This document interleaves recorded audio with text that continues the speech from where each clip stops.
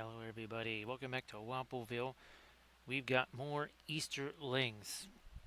2, 4, 6, 8, technically 10, because a couple of them were like this, where we had kind of stopped at a few stages just so that we had these little bits of reference so people could see kind of what the different stages were like. Now that is the kind of second stage. First stage is this, and that's what we're going to do with this guy right here is we're going to be doing this on all the other ones as well. Just kind of a lighter dry brush, nothing of any kind of impact. Right, Landrest, how you doing? Yeah, I got a bunch more of these. I didn't even get a chance to fool around at all with the Harad stuff. I was, well, too busy trying to do gardening stuff and also do lots of images and other things. Oh, actually, Landrest, I've got 4 of those Battlestar Galactica ships printing out. That's the other thing I was doing, was trying to transfer those files and download them and all that. So unfortunately, I don't think when Camden comes in, I got to tell him, I don't think you're FDM printing any of these. I don't think so. I don't see that even being remotely possible.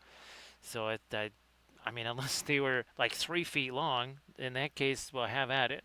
But I don't think that's going to work there, Landrast. So let's get down to it. Let's get down to it. I'll just put you over here. I'm just going to grab me some here. Actually, you know what?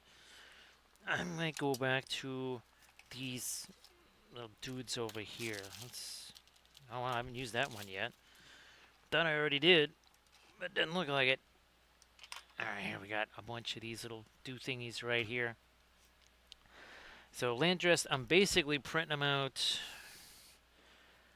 Let's see. I think the maybe as long as his base. That's about how big they're gonna be. So it's almost gonna be a little bit like these right here. Now there didn't really seem to be any kind of rhyme or reason to scale because there was one ship that didn't. It seemed weird that it was that big. It was like 2.5 times the size of Galactica. I don't think Pegasus even was that much bigger. I mean, I could be wrong, but I don't think it was. Let me see. What were we? What? Where you at? Where you hiding? No, that's not you. There you are, right in front of me. Okay, so that was a little bit more neutral then. Let's not go too crazy. I got that Naples yellow stuff out here again, but we're doing our radiant gray here for right now. Let's see how that is going to work.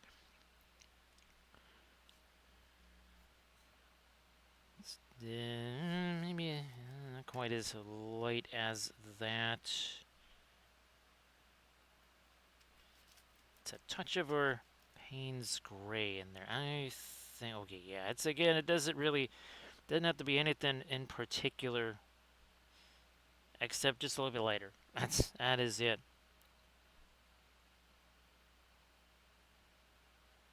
We'll just do this, and I might leave one of them in their primed state, I think, just so folks can see what that was like.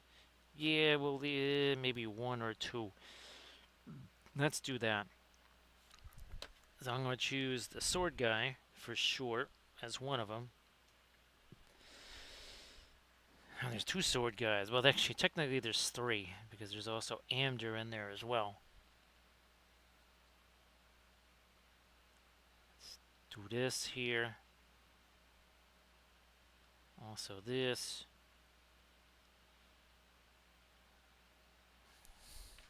Then we'll do our glazy stuff over the top of that, like we've been doing all along.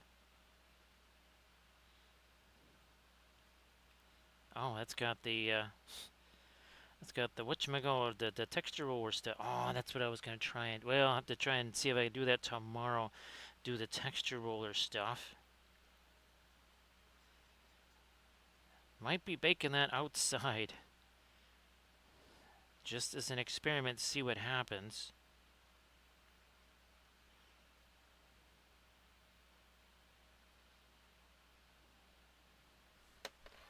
All right, you two.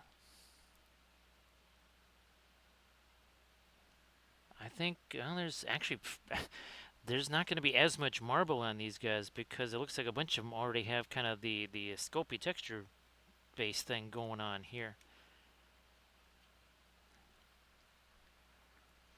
So these were the figures that were bequeathed to me. The not quite eBay rescue. They were definitely in better shape than say an eBay rescue, but they weren't exactly in the shape they would be if I had them from the start. So I think one of the things I'm definitely gonna have to do, Landrest, after this stream is get all that conquest, well, at least as much of that conquest stuff as I can prepped.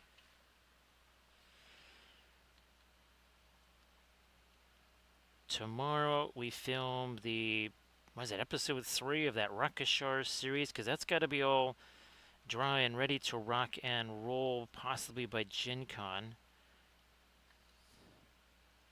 And we're not using alkyds on it. We're using those water washable oils, which means, well, they ain't going to dry that fast.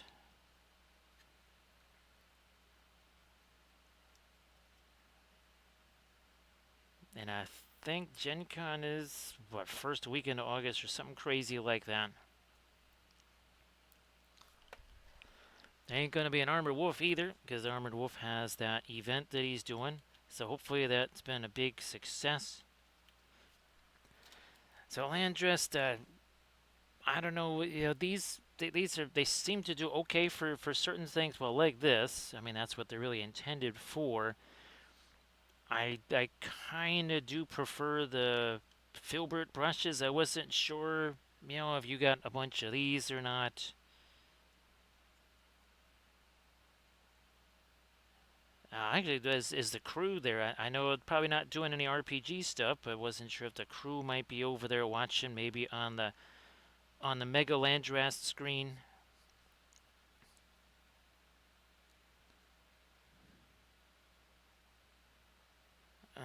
Yeah. Okay, so we got two more. We got this here, Amdur. Let's do this. Got to be careful. This is a fail cast right here.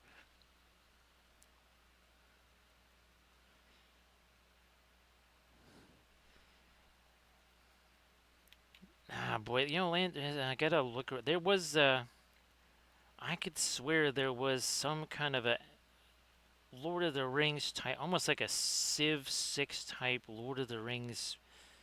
Yeah, obviously more like a computer game, I would think, than something like Xbox platform or whatever.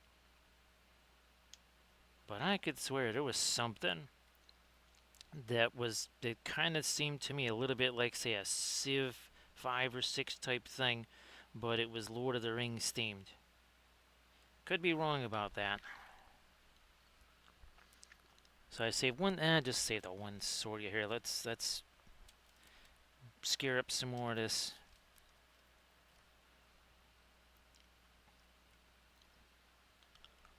Yeah, we'll do this too. You can still see that gold paint through the dark primer that I did. I mean, you can still see that there. Holy smokes.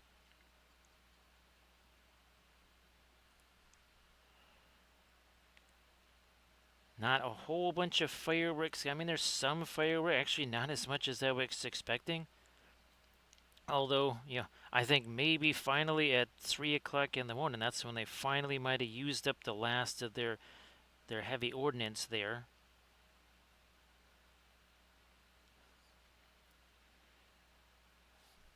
Yeah, let's do it. Let's just grab this stuff over here. I don't care. You only live once.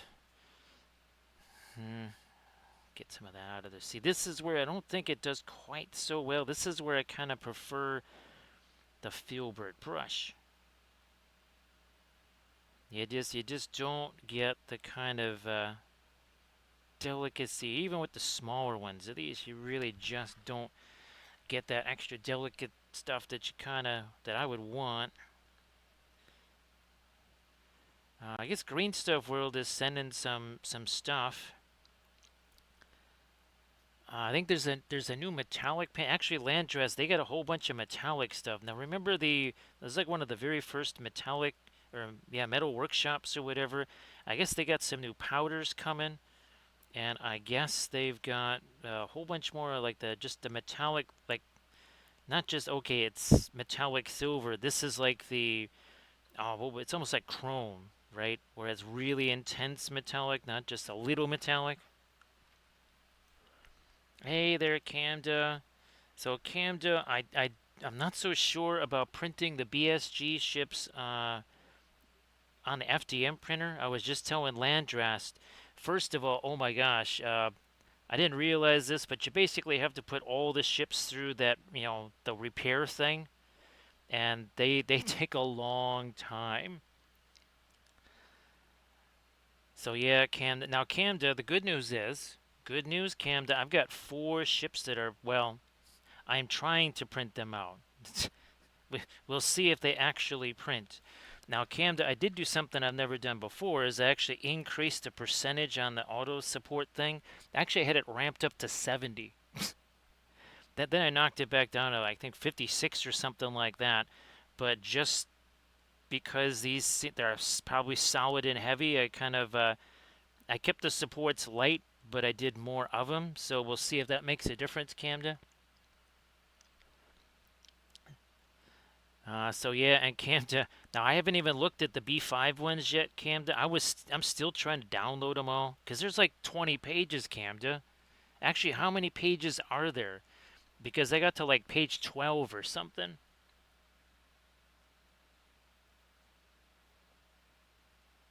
So, but Camda, I want to say they're a little bit bigger than the World War II ships that I've been printing out.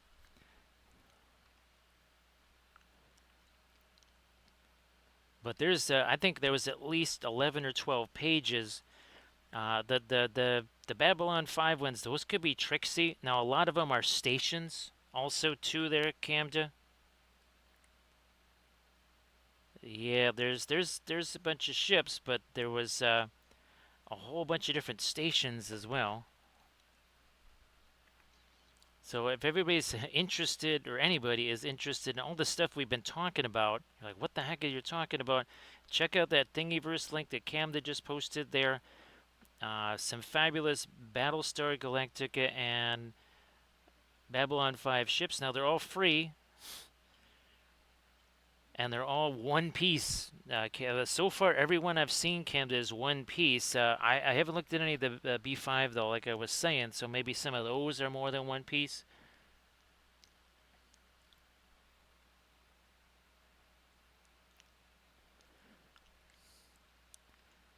So I guess that's how he was kind of able to do that, right? And again, as long as I can just kind of print them out. Again, I'm not going to try and print them out large. If they turn out, again at about again they have to fit on screen too. So they are. So if you take this, it's about the size of the base, I think. That's about how big they are. Nice to see you again, Paint Liquor, Action Surge. Welcome back. Oh, by the way, where did you go? Where are you hiding there? This was our stream last night. Right there, there's a Gandalf and some fabulous fireworks because it was this day. So we did that for her 4th of July stream right there. And hopefully he's all dry by tomorrow, and then I can get all the flock and the foliage on him, and he'll be good to rock and roll. Thanks, Paint Liquor. Appreciate that. So yeah, that was last night's stream. that turned out to be like a 6-hour stream, right, Camta? That was not the original intention. The neighbors was like, I told the neighbor, I said this could be a very late stream. And when they heard basically the stream ended around 6 o'clock in the morning, they went, that is absolute bonkery. Hey, geez, Ryan. Speaking of later, how you doing there, Ryan? Thanks, Clover. Appreciate that, Clover. I hope that you had yourself a great Thursday and Friday there, Clover. Ryan, I hope that you had yourself maybe a little bit of fun there on the 4th of July. I know, Ken, but there was a portion of it that you kind of that you missed there because it was with the internet thing. Oh, and Camda, I think that one is going to go on my main YouTube channel. I do have one of the Zygomores. I just put it up on this channel right here. So this is the Linseed Fellowship. Remember, we can't do highlights anymore. So otherwise, there's nowhere for them to go. They just disappear forever. So what I'm doing is I just export them to here, and at least here they're searchable, right? So you can say, show me. Well, you can type in Gandalf, and well, something like this will pop up. Well, it should, anyways, because there'll be tags and all the kinds of stuff like that. Paint Liquor, of course, we ended the stream at, well, precisely when we needed to, right? It was not too early, it was not too late. Actually, Ryan, if you wanted to share anything in the chat, please go ahead.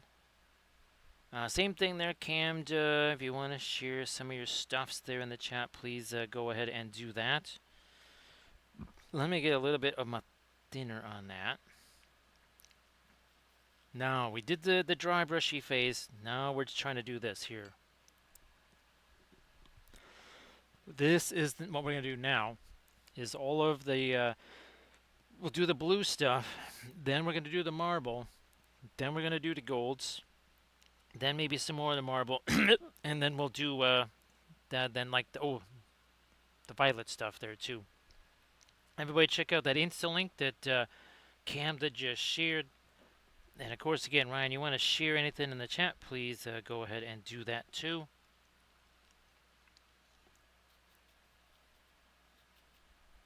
And of course, our last Thursday stream was this, speaking of B5. And then, of course, the week before, Panel Line Galactica, Camda, Panel Line Galactica. There it is.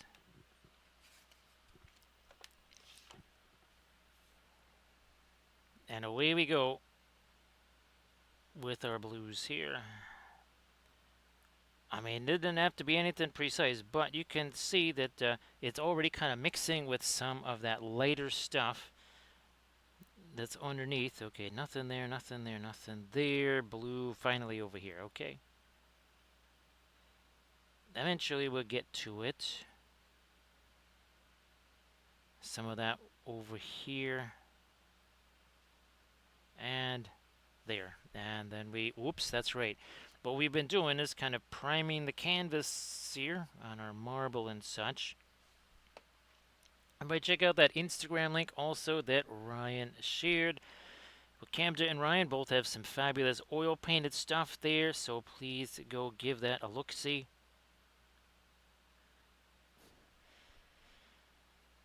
So Ryan, does it look like this week maybe you'll also get another chance to do a little bit of painting? I know it's just kind of trying to work the way back into it for right now.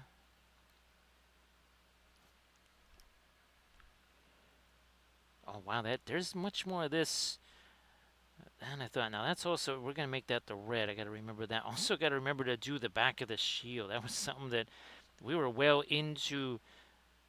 Actually, was it last Friday and Saturday that we were doing? Yeah, I think it was last Friday and Saturday we were doing our Easterlings. Oh, and by the way, we are adding to this Easterling army, we are also going to be adding more buildings. And of course, we've had some fun doing some animations for our Easterling. This is actually one of the miniatures that we painted on stream, believe it or not.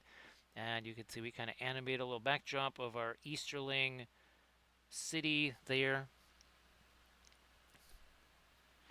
Ah, that's fabulous, Ryan. I mean, Ryan, well, who knows? Maybe by next month there, Ryan, the painting stuff, you're kind of in full swing on it again. And it won't necessarily be like, oh, yeah, I never stopped. We talked about that one more than once, right, right, Ryan?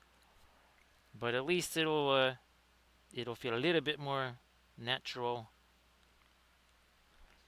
Nice to see you there, Sectorix. Those look really cool. Actually, Sectorix, if you wanted to show those off in the chat, please go ahead and do that. Those are very nifty. Now, I hope that wasn't a whole bunch of work setting those up or whatever. but they were very, very cool. I think folks would get a kick out of seeing those Sector X. Let's do this.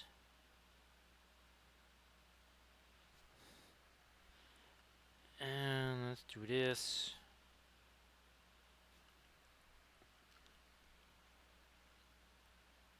So Sector X, did you get any sleep last night? Or did you adhere to the no sleep in Wampoville dogma? Hashtag no sleep in Wampoville, right, Camda? It is a very inefficient and barbaric custom. You basically don't do anything for a prescribed period of time except get really weird hair and bad breath, and you have to. Seems like people drink a half a gallon of coffee just to get themselves awake again. Very inefficient. And again, then there's also the bad hair. How did we treat? Oh, that's what we did there. Okay, that's what we did there. All right. Oh, by the way, we did 4 of the cataphracts, and we did essentially, I think it was 8 of our infantry.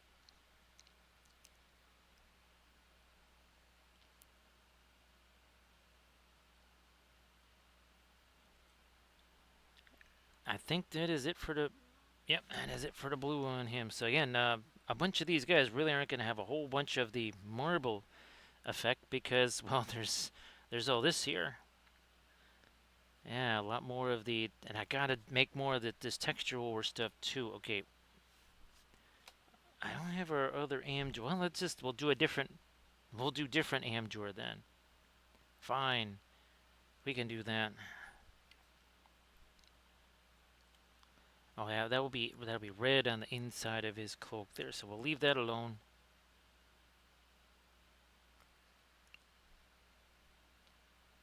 No, yeah. Well, looky there. There's more classic fail cast stuff here. Let's try and see if we can get rid of that without destroying too many things here. More glorious fail cast. Yeah, a good portion of my Easterling army and stuff. My Tomb Kings also were fail cast.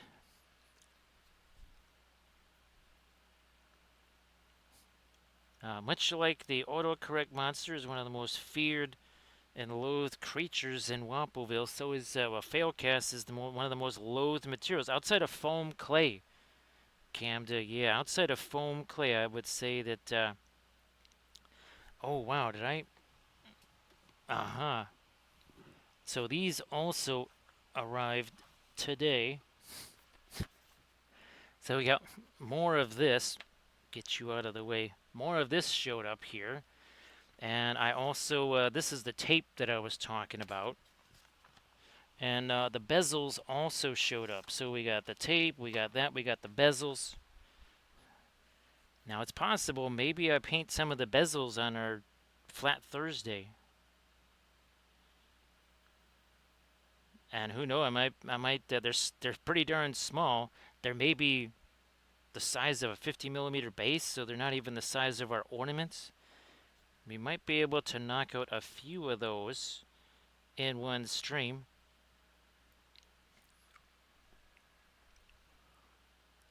So sword and board. There's only a couple of the sword and board guys. Everybody else pretty much is going to be pikes. Because that's the thing we really need to go along with the Dragon Emperor for the photography stuff. I mean, I just need. Oh, and of course, what is this month? This month for Kerr's look is Easterlings. Yay! And probably next month too. Because again, now we don't have enough Easterlings. I still have all those Diwali Easterlings printed up somewhere. I don't know where they are, but they're printed up.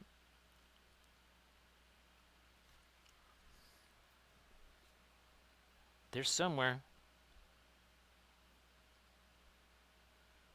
Let me do this. Yeah.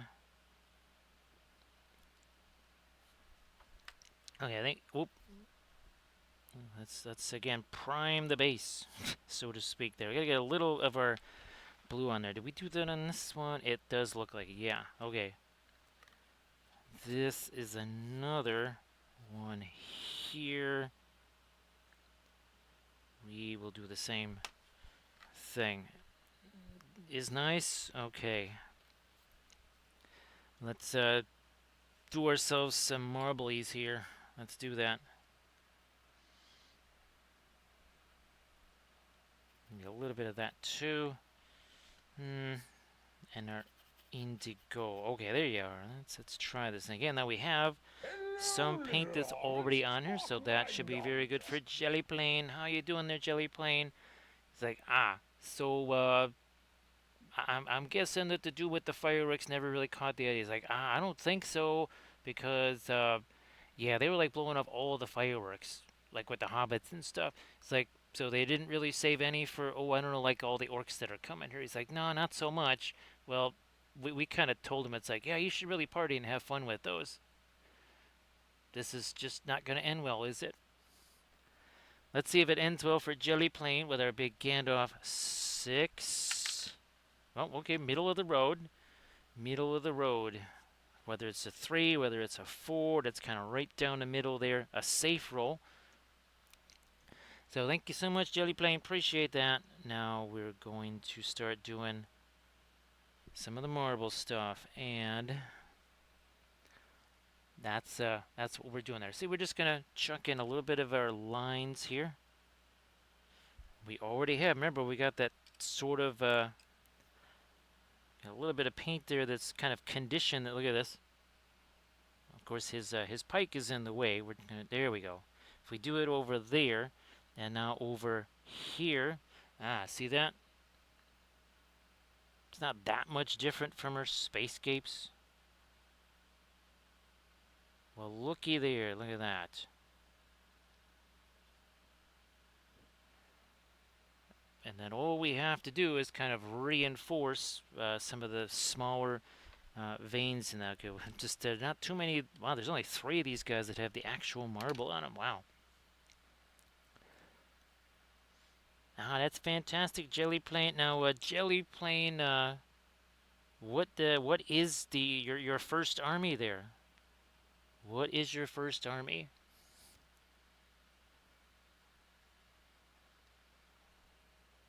Oh, Paint Liquor, we were gonna try to do a new like a Weeping Angel animation. Yeah, so hopefully at some point we have that ready to go so people can have some fun with that. So Jelly Plane, the first Warhammer army here in Walpoville was 2007/2008, and that was our Lizard Man army. And well, we did a lot of scratch sculpting, like those big stegodons back there. We also did a whole lot of conversion because basically I was just taking, shall we say, stuff that was kind of like junk and turning it into stuff that, well, I could use. There was actually, that's the general of the army, Sticky Wicket. Yeah, he was a skink chieftain right there. More of our lizards. And then here's the Temple of Blood. We made this basically an army display board right there. We also did play some games on this. So we actually did use that to play some games on, which was that was very fun. I wonder, actually, somewhere here is yeah. That was the Croak that we sculpted from scratch. That was fun. That whole temple there, and well, here's our Carnosaur. That was another part of the army right there. Oh, thanks, Jelly Plane. All right, we got one more that we needs to get some marbles on here. See, I'm just kind of rotating the brush around there. Nice and messy.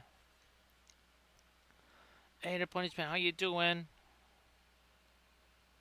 So happy Saturday, and happy Saturday again, Action Surge. And I hope that folks had as much fun yesterday as possible, of course.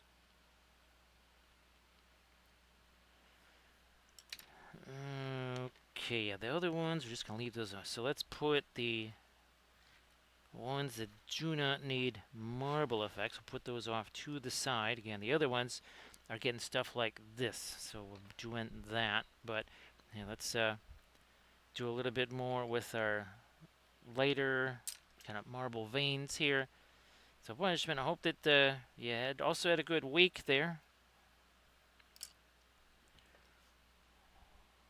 Which one? Okay, that's the brand new one. Let's use this one here for right now. Ah, okay, that's there. I keep bumping into that thing. Gotta thin this down some more. Also, get rid of whatever weird fuzz is in that brush there. Now, we can already see a couple of natural points here. We can do something like this. And then build off of that slightly lighter color in our marble. Do that here. This is just a flat piece of Sculpey. And the nice thing about just doing the flat piece of Sculpey is you can paint whatever that you want. Speaking of chaos right there, yeah, you can paint whatever you want on there.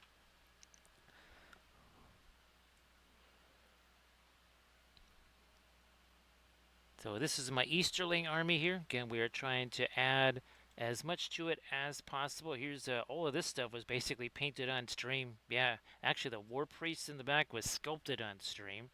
All of the Acolytes, some of those Colbays guy, those were painted on stream. The Beefy Chiefy in the background, that was a massive conversion, all sculpted on stream and painted on stream. And again, if you subscribe to the Linseed Fellowship YouTube channel here, yeah, this is where all of the videos have to go because you can't have highlights anymore for all intents and purposes. There's no ads on this YouTube channel. There's not going to be because that's not what it's about. It's the only reason that channel exists is because they took away the highlights from the Twitch channel here. So we moved it over there. Well, that's only like phase 1. There are many phases yet to. It will take years. Well, because there's 5 years of highlights to be essentially redoing. So that's going to take a while.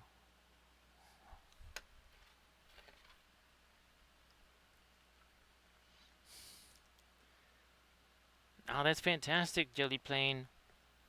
Actually, this is what we were painting last night. Speaking of Hobbitses and Gandalf, painted that last night. And of course, well, we've painted 6 of these on stream. Right, oh, wait, here's some of them.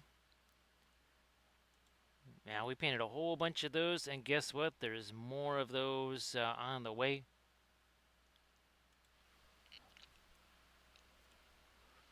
Yep, Camda. Again, we don't want to be hasty little hobbitses, right? You can see all that wet stuff right there. If I was to put the gold glaze on here, that's going to be a no bueno. So as we wait for the blue to set, we do the marble. Then while we wait for the marble to set, then we do the stuff on the golds. Then while we wait for the gold to set, then we're going to do the non-marble bases. And then after all that is set, then we're going to do all the violet stuff that's going to be happening there. While the violet stuff sets, then we got to get to all the brown here, right, and all the pike shafts and everything else.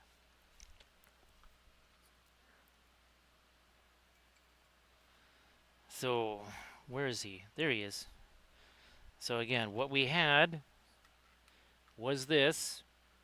Now this is the phase we're in. So this is the next thing we're just about to do right now is to do some gold things.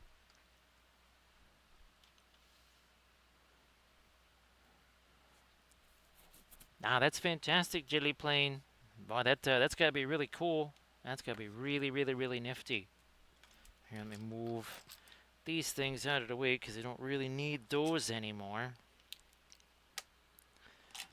And again, this was also painted on stream, both the base and everything else. So there's your Dragon Emperor right there. Actually, speaking of Kurzlook, this is from Kurzlook. So you'll be seeing cataphracts that look, well, more like these guys, and a little bit less like these guys right here. So these are the GW figures, of course. Now, here we go, Camda. Here we go. And I think I'm actually, yeah, we'll just utilize this. Let's get Indian yellow. More Indian yellow. Some of this. Get those together, and I'm thinking some of that too. All right, bunch of thinner in there.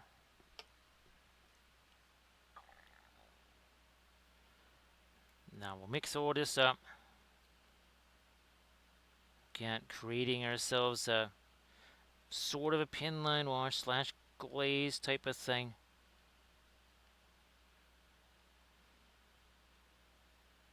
So yeah, Camden, it's very possible that for a Thursday stream, we might be painting a bunch of, I mean, not much bigger than this. I mean, we're talking about tiny, tiny little paintings, with the idea that I'm going to try and do the resin pour on those things.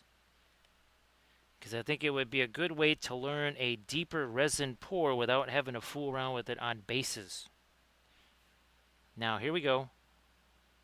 Yeah, there's our goal. And we might augment that every so here. I'm going to actually augment that with a little bit of the, that is our fabulous. Landras, did you pull the trigger on the Perling Crimson there? I meant to ask if you did that. I know you were. I think it was still up for debate last time I remember.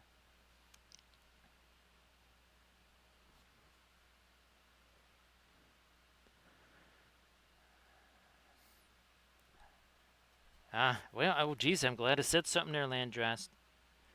Now, of course, Camda, you do have recourse. You have recourse there, Camda. You know of what I speak.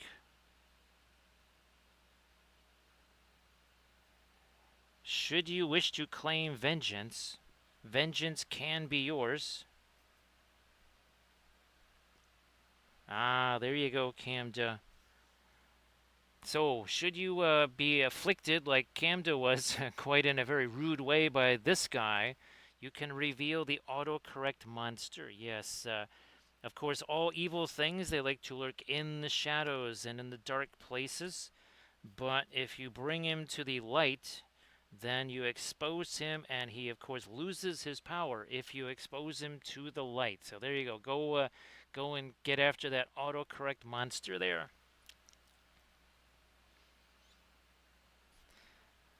Landrast, it's just, I know it's pricey. I know it's super pricey, but it's just too darn useful.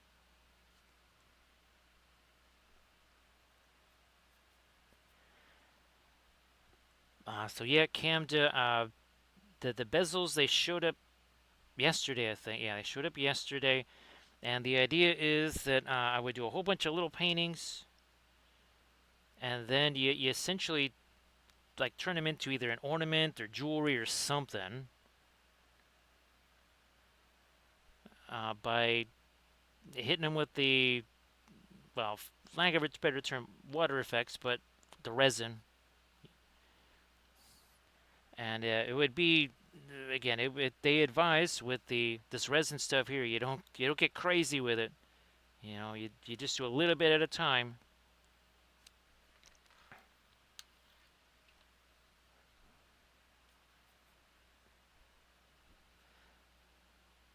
Yeah, look, see that that was still, there's still a bunch of the blue active there.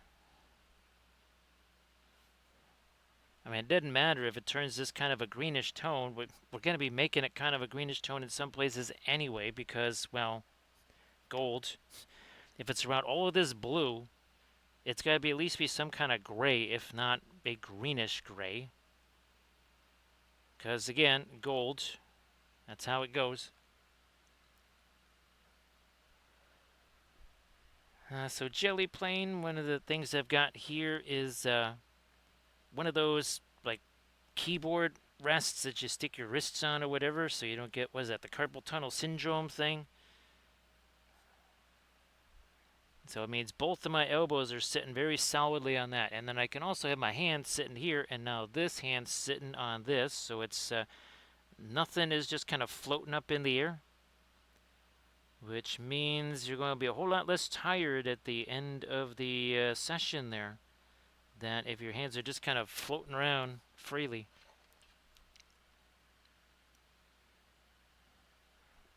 So it's that it's the UV stuff, Canada, that we were talking about, and the UV stuff that I used in. I don't have it out there. The Nerickson video, right, with the reflection and the moonlight and all that stuff, Camda. Well, now the fireworks really are starting to pick up here.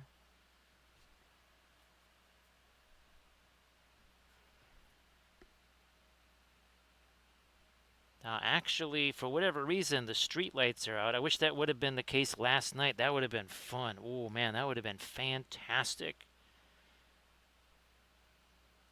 That would have been just so fun to see. Tonight is just kind of, whatever. Let's put it this way: there's enough fireworks in the city that you don't need the streetlights on the 4th of July.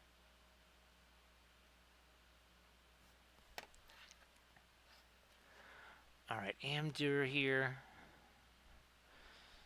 So Camden, actually, in the past I have done a bunch of really tiny stuff. Oh gosh, years ago when we had the shop at the Ren Fair, the person I was in the shop with would do slumped glass or dichroic glass. That's a little tiny dichroic. Again, not much bigger than these bases here. Well, I thought we had that killed, but we're going to kill it now. There we go. But again, they were smaller than this. They would have fit inside this this cap here. And I painted wolves, mostly wolves. I painted some eagles on there and other things like that.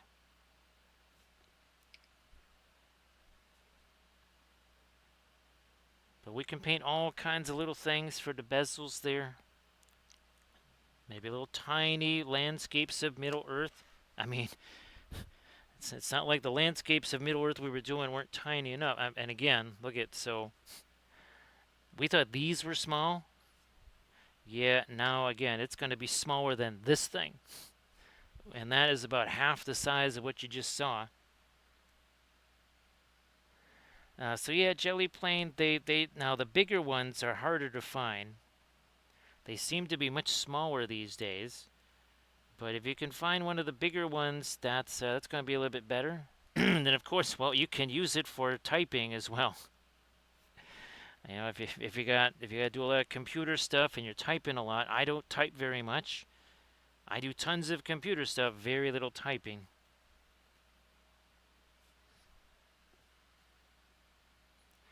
So Camden, I was looking at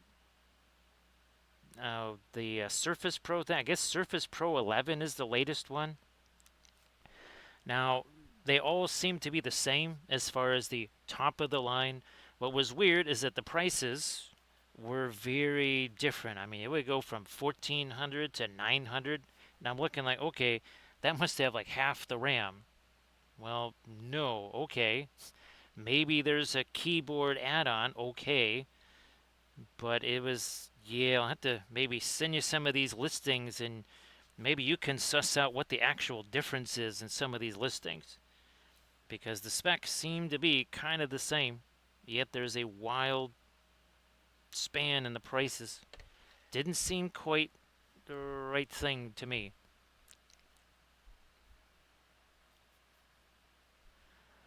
That seemed tricksy and false to me.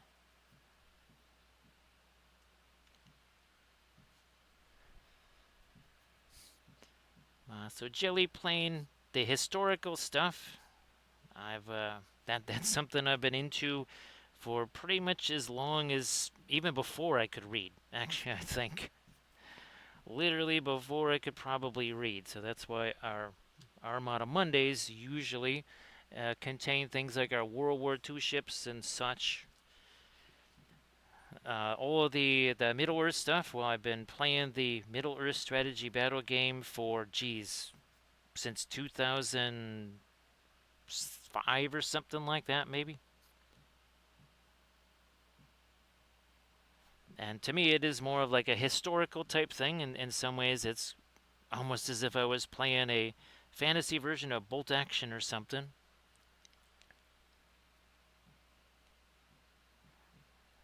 So things of a historical nature that is always going to be something that really I'm going to enjoy.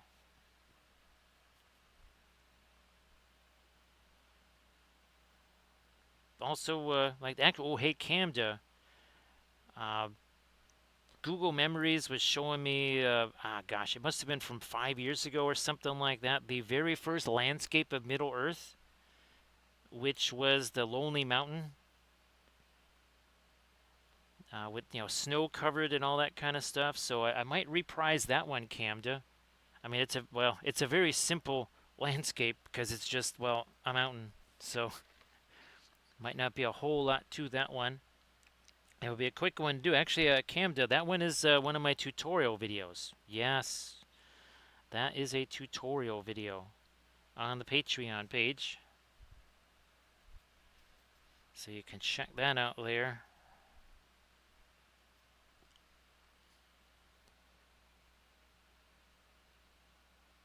There we go. And then for my Tomb Kings, well, I wanted to do something that was very, very, very different from all the other stuff that I saw. Not just the colors themselves, but the theme, everything. I wanted that to be very different. And that's when I ended up with the Zinch Tainted Tomb Kings. Because it that kind of explained, well, in some ways it explained the color scheme. So Canada, the little, those 5x7s, that was a very lucky find because they fit just perfectly on screen, right, Camda? They really do.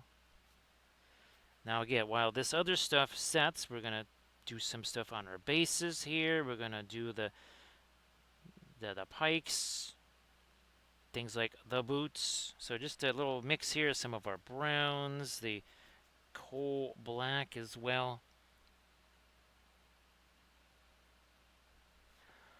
And of course, Jelly Plane again. We do tons of terrain here. Actually, I just printed out all of Isengard, as in the tower, the ring wall, everything. Basically, we got every environment of Middle Earth. I just before that, I printed out the Barrow Downs.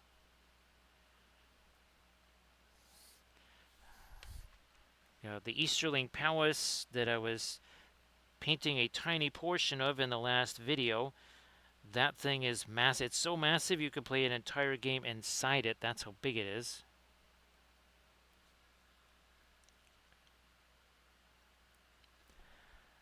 That's not too bad there, Camda.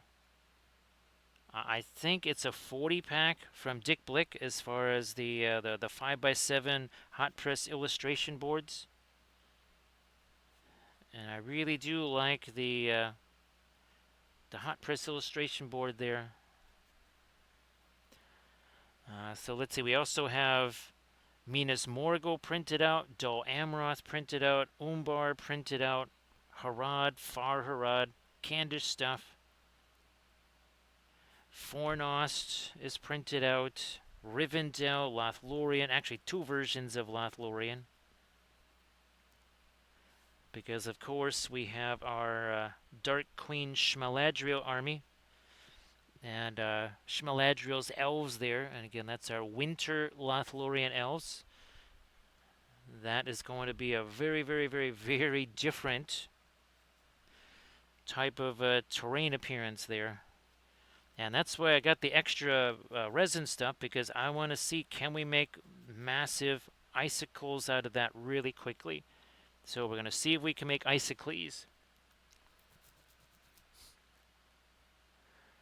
Yep, Canada, the tower and the ring wall sections around it. Those are from Conquest Creations, Camda. Actually, I gotta see if he's finally sent the email for his Kingdoms of Saxonia Part 2, which is Rohan, basically. Actually, the buildings I was most interested in were his taller ones, and then basically the ruined versions. I have tons of Rohan building. Well, we also have some ruined Rohan buildings that we made. Let's see, where are they? Here we go. So there's one of the ones we made on stream. Then we painted it. There's the not so great Hall of Erkenbrand. There's our stables.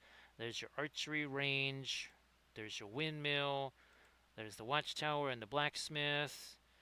And then there's your Dunlending setting fire to all of it. So we technically do have ruined Rohan buildings already.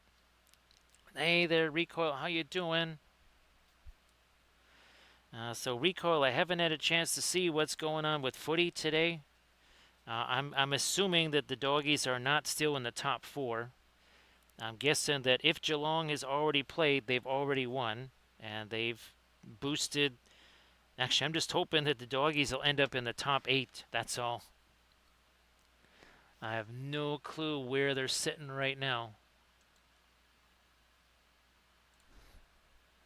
More of the coal black here. Again, we're doing this phase right here. This is the gloriously messy phase before things can be neat.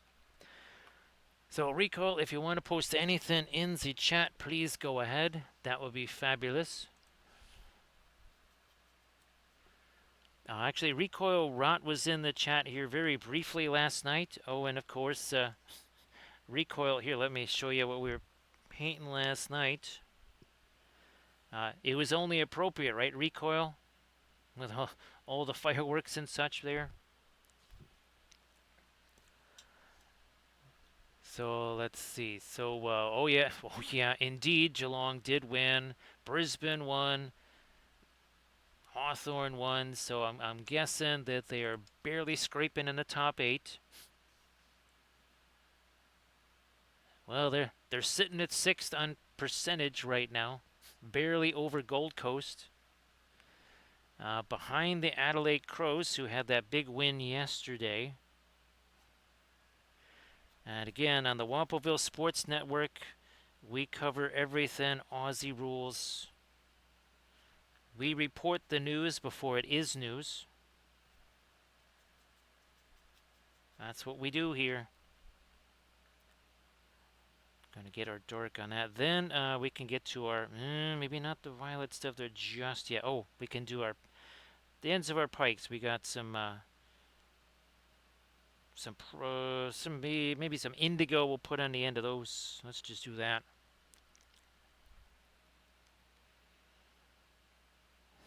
So yeah, Recoil last night, there was not anywhere near as much of the fireworks as there had been in the last 2 years, at least not at the normal time. For whatever reason, at around 3 a.m., it was all of a sudden like, again, this was some of the stuff that you would normally be seeing at, say, 9:30, 10 o'clock, whatever.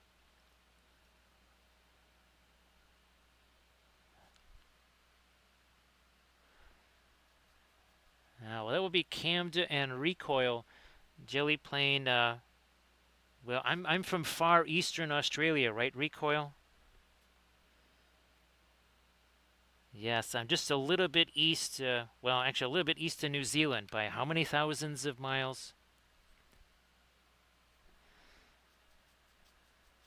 So yeah, Jelly Plain, back in 2008, our public TV station here was when the TV went digital, and there was many more stations. there was a station that was broadcasting Aussie rules, and we just went, wow, this is really wild stuff. My wife chose St. Kilda, and I chose the Western Bulldogs. I mean, I suppose you could say we chose poorly, but I mean that the doggies did win in 2016, and I mean they've at least been in the 8 many times, right? Trash, how you doing? Camden, I was wondering, am I far eastern or am I like really far western? I think Camden, you want me to be really far western because you want to say that there's somebody that lived that there's something further west than Perth. So Trash, how you doing?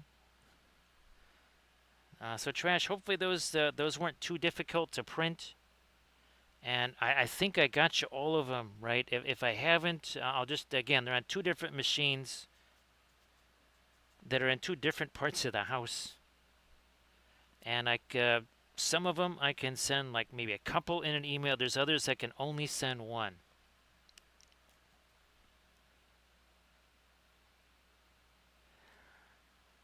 Yeah, Cam, it's a long way west right before you hit something.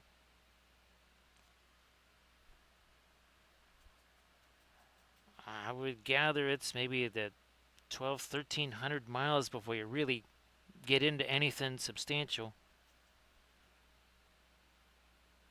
And you probably have to go north too. Yeah, you go west, you'll be going a long ways. That's good, Trash. Yeah, they're not the easiest things. I mean, Gollum here was okay, or Gumlum as we call him. He was okay, but yeah, the Galadriel one that was a little bit spicy.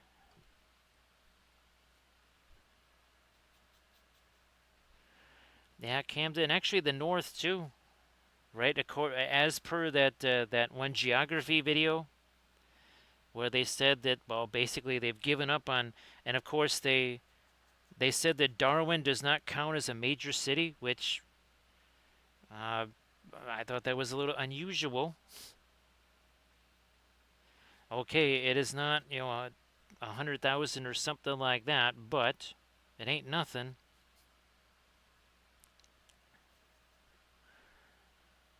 That's what I figured, Camja. Yeah, going west is not enough. You got to go north too. Did we get? Oh, okay. We have now gone all the way through. We've gotten some of the stuff on our marbles here. Now let's start getting some of our violet up there.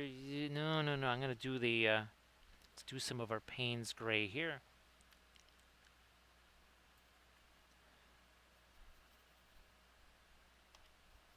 That's our Payne's gray here. They basically said that Brisbane doesn't count as a northern city because it's on the coast and it's south north. Nice to see you there, Loot. And of course, happy Saturday there, Loot. And appreciate you being here.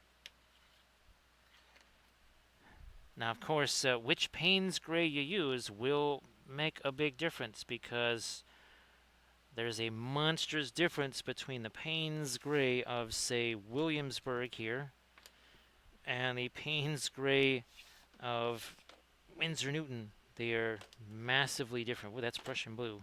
Yeah, these are two very, very, very different. This one's almost like indigo right here. This one, let me guess, Pigment Red 101. Oh, no, there is no Pigment Red 101. Jeez, normally, Pigment Red 101 is in everything, right, Camda?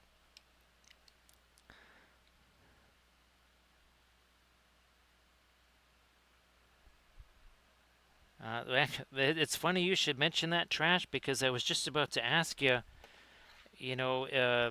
some parts of Texas have gotten a little bit of liquid sunshine. As one part got, what, 21 inches worth or something like that in one day?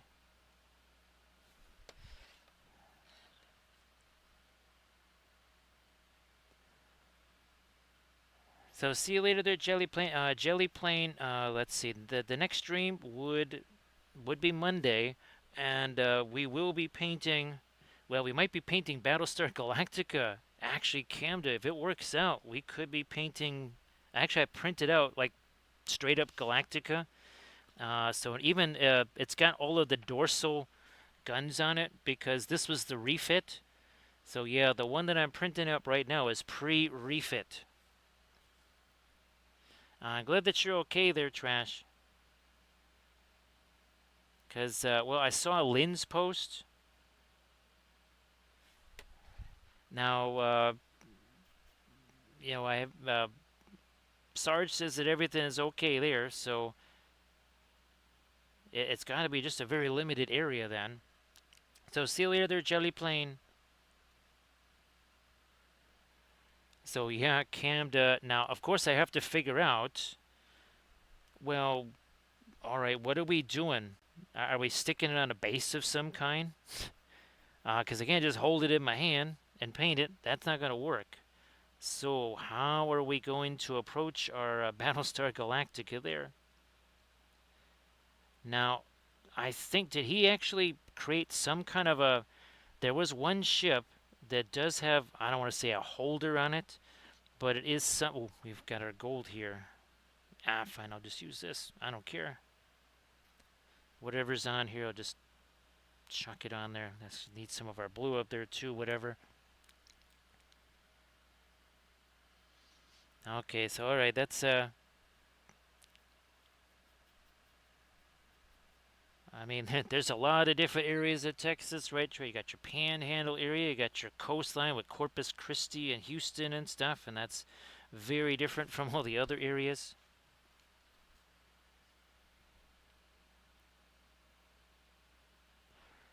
So Camden, what I mean is, do I print out? Oh, good, I do have. Do we just do it like this? Except I make a massive version of this, and maybe, I'll make it oval, Camda. Maybe make an oval version of that, and print it out in the FDM. So that we kind of light, it would still be strong, and I could magnetize it.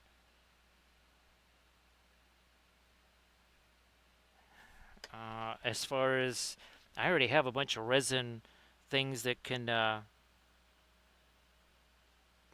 BSG, that little poles and posts and stuff, we could just use those.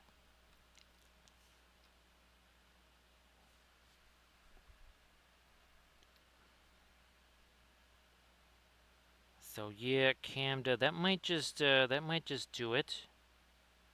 Then we could paint a spacescape for the base.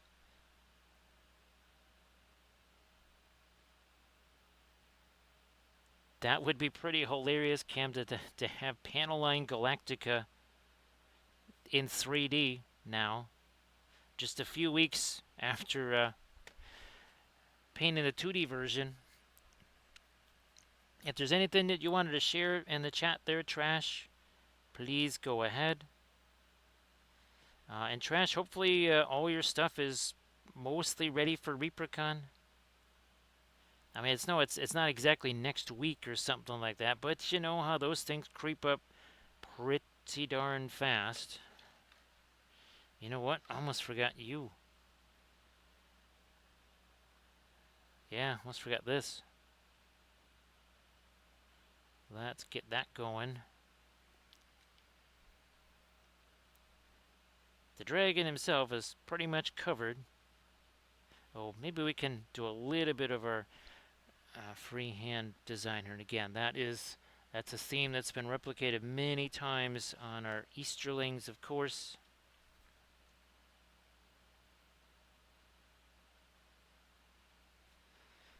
Whoops, wrong ways. We need this.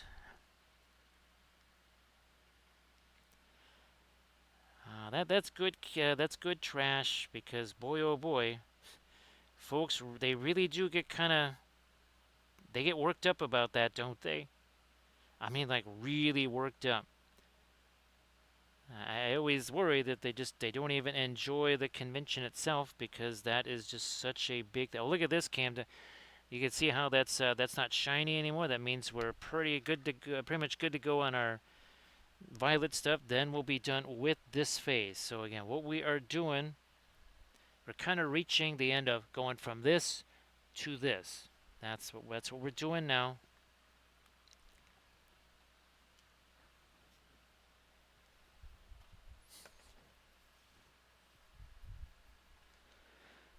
You only got a couple more of these to do with the red. Then we're gonna get into all of the start getting into some of our lighter stuff. We'll probably kick it off with the blues. Yeah, we'll be doing the blues first.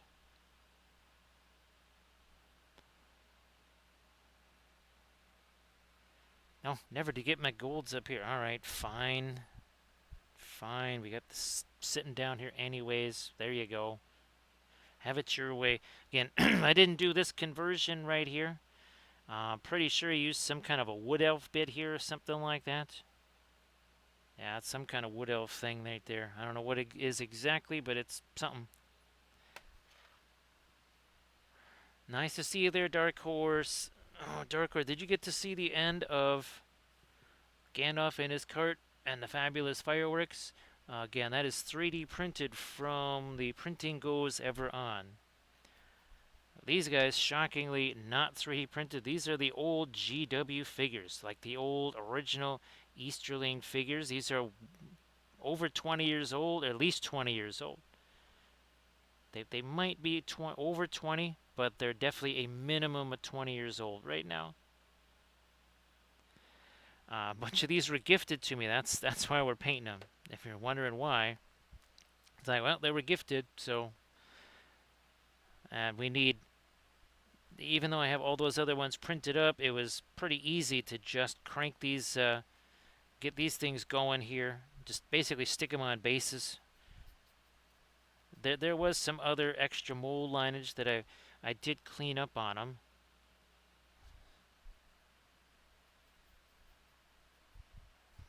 Darken you down just a smidge there.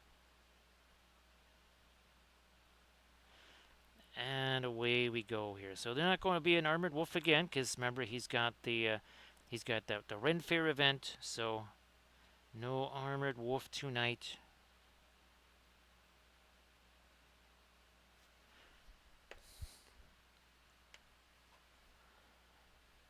Dark Horse. I think you heard me talking about my favorite book, and it's one I've done that with hundreds of times over the years. That the Virtues of War book there. It's by Stephen Pressfield.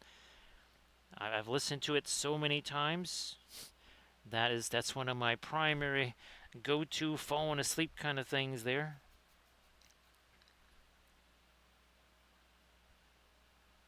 So glad we could assist in some night there.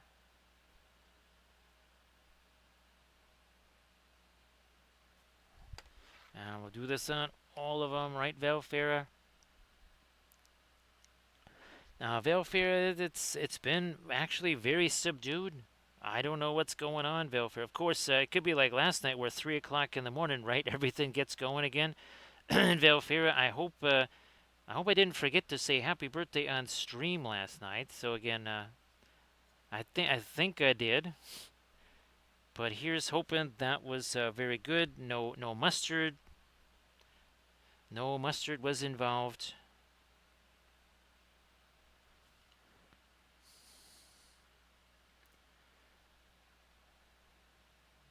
So I still got the original two, Valfera.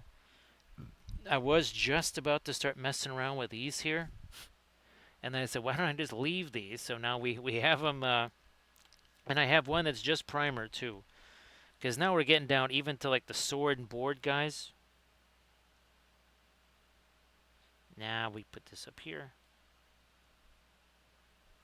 and then some of that over there. All right, Amdur.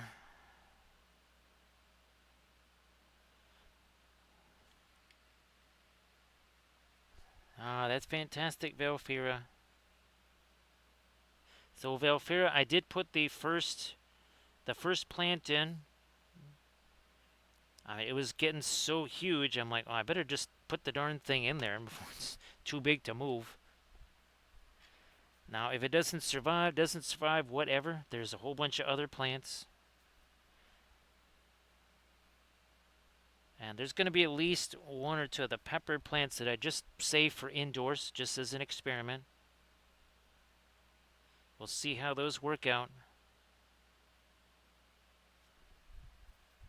Maybe they don't work out at all. But like I was saying last night, at least the garden is constructed. And it's all been tilled, again, for the first time in over 20 years. So I think it'll be much easier next year. I already have the irrigation system now. We can kind of plan for it next year. So Valfira, what's funny is that part of the garden, I have not put any water in there to try and make sure that nothing grows in there. But now there's tons of water there. And I also have that irrigation system, Valfira. Remember the solar-powered irrigation system? Essentially, all I got to do is just refill the bucket. And it does 10 plants or something like that.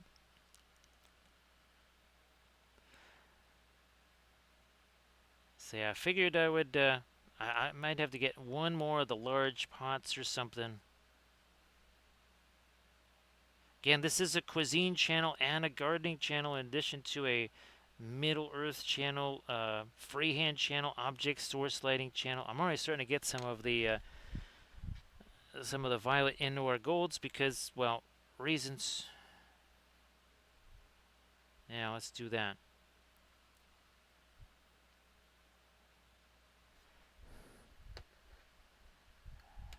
Now I think red. Gee whiz. I didn't see this one. All right. Didn't see this. Let's do that. Right there, we got the dragon sitting over there. Actually, Valfair, if you wanted to share pictures of your dragon that you were painting there. And here's hoping, again, that you get a chance to start working on the dragon again at a certain point there. All right, so we've got 2, 4, 6, 7 of these guys plus the other 2. Now this is going to get out of my way there. I need that table space. Valfira, for whatever reason, like this has the majority of the ones that are the texture roller stuff as opposed to just the flat scopy marble stuff. I was looking at them like, okay, I went to do all this marble and there was only like 3 of them. And I went, okay, I thought there was more. Now we're starting to get kind of a mid-tone blue going here. Wow, that looks like it is dry. That is, well, as we say, not dry. Because otherwise I couldn't take this here brush and do that. Hashtag no layers, right, right, Valfira?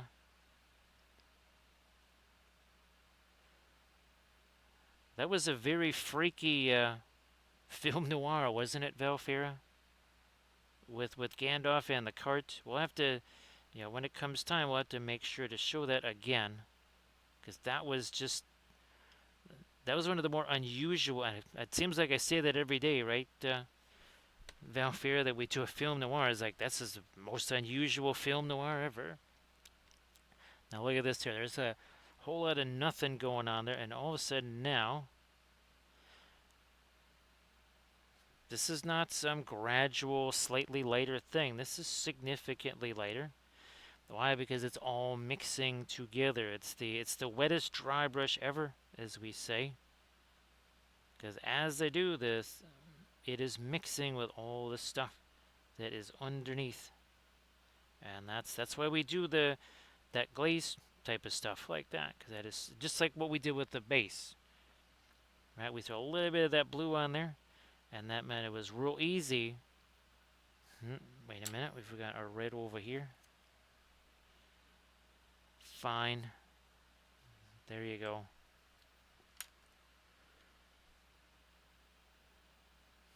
So trash, let's grab him.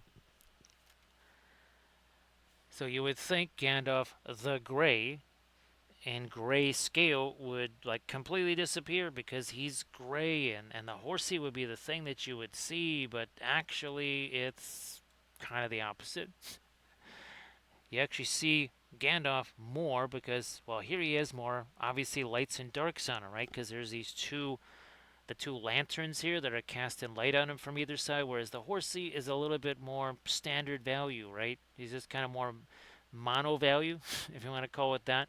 So Gandalf the Gray actually stands out more, which is again very unusual. You wouldn't think that would be the case, but of course, as we know, contrast, well, it's more than just light versus dark. So here you can still read that because the red is darker than the green. So when I redo these stickers, the red is going to be the same value as the green. So this should totally disappear. But the reason you can still see it is that the red is, you can see it right there. The red is darker than the green.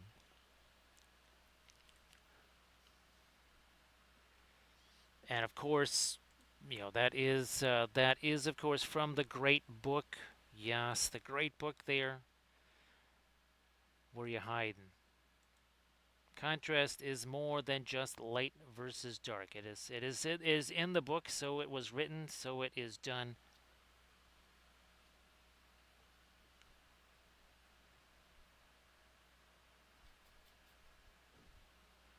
Did we? Nope, we didn't get our lighter blue down there.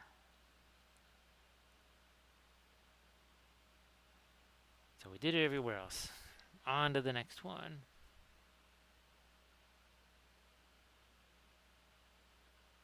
Actually, I will. Here, let me do this. I am going to take this, and that's going to go in here as well. We're just going to change that up a little bit while we're thinking about it. So Valfira, I was telling Camden that the bezels showed up, and it could be this Thursday that I'm actually painting several different little landscapes or something. And actually, right now, Valfira, I am printing. Well, trying to print. We'll just say trying. 4 of the Battlestar Galactica ships. They will be definitely bigger than most of our World War II ships. I think they will probably even be, well, they'll definitely be larger than our carriers because they'll probably be twice as wide. But they're, I gotta now think about, okay, maybe printing out some kind of FDM style oval base or whatever that I can stick them on. And then, well, we could paint a spacescape underneath them, Valfira. We can actually paint the spacescape underneath them.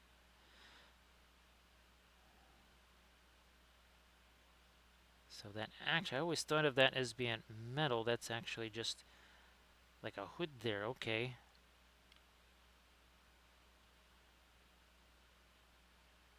All right, we can do that.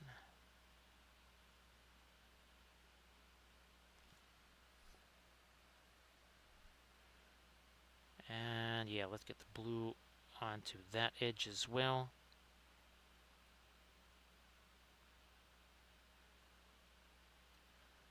Also this edge here.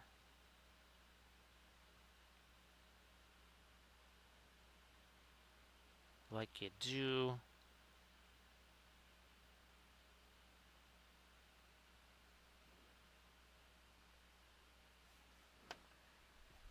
Sure, let's put some of that down here.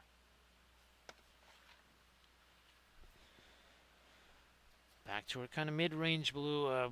Let's see, what was it, 1 hour, 19 minutes ago? All of these guys looked like this. So once we really start, once we get to the gold stuff, once that gets lighter, then you really start to see what it is that we're doing here. I mean, you can kind of see it with the blue as well. And again, this is not our lightest blue either. We're just kind of getting going. We also have freehandy stuff that goes on the shield. All right, we got that we're going to be doing. Valfair, if you can scroll back in the chat, you should see what happened to Camda earlier.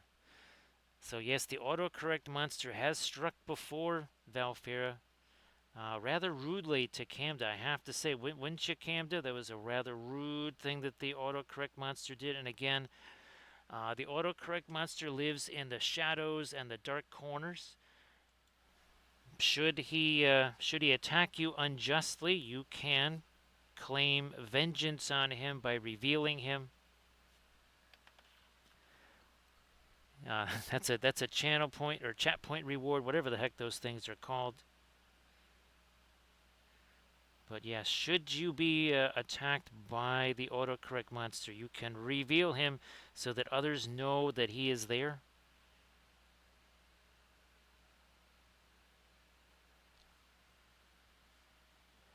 Did you see that, Valfair? See what it did to Camda? Because we were talking about the bezels, right? Camda and the little paintings. And well, it modified the spelling just a little bit, right, Camda? It's not like it changed the meaning at all. Not in the least, right, Camda? Hello, little hobbits. Spark my ganja. Thank you so much for that follow, Cowboy Going Insane. Appreciate that. Huh. For the first time, we can do this. So you're the guy with the fireworks then. It's like, yeah. People keep telling me like we should point these at people, and that doesn't sound safe to me. He's like, yeah, that's totally not safe. You really shouldn't do that. Maybe except for that one. See that mountain over there? He's like, oh yeah, that's Erebor. He's like, you know what? You should see what happens when you point those at that mountain. He's like, I don't think that would be very good. They're still trying to get him to use the fireworks for blowing stuff up. Thank you so much, Cowboy, going and saying, let's see what happens on. Oh, well, there you go. We had a bunch of rolls last night. We've had some decent rolls, some 3s, 4s, and now a 5, but we still haven't had that big Gandalf 6. Of course, we also haven't had the 1 yet either. So there you go. But thank you so much, Cowboy. Appreciate that. I hope everybody is having themselves a fabulous, well, now Sunday morning, because it's Sunday morning. Yes, it is. We're 2 minutes into Sunday. So happy Sunday.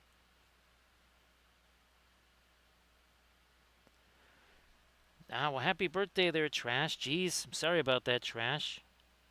Did not know it was, well, here.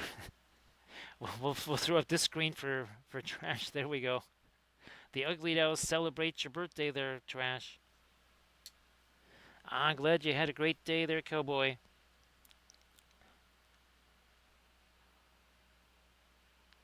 Glad you had yourself a fabulous day. Of course, that was what we painted yesterday on stream.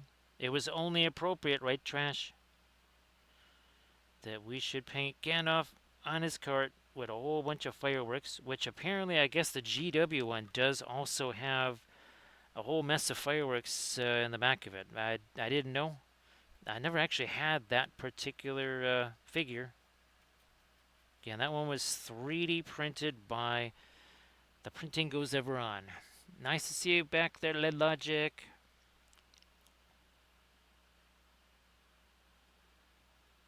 So Lead Logic, as we speak, as we paint, we are printing not 1, not 2, but 4 Battlestar Galactica ships. Now, we'll see if they actually print out. It could go sideways. There could be something weird, but that's fantastic, Cowboy. Glad that worked out. Oh, hey, Valfira. I'm going to try something different with the race car. So on these ships, because they seem really, really heavy, and as we found out, right, Camden, there's 18 trazillion polygons and triangles and stuff in those. So FDM printing is out. However, what I did was I made the I boosted in one test. I boosted the supports up to 70%. we will see if that makes a difference with these. And then uh, I might try to reprint the race car Velfera just with tons of extra supports and see if that does make any difference. Yeah, lead logic definitely kind of have a lot of shelving stuff around. You wanna give it some space, right? And maybe wait till that space clears out.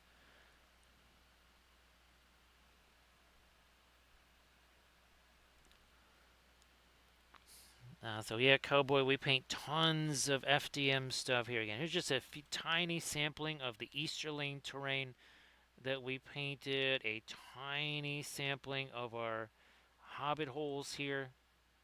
I mean, again, just a tiny, tiny portion. Oh, we even one of our terrain pieces for our dwarves there.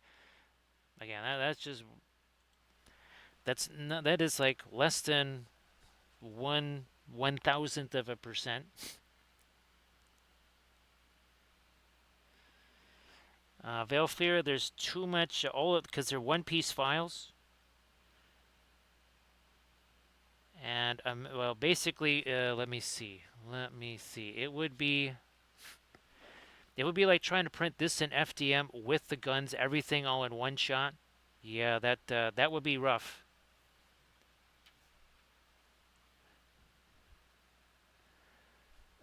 Thanks, Landrest.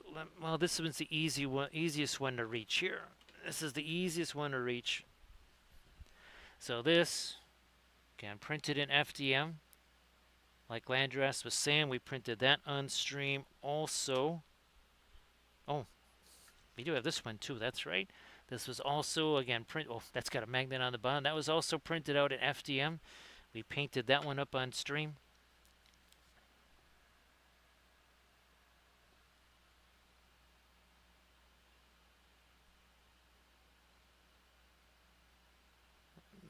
Okay, there we go. Let's get a little bit more of our lighter blue up there. So thanks for the reminder there, Landrast. I still haven't used that .2 nozzle yet. I still have yet to use that thing. Part of it is, well, I just have to keep printing regular stuff. Let me see. Oh, that's right. For the Adepticon meeting, I had to print out 6 of these. Yeah, I printed out 6 of these again, modified, not with this base, but with the base from Nerixon.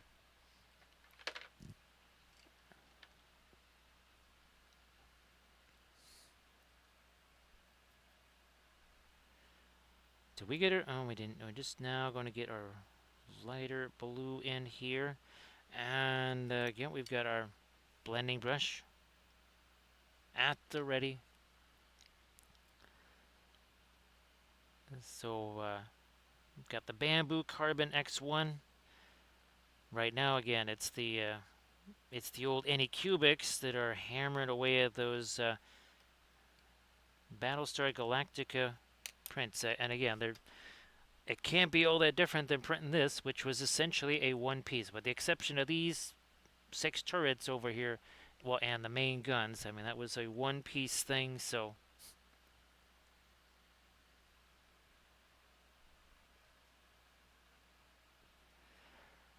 So Camden, I actually have changed the nozzle once. Remember when the old, the .4 basically gave up the ghost and blew out?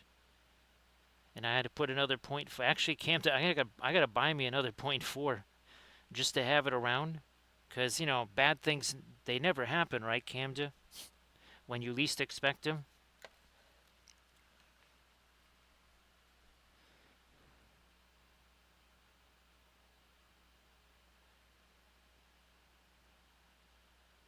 So yeah, I already have actually had to change it because the .4 nozzle went kaboom. Like literally went kaboom.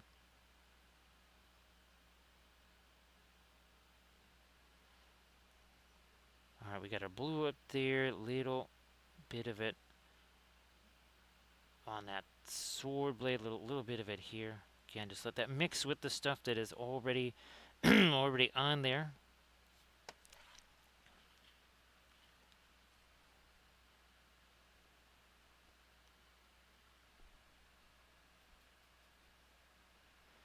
So we'll see again what the point 2 is going to be able to give us as far as resolution on our mostly on the busts and those the really big figures.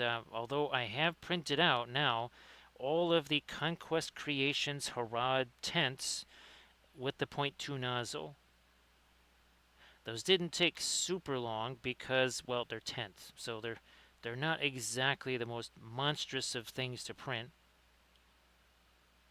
The King's tent that did take a while to print. That was 3 separate prints, and that was probably like a combined 40-ish hours or so.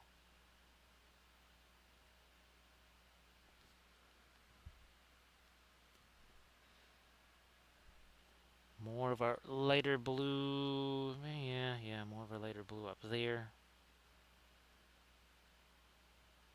Also down there. Also down here. Again, you can see how that mixes. It's a dry brush type of stroke. I guess feathering really might be a more accurate description of it than dry brush, I suppose.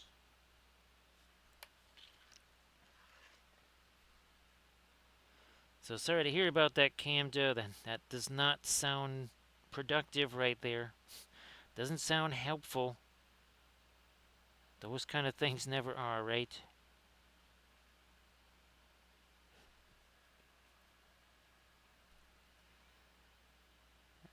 And let's work in, yeah, a bit more of our lighter blue. And then we're going to have to get some of our red up in there too when it comes time to do the lighter reds. Then, of course, then we'll be doing our lighter golds too. There's a lot of that to be doing. Nope. There we are. Got to reconstitute that brush just a little bit there. Again, just using our craft brushes for right now, not using the liner brushes yet. We're trying to, again, save that wear and tear on them by using these first.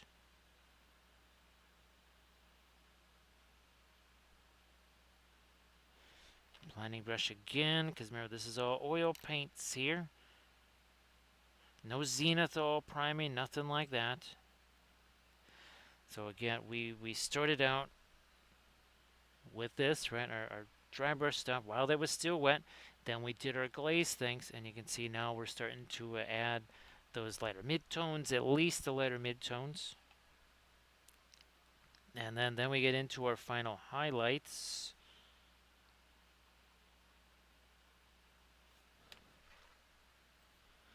Now this guy already has the marble already done there. Let me chuck a little bit of this onto here. And again, this is almost a bit like a really super fine dry brushy type thing because again, all that stuff that's on there is wet. It is all wet. But again, Trash, I'm really glad that those printed out well for you.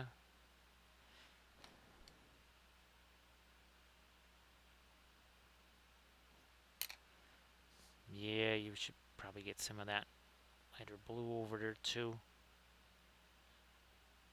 Also, I think there's a tiny bit of it there and a tiny bit on this side. That's actually gold. There just happens to be a big old mold line that's survived there somehow.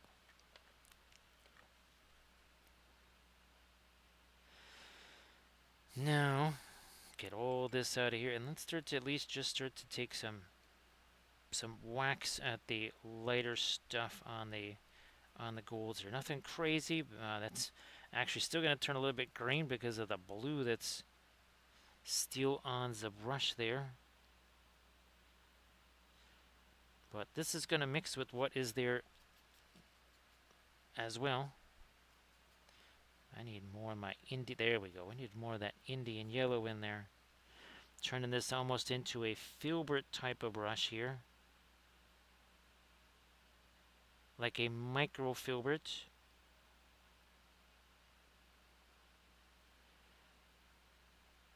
I start again throwing some of our lights under here.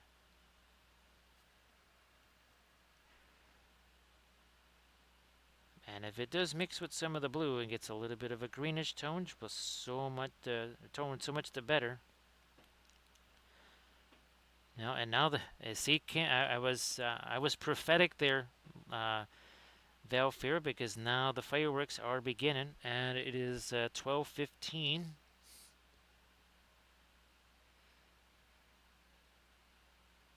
I something.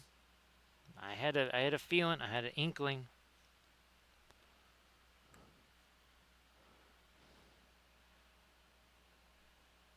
So I'm hoping to recoil by the end of the stream here that we'll have all 22 of the Easterlings painted that we prepped last week or whatever it was. So between last week's Easterling streams and then tonight, hopefully that will be 3 streams, 22 Easterlings. And of course, recoil guess what the July release for uh, Kurzlik miniatures, or Kurzlik what happens to be. It is of course Easterlings. Now I think I'm gonna just if these, it all depends. If the BSG ships are successful prints, then I'll try and do some more of them. If these kind of bomb out, then I'm just gonna I don't have a ton of resin. These I think Camden, these are gonna take up a wee bit of resin, even as small as I made them.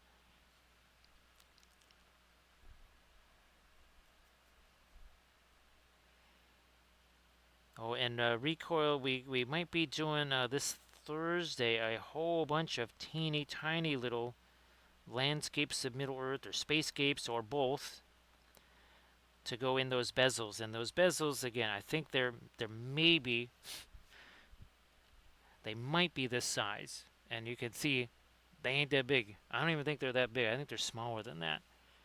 I also got a bunch more of the resin stuff. I've got actually some basically resin tape, so we can try all kinds of stuff with resin pours.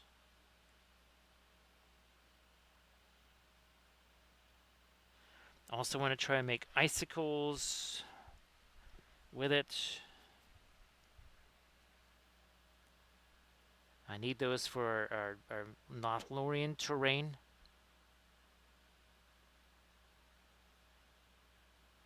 Which will be winterized.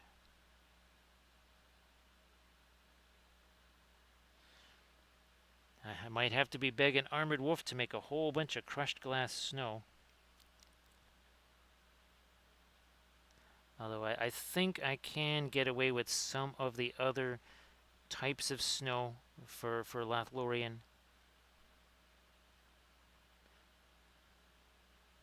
There's kind of ways to, like for the more showy parts, use the good crushed glass snow, and then use the kind of regular type, the powdery stuff, for maybe other parts. That's supposed to be blue there, actually.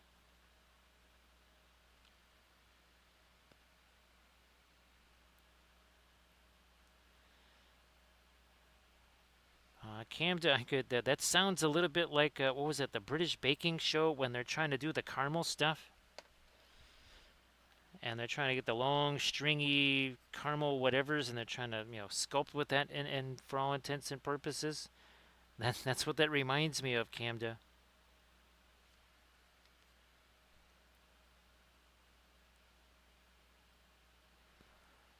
Well, Sector X, since they just got brand new ones, I don't think they would like that too much. Yeah, they just got them a couple weeks ago.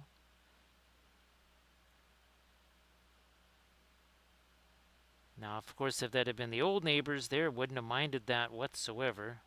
Especially in the wintertime, it was about minus 40.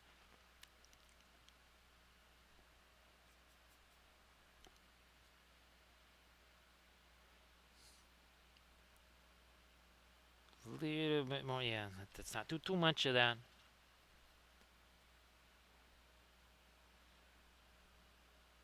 Oh, actually, well, Sector X, they should have, we could have recycled the old windows here. Think of how much crushed glass snow we could have made. Now, I wouldn't have been able to make very much of it because I don't have the grinding machine that the Armored Wolf does.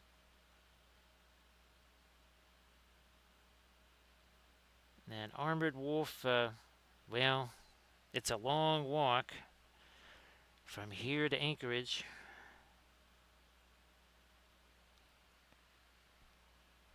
Actually, Sectoric, speaking of long walk, there is some kind of an app that will keep, it doesn't just keep track of your steps, but it keeps track of your journey through Middle Earth. So, yeah, if you want to walk to Mordor and back or something like that, you can do that via this app, apparently.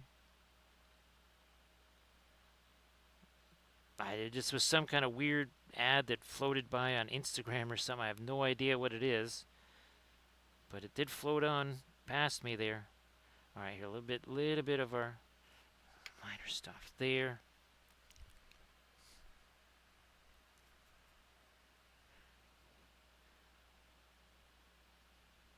Yeah, which side we want later? Well, fine, we'll go with this side being later. We'll let that mix with, again, all the stuff that's already there.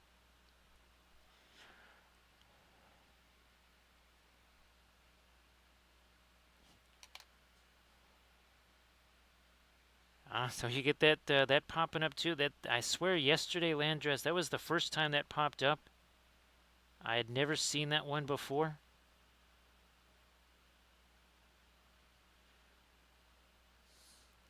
Of course, now that we're talking about it, Landrast, I'll probably see it now every day for the next month. Because, it's not like the phones or anything like that ever listens to us. Now, so Velfer, I did start putting a bunch of stuff in the cart just to see, okay, July 8th. Show me some price cuts there. I'm not going to be holding my breath or anything like that, but we'll see what happens. And we'll see if we can make any progress, maybe again, on getting another one of the Surface Pros.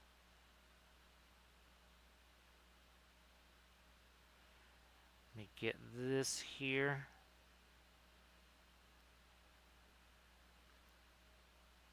Because that kind of does work well with some of the other limitations as far as, well, space and being able to transport that and other things too. Like the legendary War of the Ring board game, right, Valfira?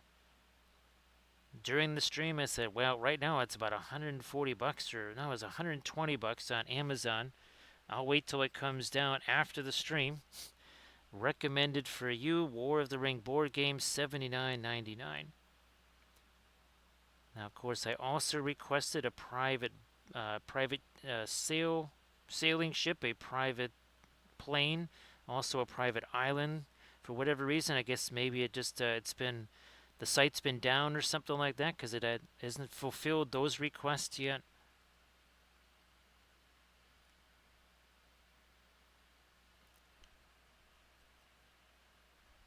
So Camden, I hope that the painting of that goes well. I know that there's a wee bit of a deadline on that. So here's hoping that all works out. Alright, so now we've got kind of a lighter mid-tone stuff here for the armor. I mean, if you think that is light, yeah, wait till you see what happens when actual light paint gets on these things. Which I think we might start gearing up for it now. Let me see if maybe this will, maybe we can use this one here. Oh, forgot to drop some thinner on that just to have it there.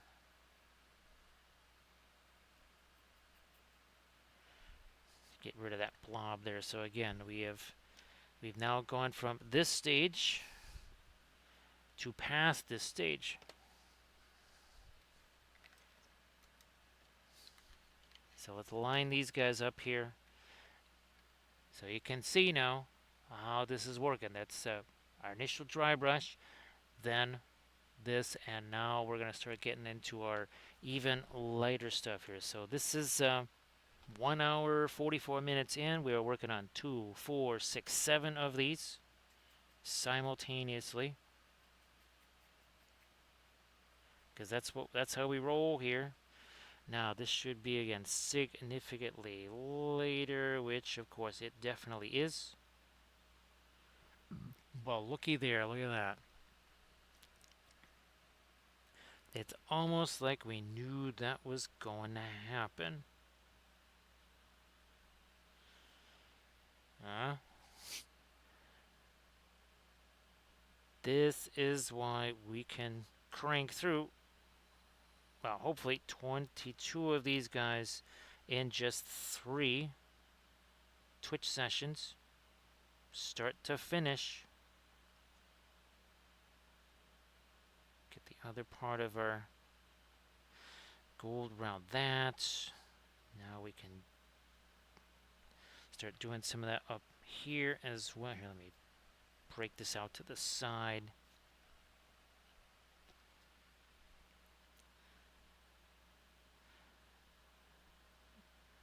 Oh, that's right. Now, recoil, I don't know if you've tried to do the tabletop simulator thing for the War of the Ring board game. Again, I wasn't having a lot of success with doing that because it's a separate little kind of mod thing. It's not a more widely done general public type thing. So yeah, not quite sure how those guys got it to work. I did try to Google that, and I thought I had followed all the instructions on it, but apparently not.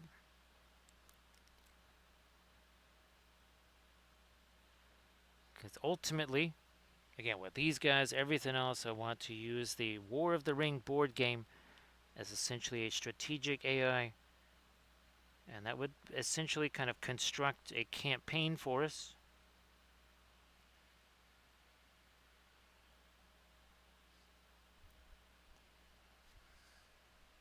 Yeah, recoil. Obviously it saves a bunch of setup time. You don't have to worry about the cards or trying to get all the little dudes out on the map and everything.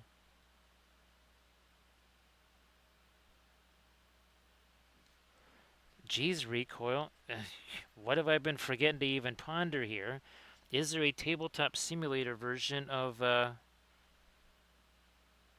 Global 1940? There's got to be. Somebody must have done some kind of mod or whatever for tabletop simulator for A&A 1940.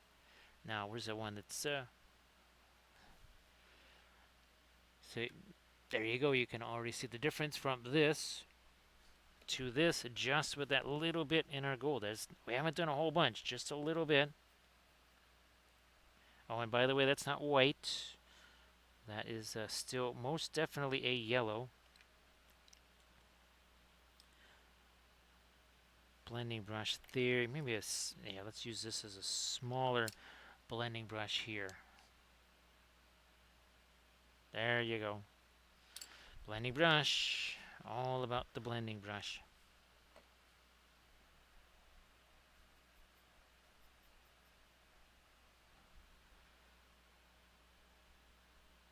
Boom.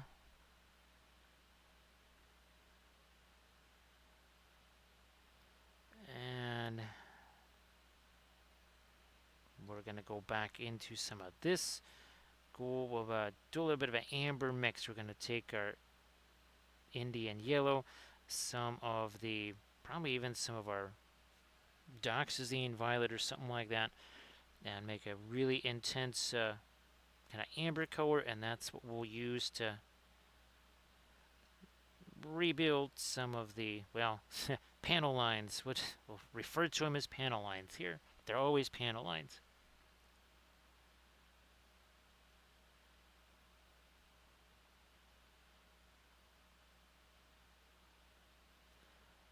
Because, yep, there's just a whole bunch of light up there.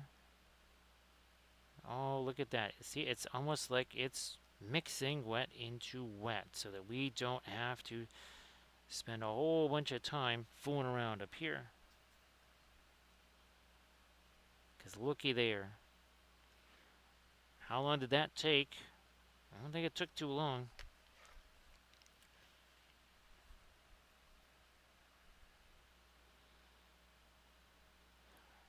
Geez, recoil.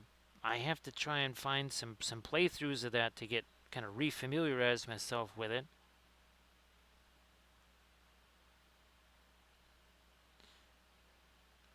There's a bunch of folks that have global 1940 playthroughs. They're pretty much just here's what happened turn one, here's what happened turn two. Not a whole lot of actual. Yeah, well, you never see dice rolling or anything.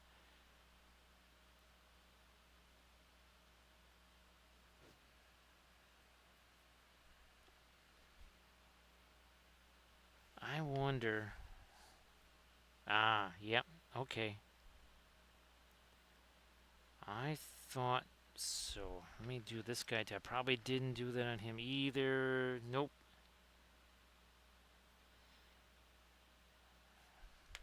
But now he's got his stuff there.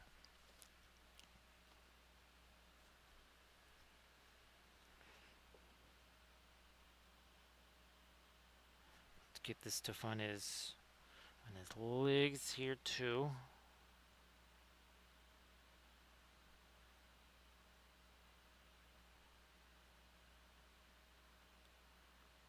There's 3 little armor chunks here, and then another one that then they all have the little gems kind of in the middle of them.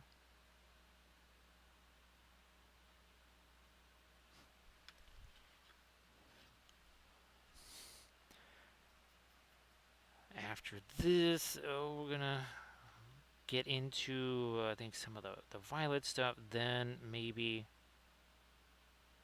start to lighten up our reds. We'll do that. Gotta do some of the swords and maybe some of the other stuff on the bases too.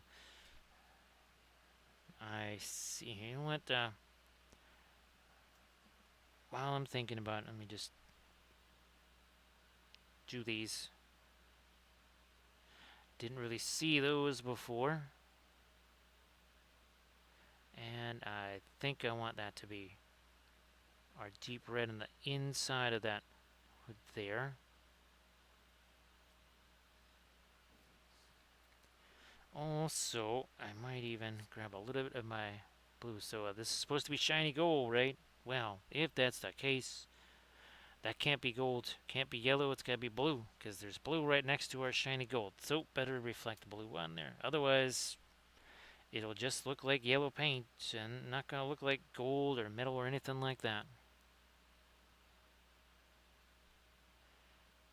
Yeah, recoil. This is old-fashioned fail cast right here. This guy. And I ain't gonna say good old-fashioned either, because there is no good old-fashioned fail cast, right? Sea Dragon, how you doing? So Sea Dragon, I hope that you had a whole lot of fun with that. And of course, Sea Dragon, we had a lot of fun with I think, a very appropriate miniature for 4th of July.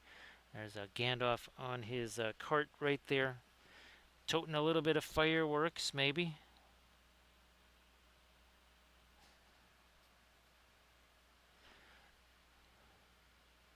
Oh, Sea Dragon, that sounds fantastic. That sounds very good.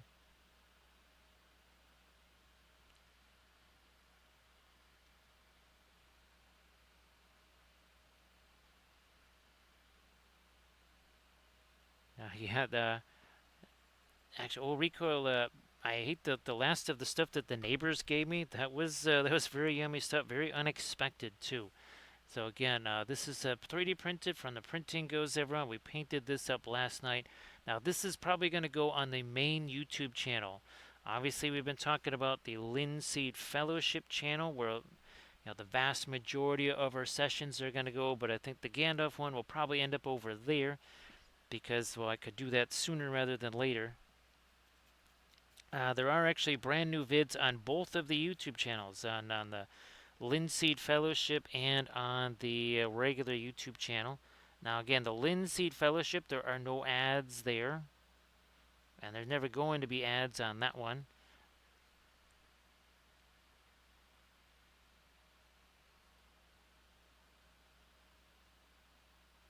So glad that you had a good weekend there, Sea Dragon.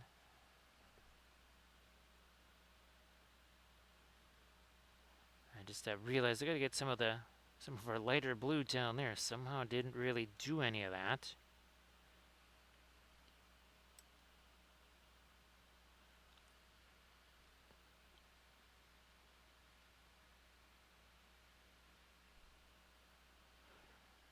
Well, actually, Sea Dragon. Why don't I'm gonna be doing Instagram pictures of actually Sea Dragon. Wait a bit, because oh, you didn't get a chance to see the references. So there's gonna be flowers and stuff. All of our new flower tufts that I did in the latest video. That's gonna be all along the side there. So yeah, each of the two sides here, that's going to be all a bunch of flowers and our static grass and our bushes and stuff on either side of that. So that should be that's going to make this really look fun. And this is another colorized reference that I did, Sea Dragon.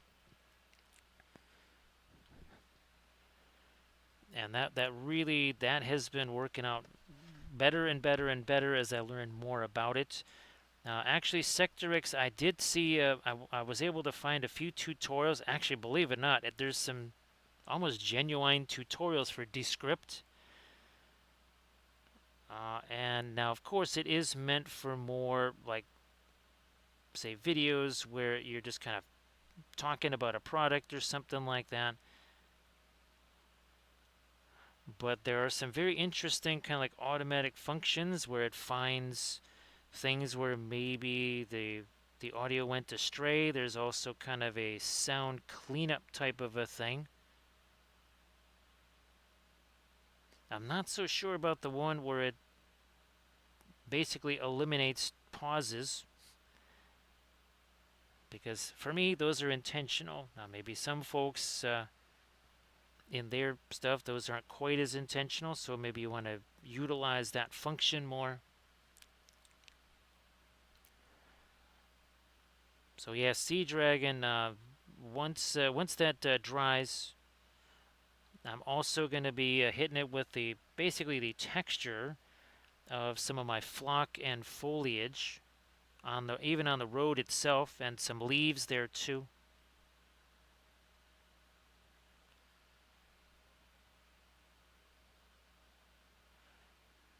There we go. And actually, I think Mum was in the stream last night, Rico. Yeah, I think Mum was in the stream last night, so we got to say hello to Mum.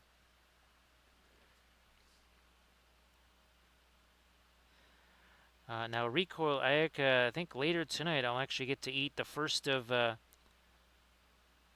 stuff that I made. Again, while the neighbors were trying to bring stuff over here, I was actually cooking stuff myself. I'll finally get a chance to eat some of that, I think, after the stream tonight.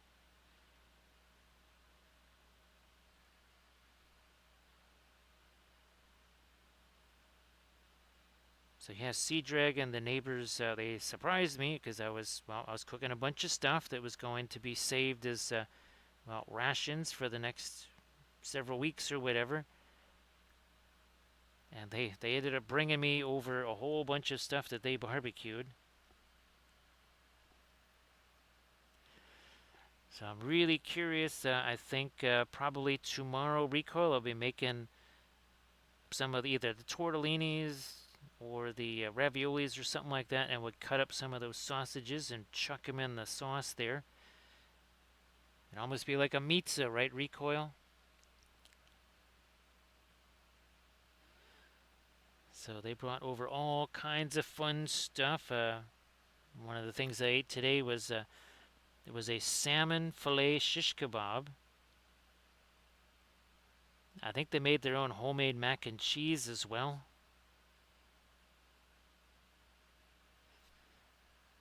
And that was super good. So again, look at the difference this makes here. Where's here? Let's bring up this guy so you can see the difference in the bunny ears here, right, with the lights, and then we're gonna again come back with our much darker, kind of almost like a sepia type of thing that is gonna go in some of the shadows. Then we let that set. We're gonna be working probably again on our little like violet type things there. Then probably work on our little gems here. Then after that, we also have to remember to get some kind of especially on our two sword and board guys, we're gonna have to get some kind of values slash textures on the flip side of those shields.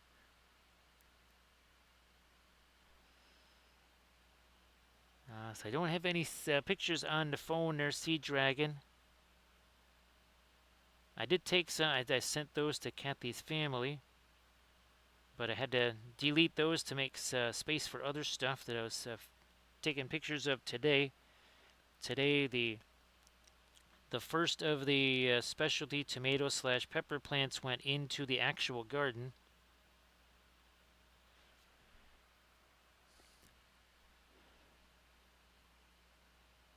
Let's do this light here. Up here on the sword. Oh, we already did that side of the sword. Okay, that's fine.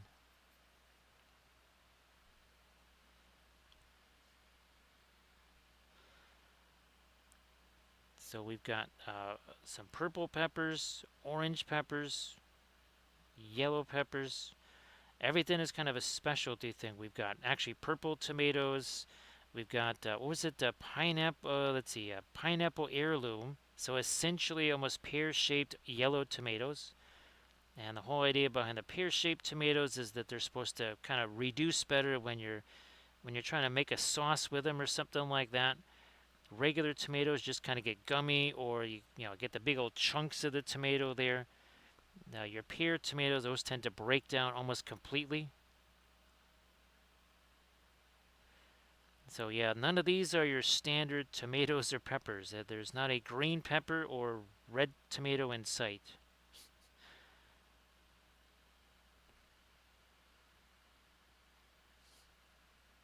Oh, that sounds good there, Sea Dragon. Nice to see you there, Artemiko. Artemiko, if you want to share some stuffs there. I wasn't sure if you had kind of thought more about, your space saving things that we were talking about in the stream last night. I did look at Surface Pro things. I guess Surface Pro 11 is the latest one. The confusing part was it's like, okay, these all have the same stats. Why are there wildly different prices?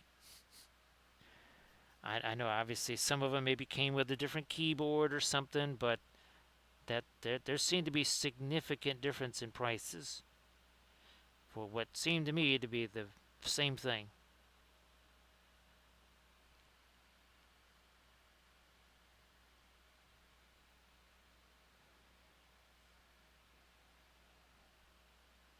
And that is going to be quite the game of Tetris or whatever. I guess that's what it's called. I never played that myself, but I think that's the one where you have to arrange stuff. At least I think so. Actually, Sea Dragon, all of these were started very late. Yeah, none of these were started when you were supposed to start them, because the garden thing was not supposed to happen, well, at all, much less this year. It all just kind of happened by accident. Because I finally was having success growing grass where a tree used to be. There was one part that still hadn't really taken yet, and I was digging it up, and I thought, well, this part actually gets sunlight. Why don't I bring the garden to the sun instead of trying to bring the sun to the garden?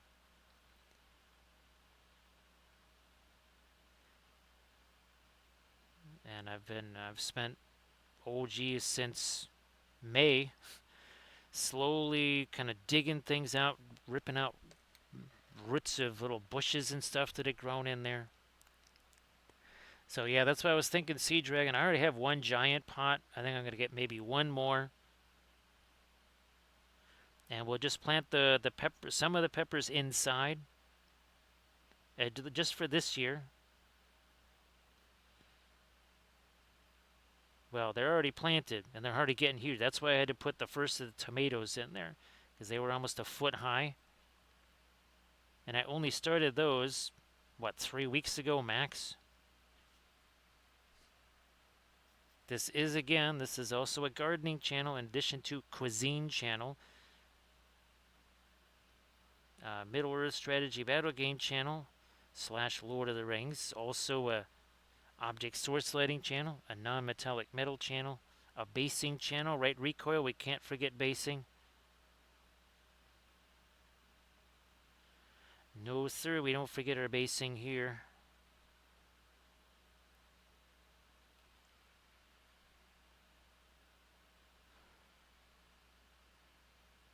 And again, none of these things may yield a single edible whatever. That's fine because now again, all the infrastructure is in place, including the solar-powered drip irrigation system. We'll see how that works. Come on, there we go again. Another one of our little lines there. We'll do the same down here.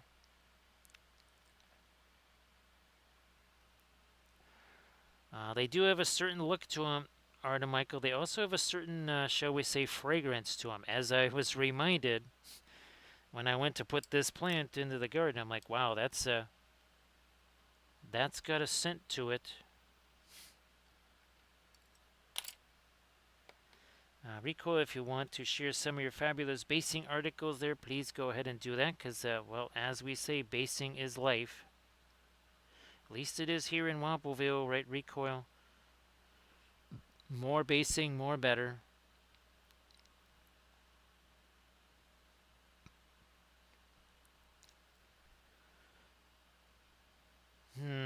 Where's my blending brush again? Let's use this guy right here. Oh, look, it's kind of turning green. It's kind of like I was hoping, because that means now I don't have to actually paint that green.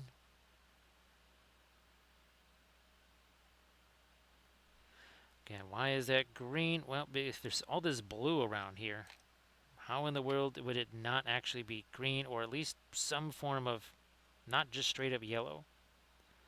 It would be reflecting that blue somewhere. Now, I think we've done all of this later stuff. Now we will do that. No, one more thing over here. Oh, and this, by the way, this is still not the latest highlights yet. They look like they're the latest highlights because everything next to it is so dark. But yes, indeed, there's later stuff yet to come.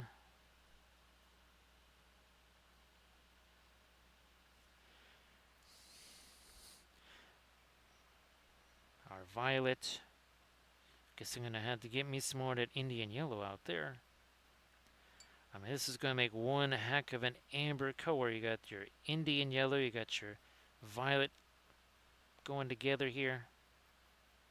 Now, of course, it takes a little while to break that down because Indian yellow, while it's ultra translucent, this is the tricksy part about the oils. The consistency of each color can be radically different one to the next. Actually, I want this one. Yeah, this one. I mean, yeah, I mean, just with the story that the base can tell. Right? I mean, it's just whether it's that type of base or like what we did here for our last alliance bases, or even let me see. Well, here we go. This all of our critters that we put on the base here. There's what the 4 bunnies and the fox, and then all the plants and everything. Oh, and of course our Wapelius spellbrush. Literally with all the scrolls and books there. The base, certainly there's a story there. So back to our really dark amber. Actually, ooh, there we go, Camda. That's one of my glazes I'm gonna have to make, or well, like my washes, right, with the oils in that one video that I've been talking about. I have to take violet and Indian yellow, like the real thing, Egyptian violet and the Williamsburg Indian yellow. Mix those together, then stick that in a bottle. That's some firepower in the bottle right there. And now here again, we're just going to do this. See how it kind of separates those nicely.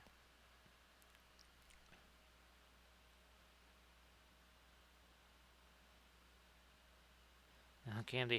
Here's hoping your priming goes well and well quick as well, because I know again time is a counting down there.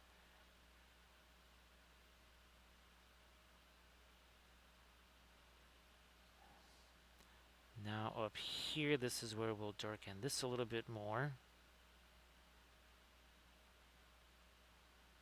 Also, it will sharpen some of these edges here.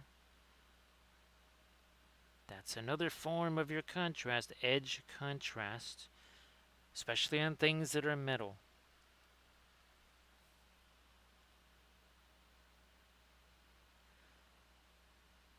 Doing that right down here. Now, the reason we got to do this was 3D printed. In all likelihood, those would be a whole lot cleaner than they are in this ancient metal or ancient sculpt here. Again, these go back a long ways. If they're not 20 years old, they're pretty close to it.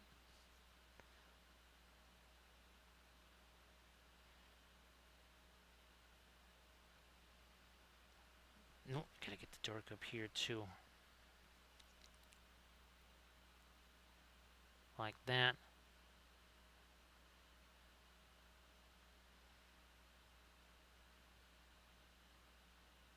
So I think that Armored Wolf will be able to join us on the Monday stream like usual.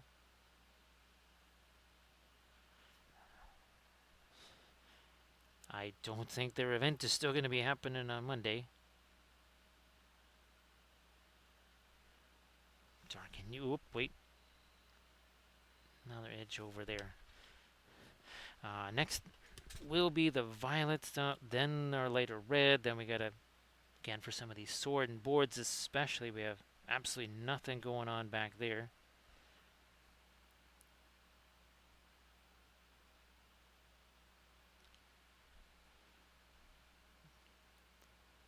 Let me do this. So Velfre, I've got to figure out, do I go with the nail polish containers that are way more waterproof but kind of tiny, or do I do the plastic jar? I think I might just have to do the plastic jars.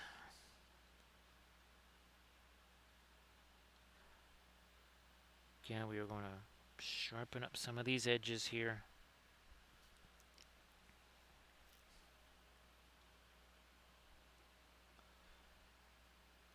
Same thing up here, top of the helmet.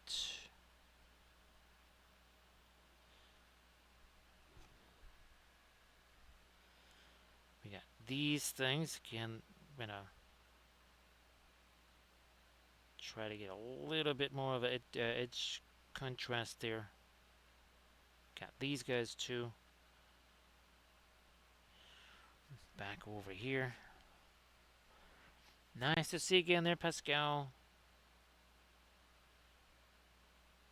I hope that everything is going well there, Pascal, and well, obviously the big to-do in Paris, right?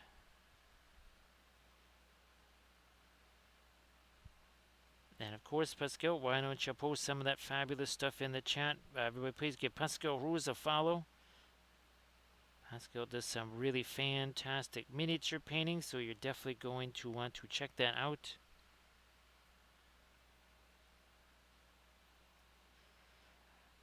Now, would you might maybe be streaming earlier or later on in the morning here, Pascal?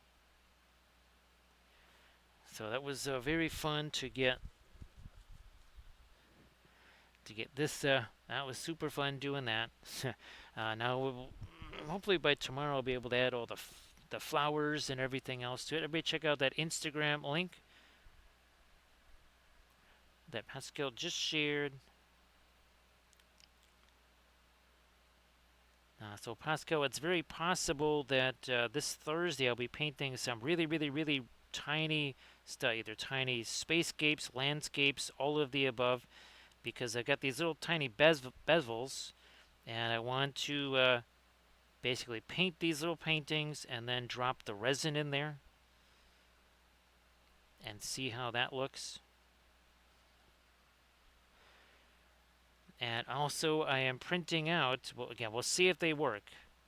those free files that we were talking about yesterday from Thingiverse, all the Babylon 5 and all the BSG stuff. I've got 4 Battlestar Galactica type ships printing out now. We'll see if any of them are any good.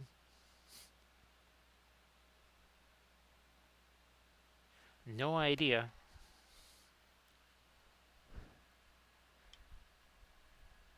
I think by the end of the stream tonight, I'll just be able to kind of take a quick little peek, and I'll know for sure. Probably have a good idea if anything's actually printing or if it's just going to be kind of a wipeout.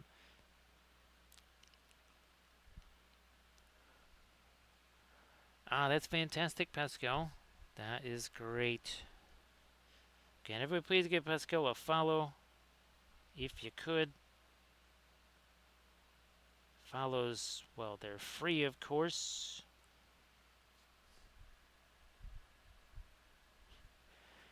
Right now, Pascal, we're trying to fill out more of our Easterlings here.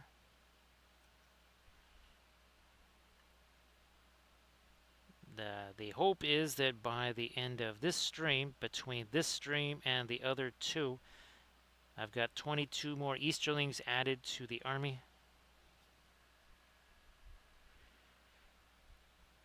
Mostly infantry, but still 4 of the cataphracts.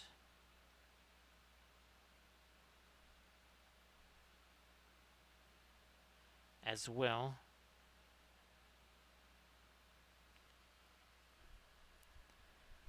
So again, everybody please give Pascal a follow, and of course check out all the fabulous stuff that Pascal shared from the Instagrams there.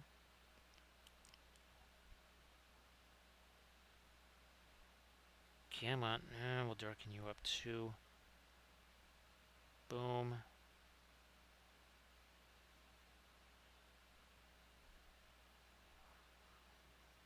There, we just gotta kind of fashion something out of nothing there. I wonder, did I actually do... see, I didn't do his shield there. Okay.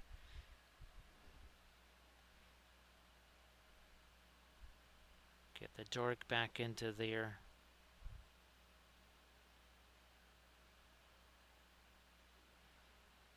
Also, a little bit of it up there. We in addition to the greens and stuff, we'll be adding some of our orange too.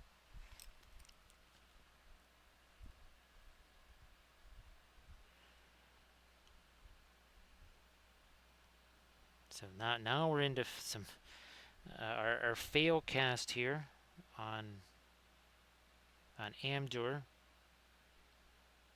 That material was not terribly glorious, but we do have our blue reflections there, right? Because again, there's blue right next to that gold. It has got to reflect down there somehow, some way. Gotta have it. And again, this is what we did last week. That is what we're heading for today.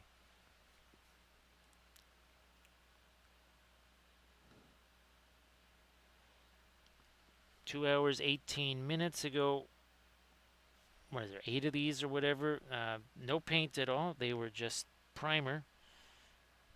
First thing we did was this was our dry brush type thing, while that of course was still wet. Then we did all of the darker glazes over the top, and then we've started to add in all of the now our lights as we welcome in Silent by Design. How you doing there, Silent by Design?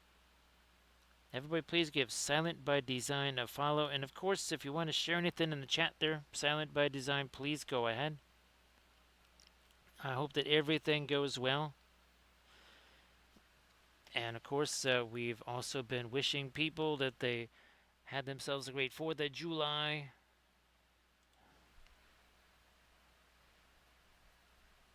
We painted Gandalf on his cart, bringing some fireworks and presents and party favors to the Shire.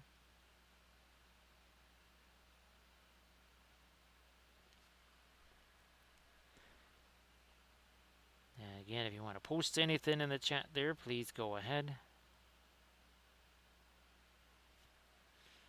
So I think we got 2 more of these guys to again do with this darker and an amber color that we made, then we're going to get into this stuff here.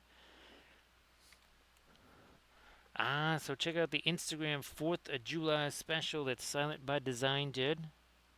And of course, again, give Silent by Design a follow.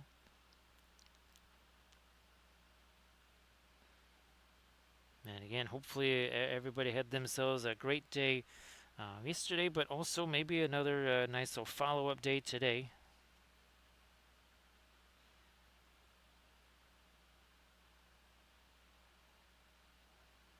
Going crosswise here again, just trying to restore some of the edges on these things.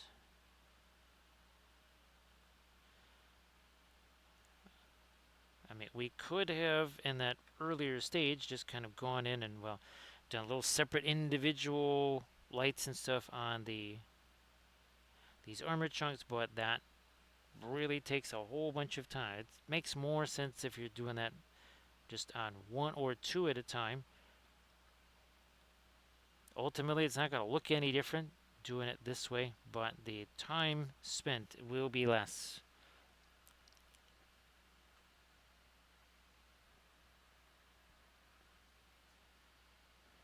Now, that's fantastic, Silent by Design.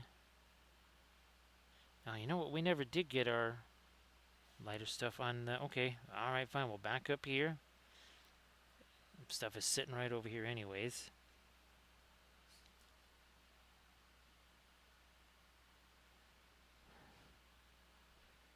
So yep, Sea Dragon, like we were showing, all the fireworks in the back of the cart there. Now it seems like I guess the GW one also has fireworks in the back of the cart. I'd never actually seen the GW Gandalf on cart,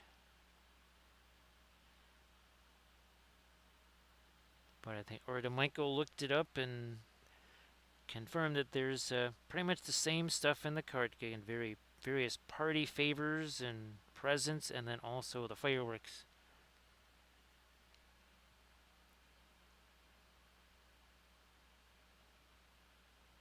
A little bit more of that light down there, and also over on this side here. Blending brush, where you hiding?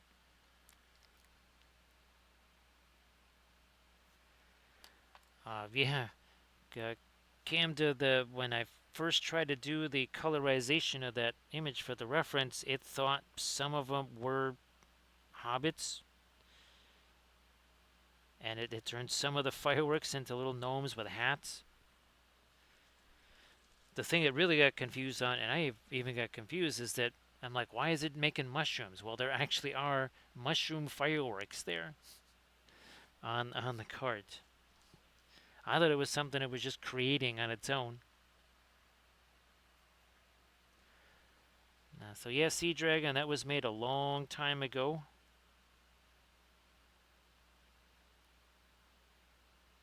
Probably when the Fellowship of the Ring movie came out is when they made Gandalf on his cart. If you can find it, it's an old metal miniature. It's going to cost a ton.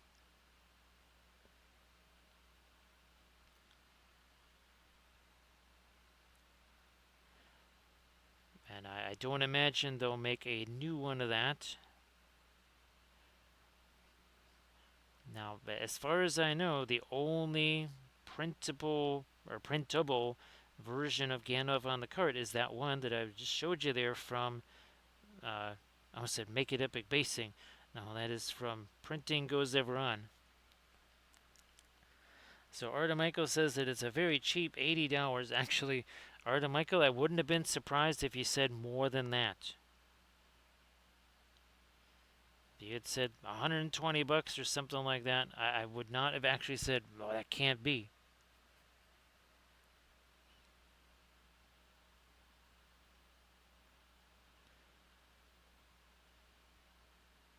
More of our light along those edges, also along here, since more of that actually is getting kind of exposed to light. Now I can go back to my darker stuff again. Alright, back to my darker amber here. Got Indian yellow, some of the violet mixed together.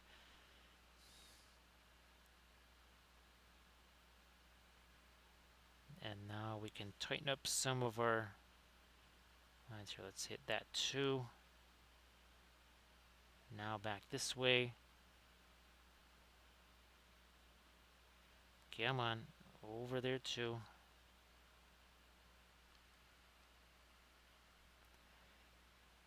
But also, okay, it has the Gandalf separate. Okay, that makes that makes things a little bit better there.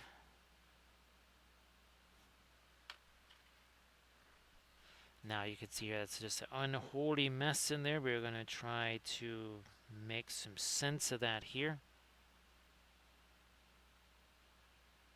with our dark.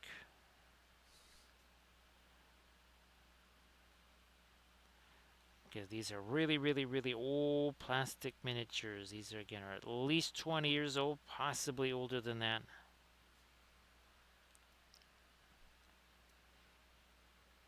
Now, I wonder, Arda Michael, if that is, from the original days of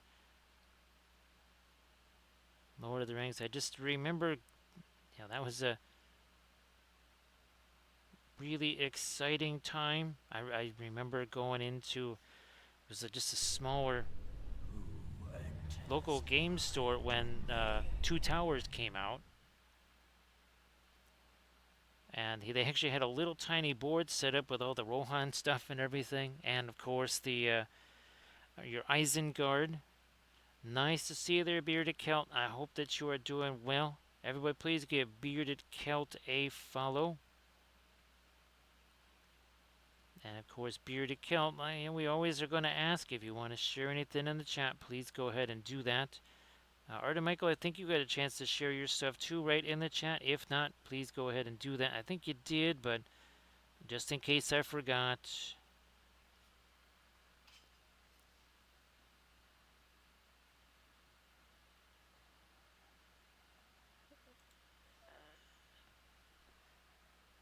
So hopefully, again, Bearded Celt.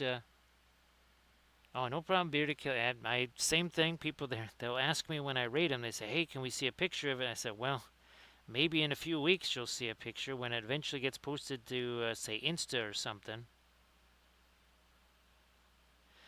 But that process, that cycle takes a while.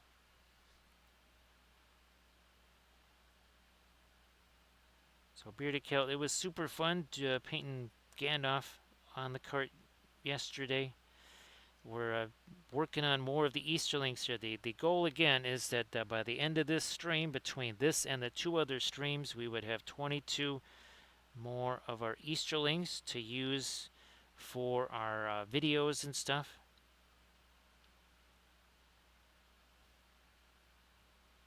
That's the goal anyway. We shall see.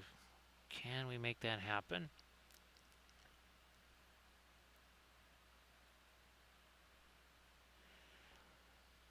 So yeah, Bearded Celt, we were talking about some of the various ways that these guys, well, again, can be done much faster with the result that looks pretty much the same. Everybody check out that Instagram link that Arda Michael just shared.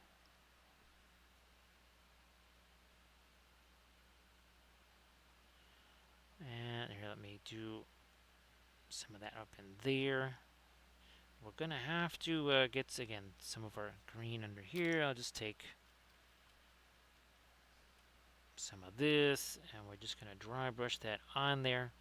And look at that. It's mixing with our sepia glaze, so now that's starting to have a bit of a greenish tinge to it.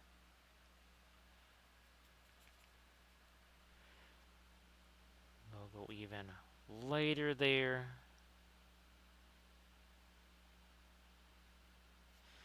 Maybe here we get some of our not radiant violet. So now we got our, and you can see very different from our golds that are on this side up here. Much warmer on this side up here for sure. Hey JS, how you doing? See you later there, Silent by Design. Have yourself a good night's sleep. JS, it's probably been years now. It's been at least a year. No, actually, yeah, at least a year and a half, maybe longer. Last time I played Bolt Action was, wow, probably 4 years ago or something like that. Yeah, probably 4 years ago.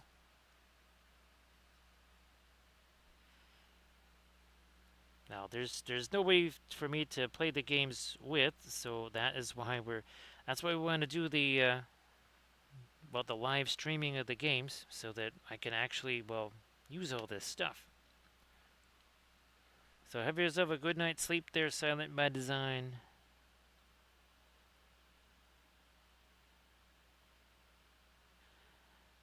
And there.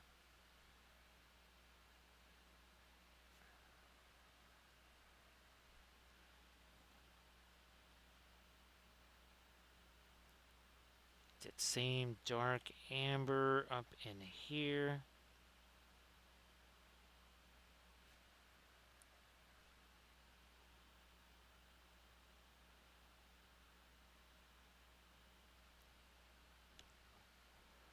We'll do that, and again, we gotta get into our. This is the last one. We gotta do our darker amber on. We'll get into again right over here. This some of our violet here, lighter violet that is.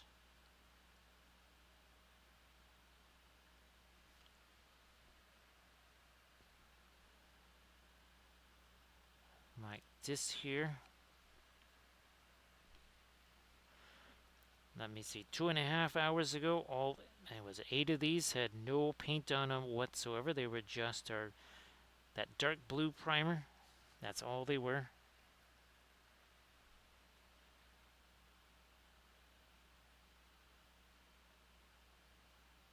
Quite a bit has happened in the last 2.5 hours.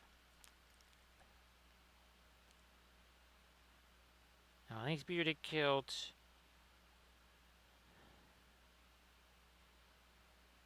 The oil paints really do. They're a massive help when it comes to driving through all these kind of things because there's so much work that it just does for you that you do not have to do yourself.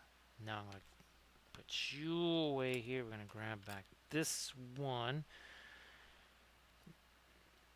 And of course, hashtag no layers. No layers here.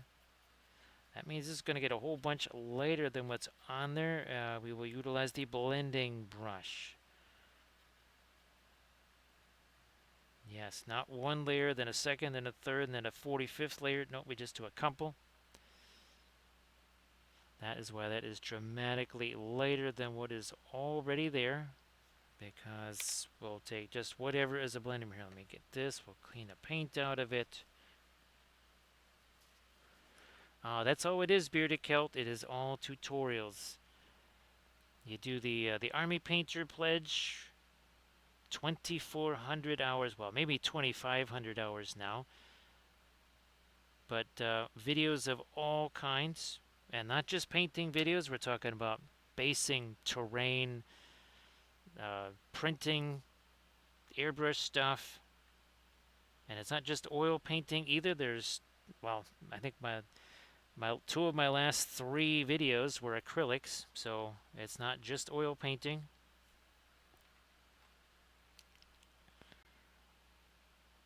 So yes, indeed, you do the Army Painter Pledge level, you are getting every tutorial video that I've ever made going back to 2013. Which is why there's 2,400 hours worth of stuff, at least, maybe more. And every month, you usually add about 20 new hours to that total. So as you can see, you have no hope of binging all of it, because as you're binging, I'm adding more. Just posted the latest video, what was it, yesterday? Tomorrow we'll be recording the next, well, not the next one, because we have a couple of them already in the queue.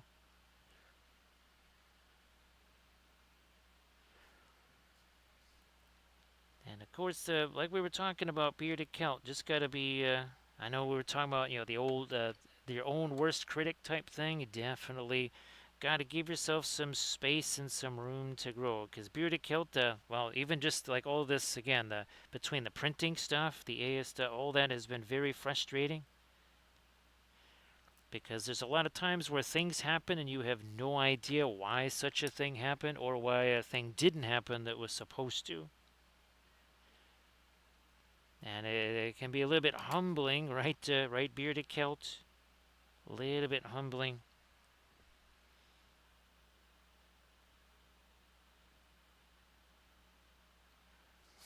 But again, you see how that is not slightly later, that is significantly later. And then we just take our brush here and then do a little bit of blending. Let the brushes do the work for you. Let the oils do the work for you. Then you just won't be quite so wiped out at the end of a day or a painting session or whatever.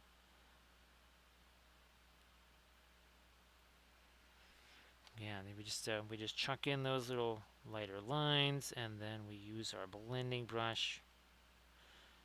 Softens that, and even this is not necessarily the latest lights that we're going to be putting in the that violet stuff either. All right, we'll keep moving. Then we're going to get into the reds. We'll do that next. Again, we're 2.5 hours in. Uh, and of course, things, as we say, they must be messy before they can be neat. You are not going to get 21 of these or 22 of these things done in 3 streams by painting them one at a time or painting like the head on one of them. You got to work on all of them at once. That does mean you have to put up with things looking kind of messy for a while. It's kind of the nature of the beast. And I know for some folks that's really, really, really, really tough. To maybe at the end of a session to not have anything finished, as I make the air quotes that I can't make with both hands that are filled with stuff. Ultimately, it's going to be a whole lot faster if you just embrace the things that are going to be messy for a while.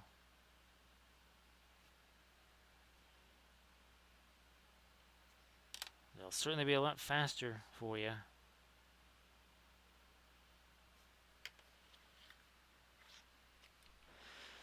Still eventually want to do some of our freehand stuff there on this Amdra. We still got to do the lighter blue as well. Again, we're only 2.5 hours in, and we're working on I believe it's 8 of these guys.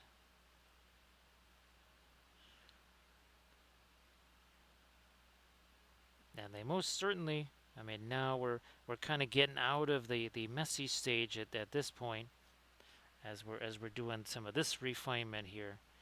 But we will take you back and show you what these things looked like not long ago.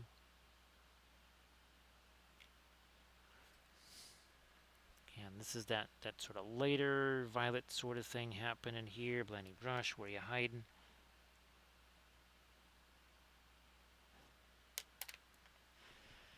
So we started out with the dry brush stuff that's not dry because that's oil paint. Then we did the kind of the glaze stuff in there.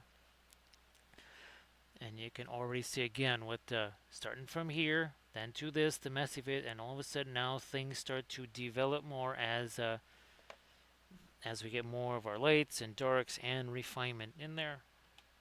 But you have to be willing, again, to accept things that maybe you're not going to look super spiffy for a while.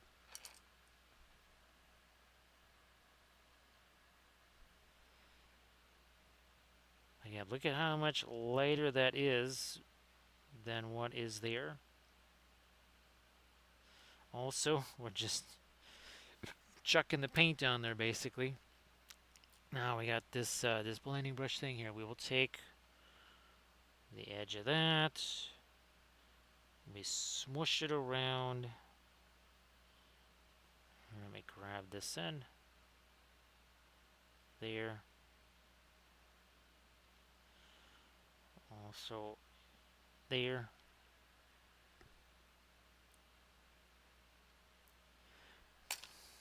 Sure, we'll lighten up that end there.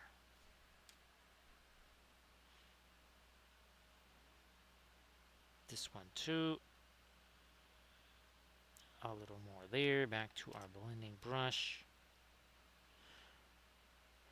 But this was all set up, right, by those darker glazes that we did, because we're actually mixing this paint into other paint. When we were doing the bases, right, to get the marble stuff, we allowed some of that blue to be glazed onto the base.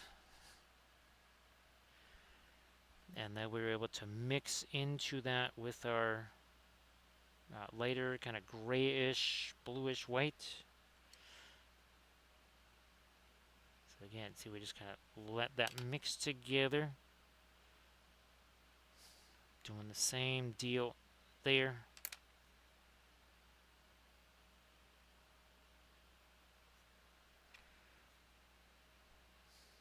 Blend that out. I think he's, oh, that's right. He's this, probably the same pose as the other sword and board. Looks like, yeah.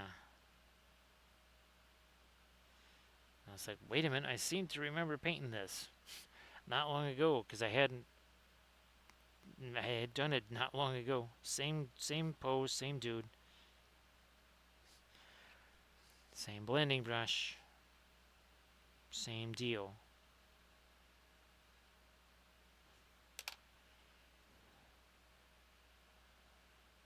Throw a little bit of our light there, and then you go like so. Alright, one more with the violet, the lighter violet stuff here. Remember, these are ancient miniatures here. These don't exactly have a super ton of detail. These are not 3D printed. These are old Easterling miniatures from over 20 years ago.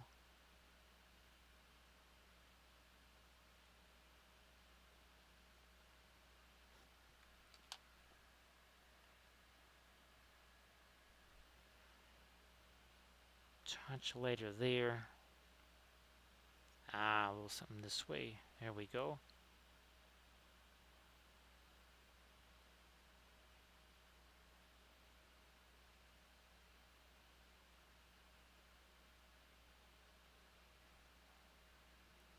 Bring this up to lighter there again with the violet stuff, because that's what it's pointing down at. Why would it not reflect that stuff? Let me see if I can play around a little bit here with some of the stuff on the halberds and swords and such. See what happens with this.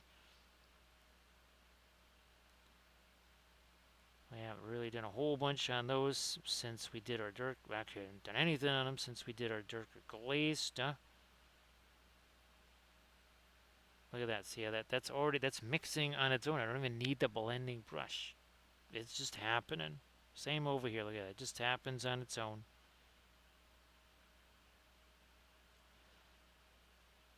Just keep things easy. Nice and easy.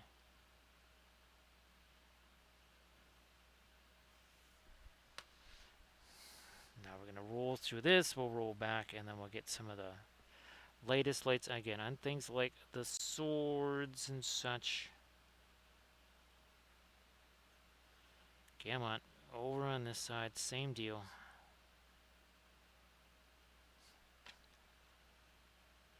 Just expand that down that way a little bit.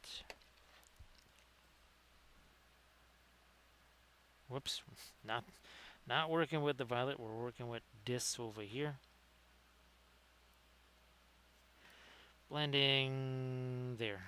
So hopefully, Camda, your priming is, well, closer to done, if not done.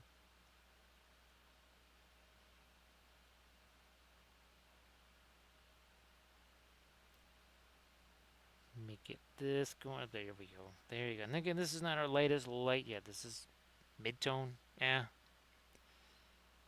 So just a whole variety, mostly just craft brushes, very simple craft brushes. They're all synthetic, no sable brushes or anything like that. The very common brush is this one here. This is the Princeton Velvet Touch liner brush, and you want the short handle. That doesn't refer to the bristles, it refers to the handle, because I found out the hard way when I didn't get a short liner brush, and what I got was a telephone pole. And by telephone pole, I mean like a 400-foot long telephone pole. So you definitely want to get these short liner brushes. We also have again, a kind of a variety of different craft brushes here, especially for things like the filbert brushes. Royal Langnickel actually has a bunch of flat brushes that you can, well, snip off the corners of them and turn them into filbert brushes. And then we also, again, more of these craft brushes like the golden maple stuff to get more, again, filbert brushes. Essentially brushes that help to make these last a little bit longer. I mean, these aren't exactly super expensive at about 5-ish bucks a piece. But when the other craft brushes cost like 20 cents a piece, and they can take, again, a lot of the hits that these brushes would,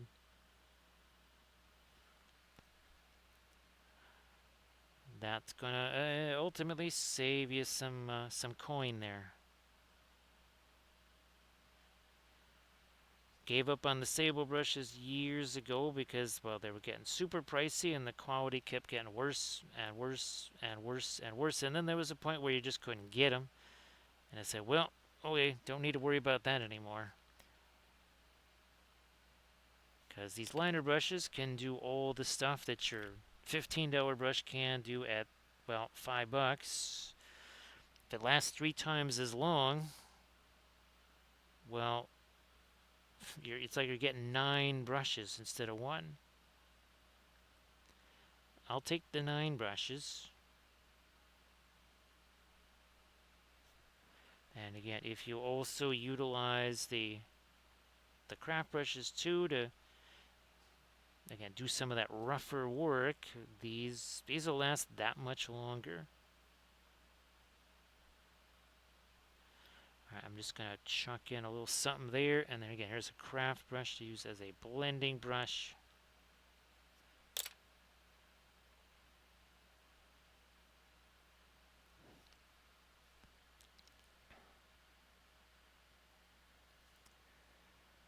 So Roland, then I have no idea. It's been so long since I even bothered to look at sable brushes. I have no clue. All I know is that the quality of those was going, it was an arrow going straight down. I said, well, okay, we're getting off of that train. We are getting off of that train before it smashes into something. Nice to see you there, Blades. Everybody, please give Blades81 a follow. So, Blades, here's hoping that you had a fantastic Saturday, and hopefully you got another win for the Jays. I know that they had a big series against New York there, and managed to get themselves in first. And let me see. Well, geez, Blades, I did not have fromage today. Yes, I did not have fromage. So we've expanded the different brands of oil paints mostly because, well, just what people can get or not get. Primary brands would be Winsor Newton, Williamsburg, Gamlin. Then we also started to add Richardson as far as your more regular oil paints. And then, well, we've been doing the Alkids and, of course, the Paul Rubens oil paints.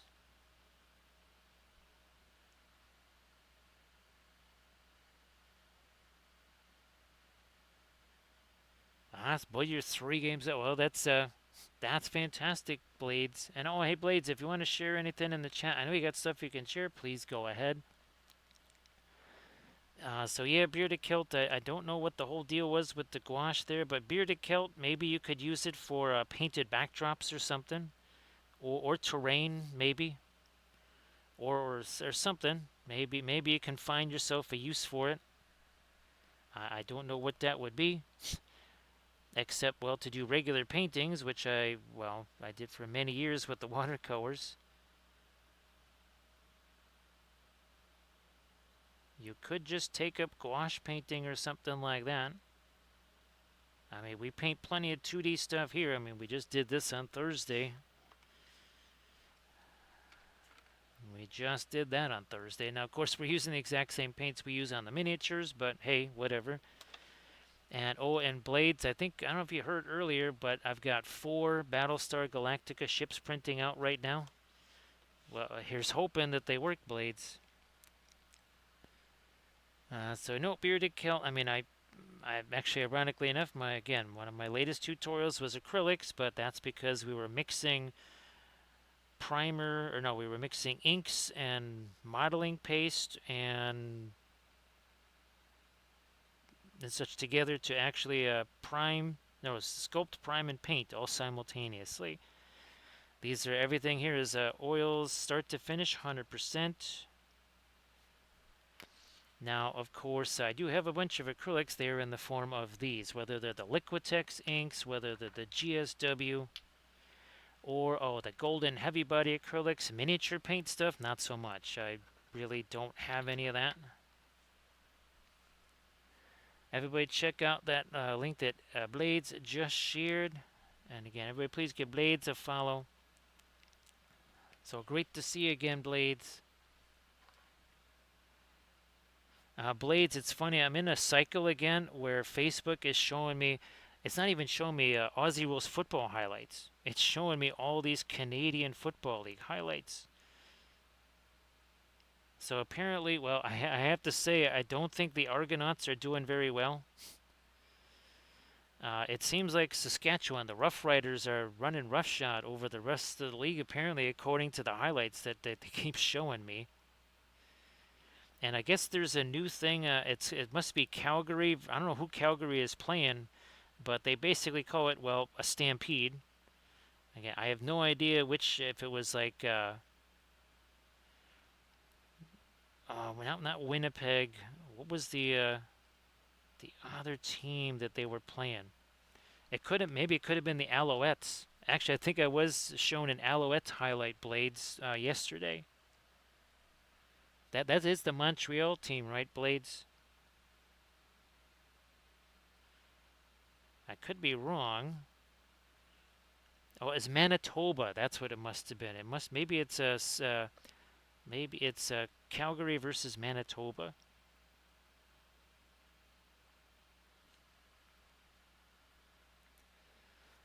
So yeah, unfortunately, again, Aussie rules. That would be more my focus, not so much CFL.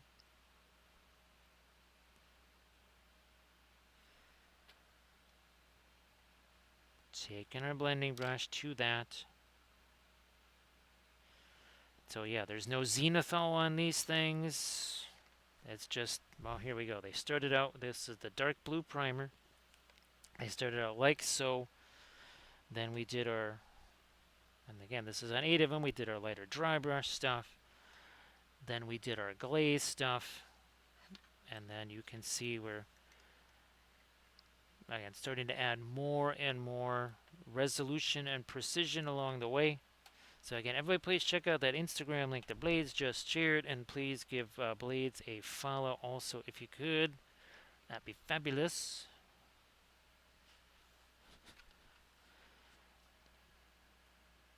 So yeah, all this is 100% oils from start to finish because, well, that's what's gonna help you finish the stuff quick. Anything else just gonna get in the way, slow you down. Now let's get to a little bit thinner in this over here, like so. Kind of like the vehicle painters that I would see. They would take a 3-step process and turn it into 17 different steps. And it's like, well, yeah, you could have done that actually maybe even in 1 step, or again, maybe 3. But boy, oh boy, it was kind of like taking a 3-page story and cramming it into 900 pages or something. It's like, you don't need to be screwing around with all that stuff. That just makes it more complicated.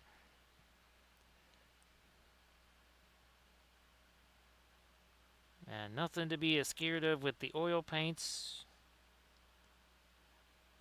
And like we always advocate doing the color charts like so, because this reveals a bunch of different things, not just what they look like, but how they handle. So you get used to handling the paints before you ever put them on a miniature.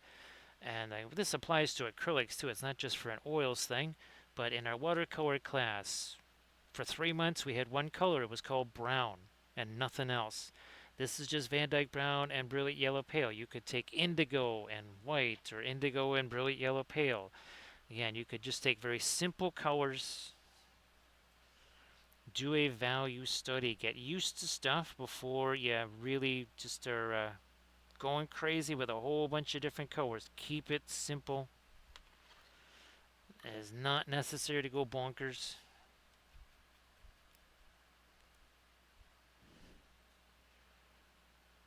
And of course, just select miniatures that are relatively simple. What you probably don't want to do is say, "Oh, I got 10,000 points of 40k stuff. I'm going to paint that all with the oil paints for the first time." Maybe give yourself again a little bit of room to kind of just adapt to a new medium. Again, you can see now we've got in here. Let's. I'm gonna go on the other side here. Let me take my indigo. Come on, get on that brush. Break that down a little bit. And maybe some Payne's Gray too. Oh, gotta break that down some more, I guess. Edge, contrast, and there you go. So we needed to restore the edge there. We did, and it's all very nifty. Do the same on its side. Easy enough. Sometimes when in doubt, you just gotta make stuff darker. Then we bring back Mr. Blending Brush here. Poof. Like so. So blades, yeah, I put the, was it the pineapple heirloom tomatoes into the garden there. Now, of course, it was 94 degrees or something like that, so I think I did that at maybe 6 o'clock at night. I mean, maybe it's more like 6:30. We'll see if anything takes. Again, maybe it doesn't work. Maybe it does. It was a few pennies worth of seeds. If it doesn't work, we at least have all the infrastructure ready for next year.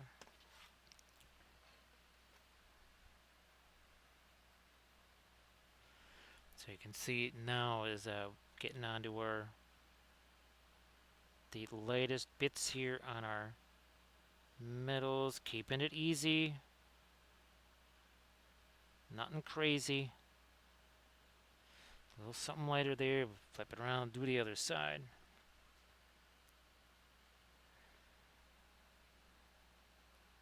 Yeah, blades, it's been, I'm trying to think when it hasn't been 90 here. It's pretty much been 90 or more for quite some time. Now, I don't think we have the humidity that you guys do up there, blades. I mean, it's not like there's zero humidity, but I think you guys like really have some hefty humidity up there. No problem there, Pascal. Yeah, because let's see what's well, it's 3 hours here. It is 1:39 in the morning here.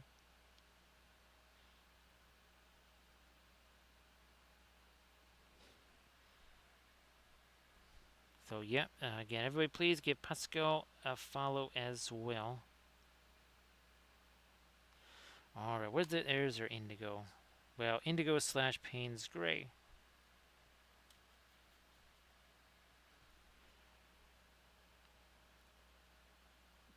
There it is. Now this side doing the same deal. And now we will do here. Let me grab some of this here. Radiant green, which there just looks like gray.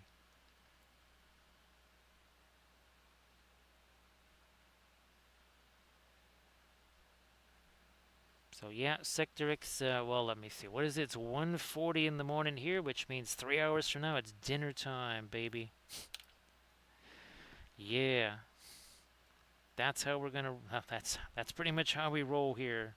4:30 in the morning. That's supper time.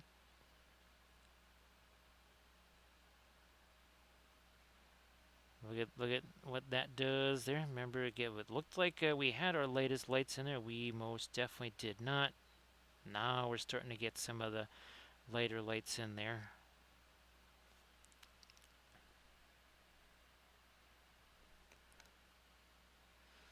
So again, Blades, great to see you, and well, it's nice that you have something to kind of root for this year, right, with the Jays. Again, the Argonauts maybe not so much, and I'm pretty. Let's see. So you've got what are the if Manitoba has a team? I don't remember what they're called.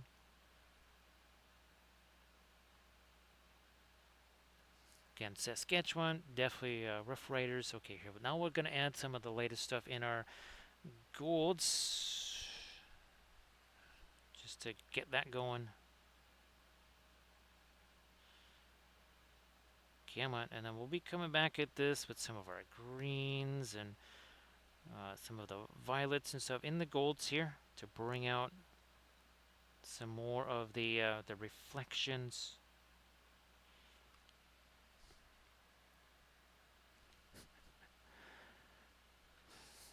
Actually, the weird visual. So we had Sector X, and then right after that was Pascal's Cheers, and all I saw was an X at the end and an O, and then Cheers, and I thought that was Bronx Cheers. That's what I actually thought something said there in the chat, and I'm like, wow, must be a Yankees fan or something in there.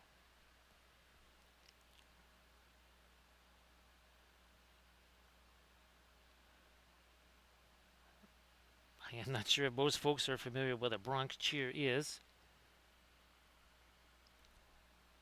Well, have a good one there, Bearded Kilt. I know, again, it's really, really, really difficult not to just, again, be really, really tough on yourself, but again, give yourself some room to kind of expand and just learn things and maybe experience stuff too. So, and if things go sideways, that actually is where you kind of learn more than when things are successful. Because right, Sectrix, how many times with printing or with the AI stuff have things gone sideways? Now here things are going to go forward because we have Erdogan Wife doing the raid. So Erid, how did the painting go? Everybody please give Erdogan Wife a follow, and of course Erid, yeah, I saw you painting the elf there, Erid. Now at Erid, more of the supplies arrived. Oh, actually, Erid, I might be painting for a Thursday stream some of the little flat art pieces that are going to go inside those bezels. Yeah, that's now of course I know you don't have any pictures of it up right now because you were just painting it. But everybody, please give Erid Canwife a follow. And of course, Erid, why don't you share your Pinterest link there in the chat?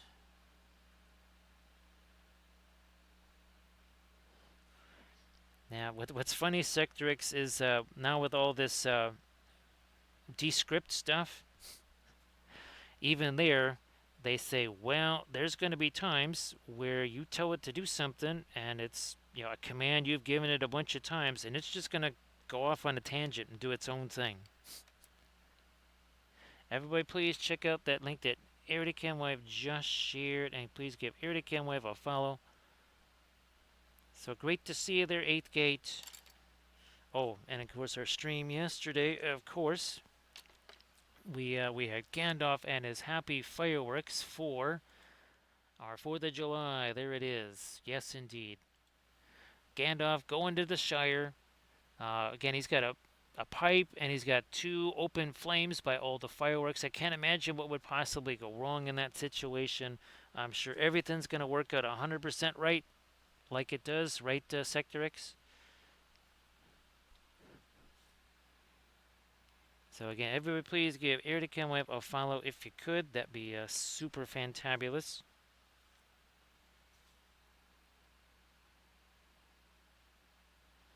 We never did get our light up over there. We're going to get our lighter reds. That'll definitely be the next thing we're going to fool around with here.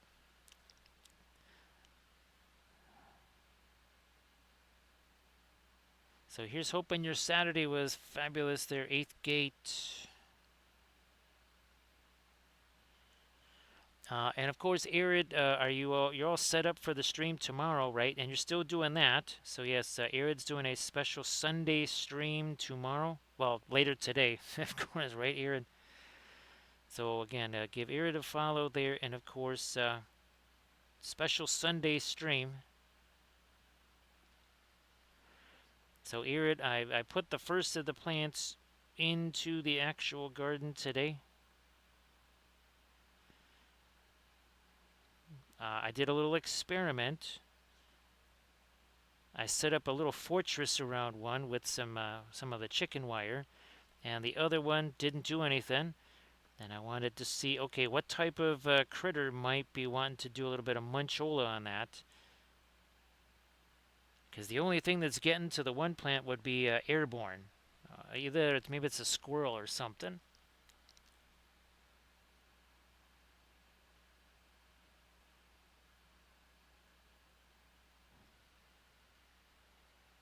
So yep, doing the dog treats tomorrow, or well later today on stream.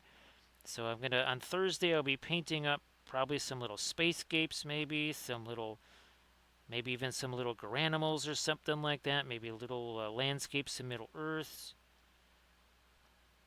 Because I think the bezels themselves, they're probably not even as big as this thing. And again, there's a size comparison, so they ain't gonna be big. I mean, here was the smallest landscapes of Middle Earth that we painted. These are going to be even smaller than those. They will be very tiny, or as some might say, diminutive.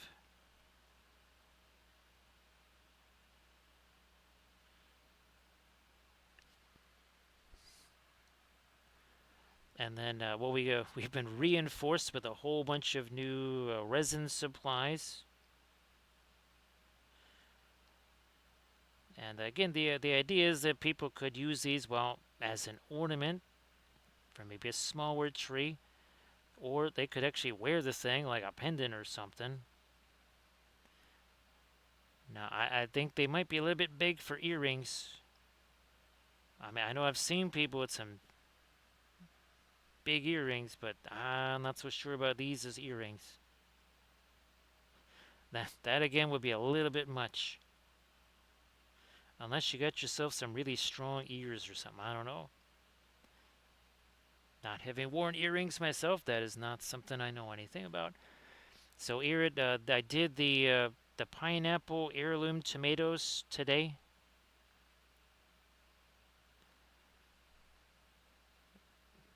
One of the pepper plants might be ready. Actually, what I'm thinking about doing is maybe even getting some more soil and another one of the big pots.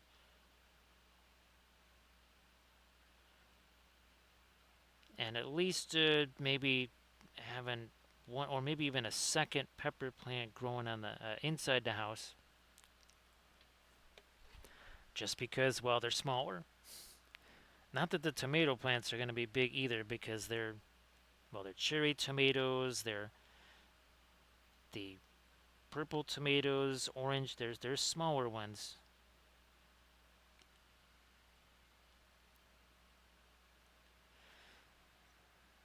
And again, this even if none of these things grow in the garden, we're already way ahead of things for next year.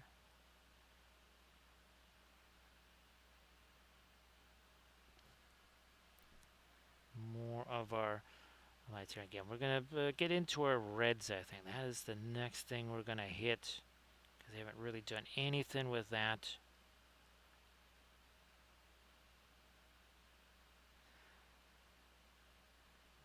still have to bring in, again, some of the different colors in our gold. Some, again, the greens, the oranges.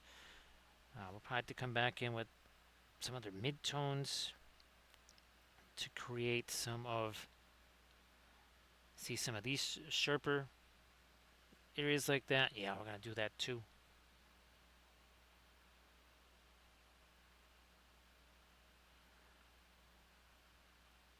And of course, if we do this kind of, again, working on all areas at the same time, we can see what one looks like next to another area, and we can say, "Ooh, man, that's getting really light." If you're just working on only one area, you can't see it until, well, it's too late, or it's too dark, or whatever. So the other reason why we work on all areas of the figures simultaneously,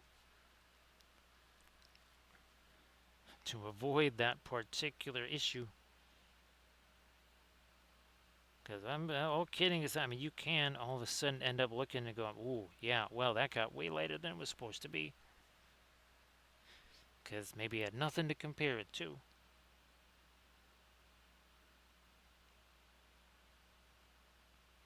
Here, that is just so chewed up by weird mold lines and stuff. We're just going to try and engineer something over there best as we can.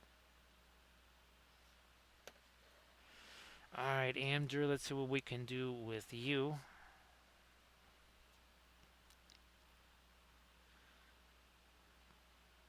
Again, this is fail cast right here, so we'll do it the best we can with it. Nasty fail cast, as I think Gollum probably said several times.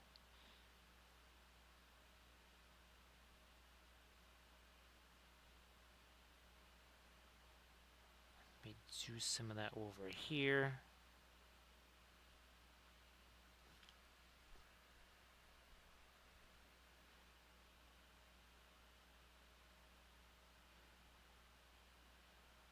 Definitely going to bring up some of the lights up there, and then let's see what we can do over here on his arms.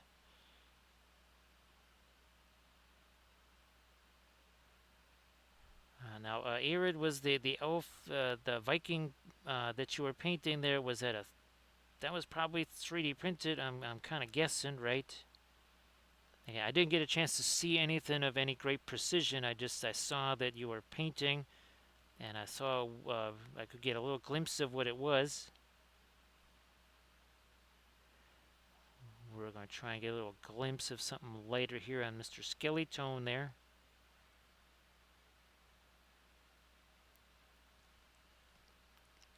Also over here.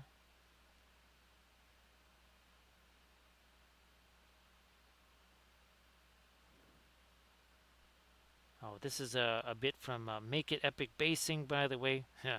I used to have to take a whole bunch of skeleton parts from the Vampire Counts sprue and try and construct a skeleton, which unfortunately didn't really work too well for MESBG because the scale is smaller. Because again, these are true scale, whereas all the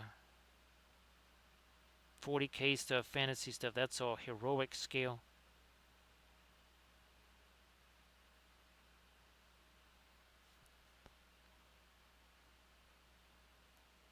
I guess we'll just try to lighten the edge of that for now. Okay, which way are we going? Are we going this way? Yep.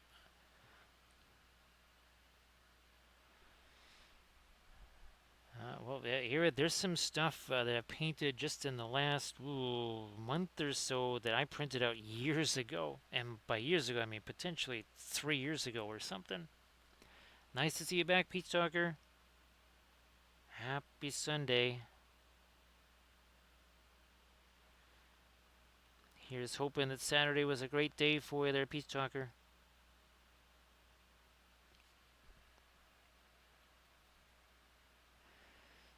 We are trying to, again, get our total of Easterlings painted in these 3 streams, the 2 last week and the one here tonight.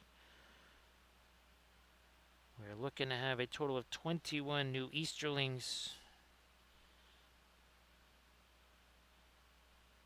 So that we've got him for our photography slash video production.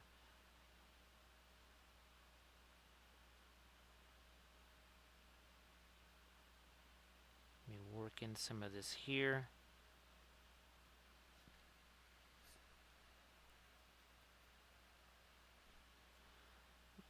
Lighter stuff over there as well.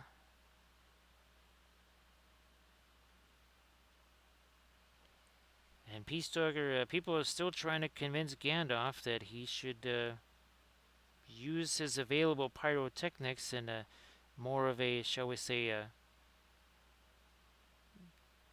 defense contractor oriented type thing, but he's not quite getting the gist of it.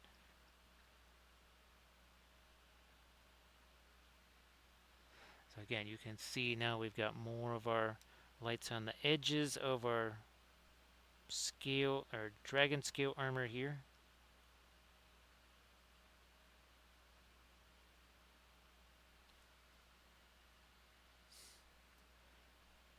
Well, he's insisting that he wants to put him to music, Peace Talker. Yeah, so unless there's some band or something like that, he is not going to allow the fireworks to be used.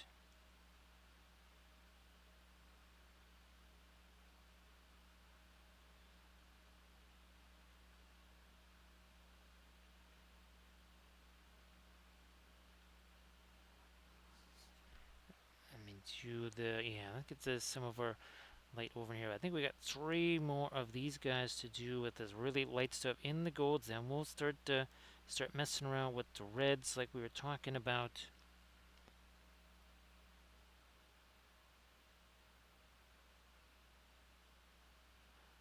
Poof. There we go.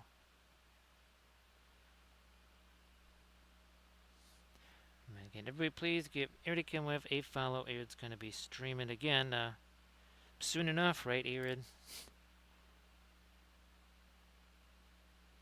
I think, what was it showing me? I think my last stream 17 hours before I started up the stream again.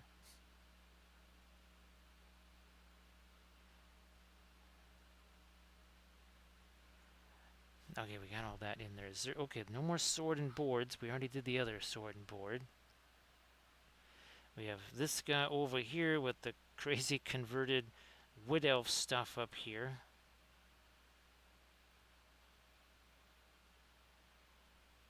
Yeah, this is not stuff that I did. That was gifted the Easterlings here, and that's very much appreciated.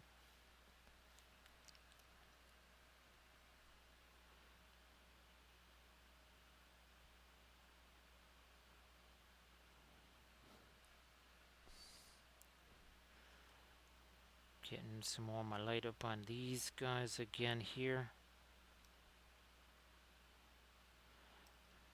I don't know if I ever really did hit this with my dark. Might have had a raid when we were doing that part there. And we've had a couple of them here. And again, Ear, thank you so much for the raid. I don't know if you have to go do your post-stream activities there.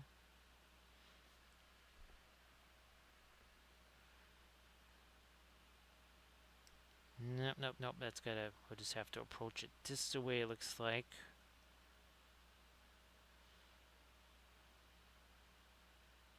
Some of that down here. Yeah, and these two.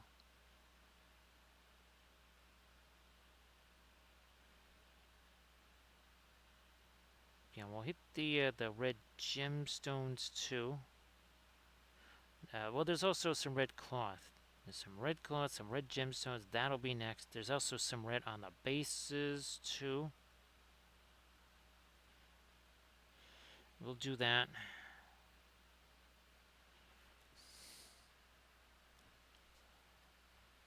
That's not so. Not so irid.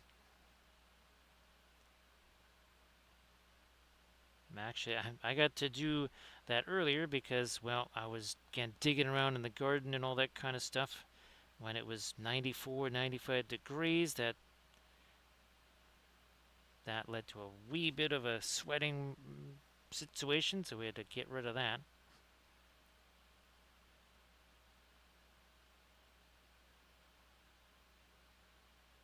Lighten up this a little bit more, and then over here, this, and then just let that again mix with what's already down there.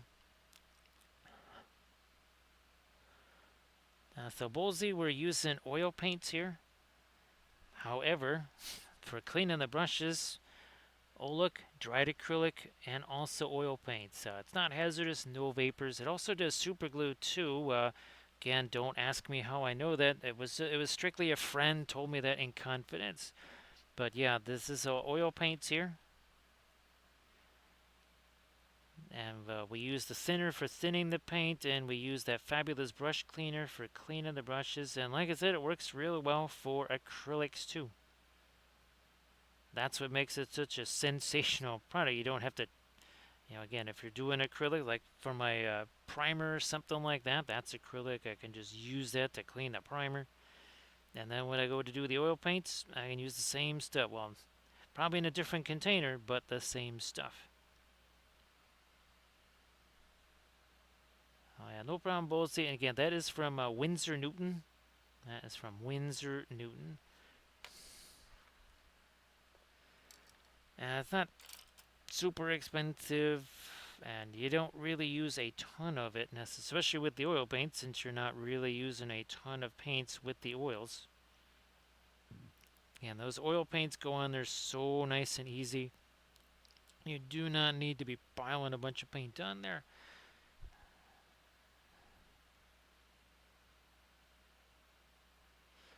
So let me see what. So we're at 3 hours 22 minutes now.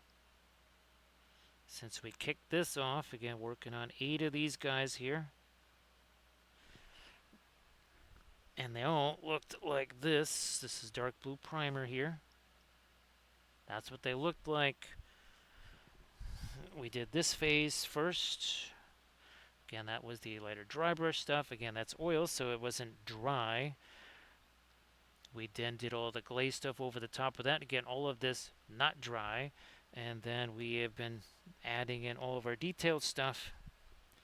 You can see they're starting to get closer and closer to, these are the ones that we did last week.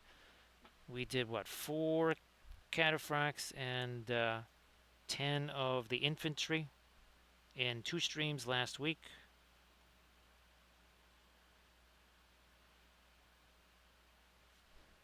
Where are we at here? There's that.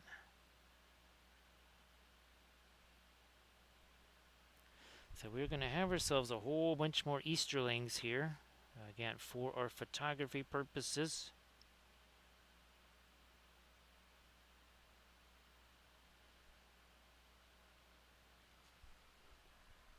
I need a whole big line of these pikemen here to go along with our Dragon Emperor, also painted on stream. This is 3D printed from Kurzlook here. So yeah, again, there was the freehand there, and I can see that base right there. Take a little look-see at that base. We literally used that same picture of that base to make this animation right here. So that's literally the picture of the base, which we then animated like so. Actually, here's another one of our Easterling. That's a miniature we painted on stream. And you can see the backdrop now looks a lot like some of our Easterling buildings, also painted on stream.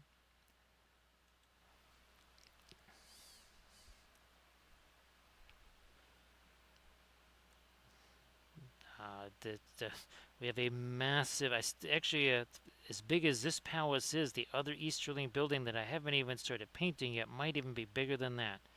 But you could easily play an entire game of MESBG inside that palace. It is that gigantic. It's got 3 different floors, multiple sections. Hey Derbs, how you doing? And great to see you there, Doji. So Doji, first plants in the soil, like I've been saying here. Here's hoping that your 1-to-1 scale terrain also has gone well. And of course, Doji, if you want to share anything in the chat, please go ahead. So great to see you there, Derbs. So Doji, here is how Gandalf and his illegal fireworks cart, his contraband fireworks cart, turned out in our stream last night.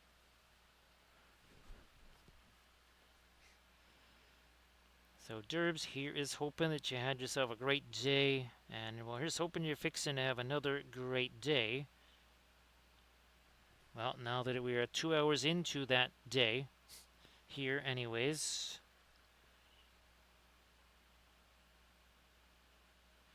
Actually, I've got some heavy-duty one-to-one scale terrain to do later, Doji. I got a bunch of shelves that I got to try and get into the garage.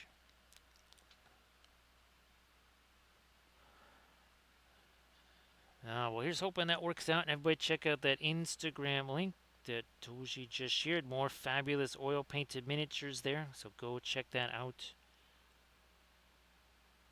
Now, we are just about to get down to our reds here, it looks like. Yeah, we're just about to get down to those. Our lighter reds, anyway.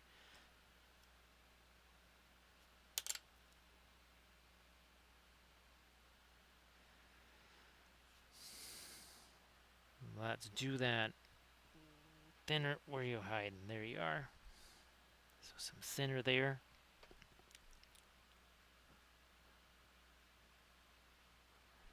So Derbs, that is from Printing Goes Ever On, and I'm pretty sure that's the May release. I don't think that's June.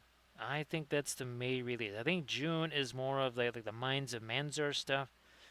So yeah, I'm pretty sure that was the May release. Essentially a whole bunch of, well, Fellowship of the Ring type stuff.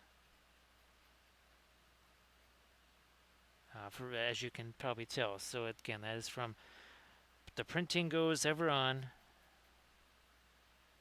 And that was 3D printed. So great to see you again there, Derbs. Now GW and what was it, $80? They have their, obviously that was their version for MESBG, which apparently also has a Gandalf just kind of walking along figure. So you're getting the cart and the single figure there, but that, again, that's going to be $80. Or you could do 8 months of support for Printing Goes Ever On and have hundreds of files. I know which direction I lean there, but that's, again, that's just me.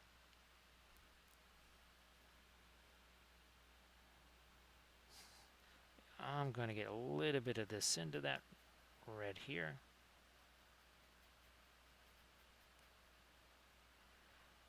A little more of that here. Let's see, so we're about 3.5 hours in.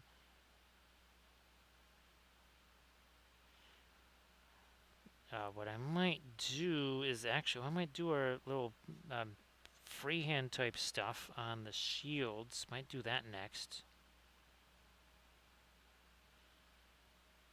Now, speaking of fireworks, now I hear more of those going off. Now that it's 2 o'clock in the morning.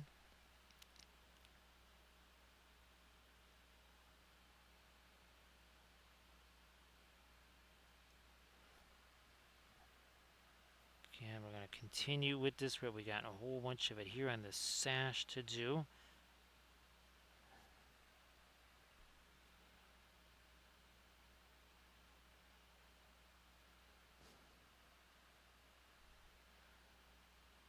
Lighten you up a bit more. We'll have to do one more lighter shot on our gemstones and stuff. Nice to see you there, Inganes. Everybody please give Inganes a follow if you could.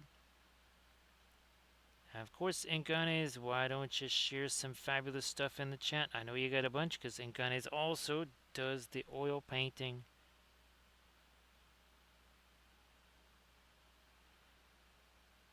So yep, Inganes, please share some of your fabulous stuff there in the chat so people can see that.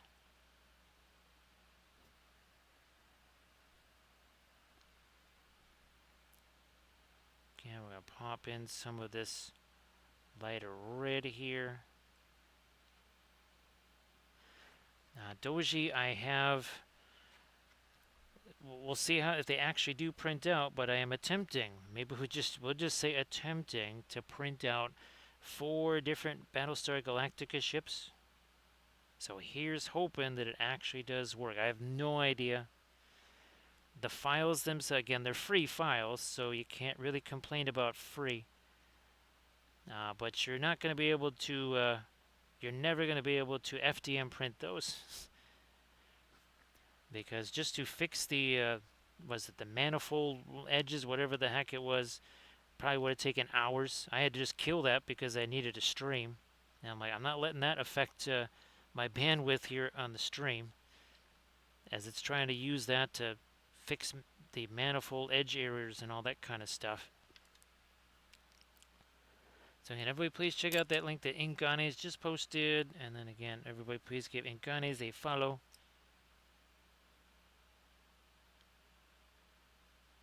Lightening up that red there, also over here. And maybe a little over there.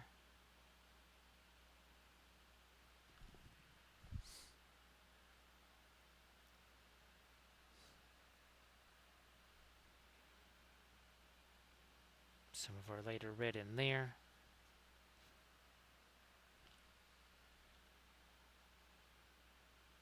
You know, I might just throw a little bit up there. I didn't do that on the other one, but I'm going to do that on this one. Because again, the other one I did up as the War Priest. Here we're going to do him as a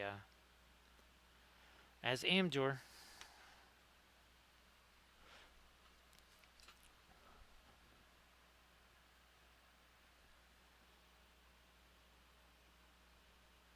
Let me get my lighter, yeah, some lighter red down in there too.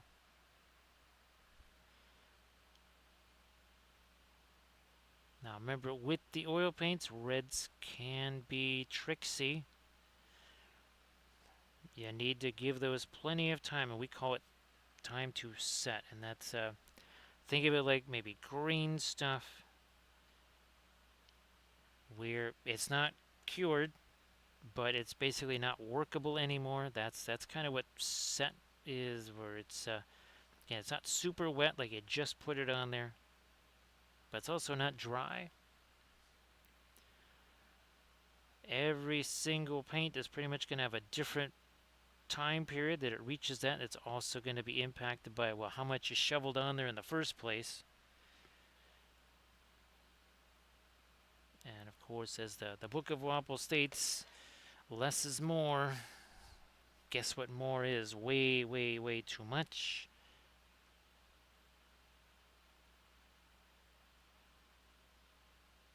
Wait a minute, let me... No, we'll do... not quite that light of a red. We'll get... There we go.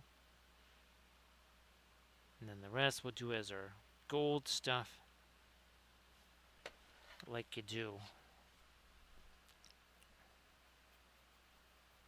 So again, it's great to see you.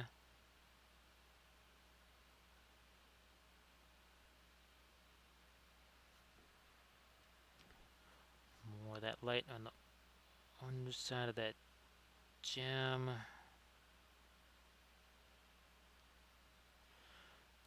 Sash. There. Also there, and that's just mixing with the blue. That actually got a little too low. Oh, we just erased it using our blending brush.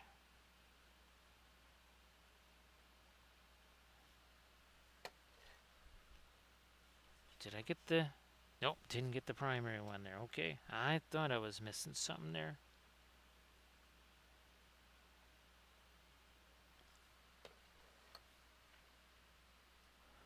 Oh, no problem there, Ingones.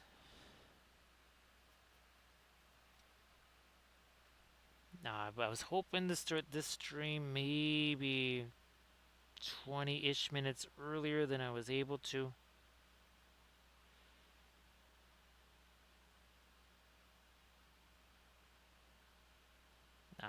it was trying to get the printers going. That really did throw a wrench into things.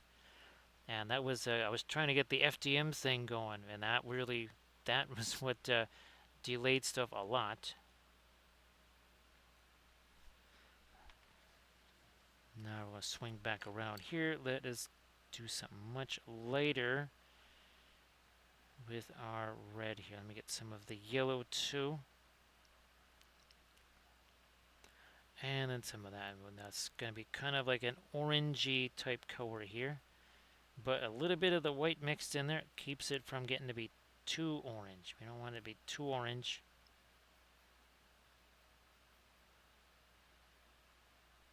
Little more of the, and again, that could be Naphthol red, it could be Fanchon red, it could be Windsor red. All three of those are kind of the same.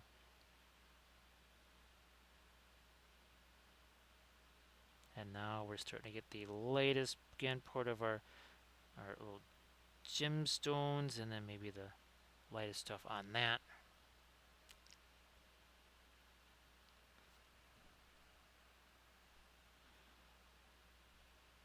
Here we are.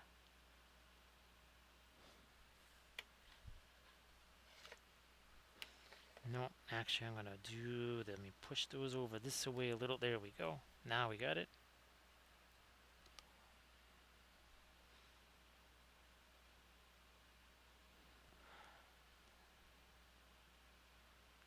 I got the original primer color was a very dark blue. We did the dry brush thing into that immediately. Then promptly did some of those kind of darker glaze type of things.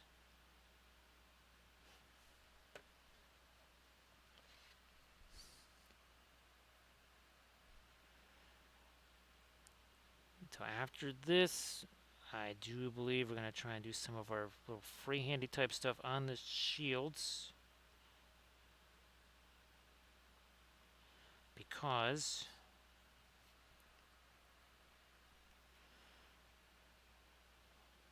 sure, we'll add our little bit of lights on those.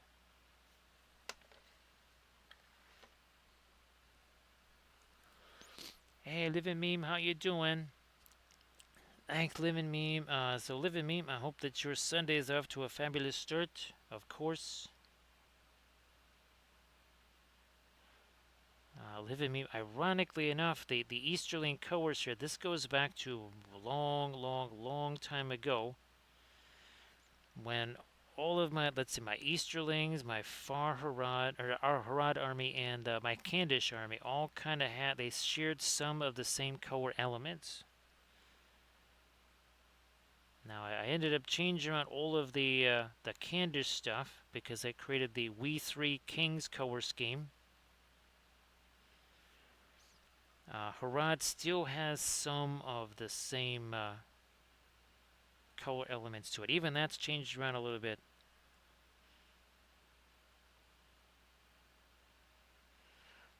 Sorry that we did not get a chance to do the mass amount of Merchant Guard today. Again, I was not able to get those prepped. These were already prepped and ready to go.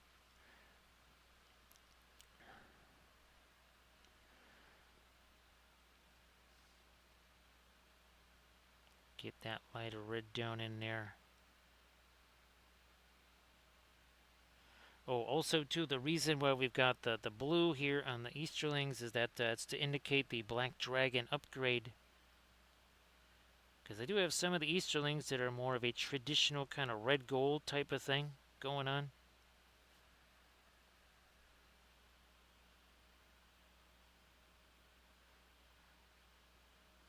But yeah, these here, it was it was a color choice for game playing purposes as well.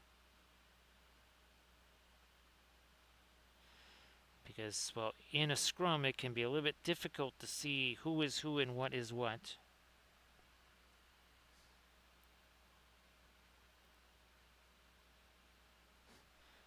I don't know if I've got some of the older Candice chariots, a picture of those. Let me see. There's nope, that's not it. Well, there's some of our Candish yurts. Again, there's our three different color schemes that we have going on for Candish stuff. Ah, there we go. There's the old. So you can see there's kind of some of the blue. You got some of the violet in here. So that again, tried to carry some of that. Even oh, that's not what we're looking for. I was looking for this. That's what I thought I was gonna have. So you can see there's even some of the blue there, in the coursers of Umbar. I guess I can get rid of that one picture. Nice to see you there, Sash. How you doing? Appreciate you being here, and happy Sunday, of course.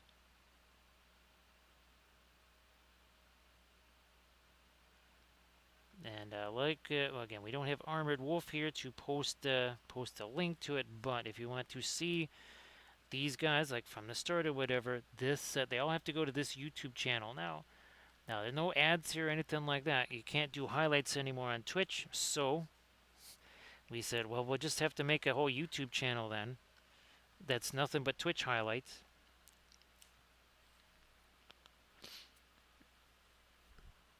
Let's see. So let me. Monday was a very different kind of a subject here. This was our Armada Monday. Now, of course, we might be painting a Battlestar Galactica ship on our upcoming Armada Monday. Thursday was this. So we painted this on our flat Thursdays. Of course, the week before, speaking of Battlestar Galactica, there is the mighty Panoline Galactica. So we painted that up. Again, the same paints we're using here on our miniatures. And, of course, last night, we painted up for our 4th of July stream. We painted up Gandalf on a little cart there with all the fireworks. So very fun. That was again, that was our stream last night. And again, if you do the subscribe thing on the Linseed Fellowship YouTube channel, then you'll be able to watch these streams here. There's no ads on there. Not gonna be ads. That's not what that channel is for. It's basically just to be a place where I can post these sessions, because I can't do it on Twitch anymore like I did for, what, 5 years?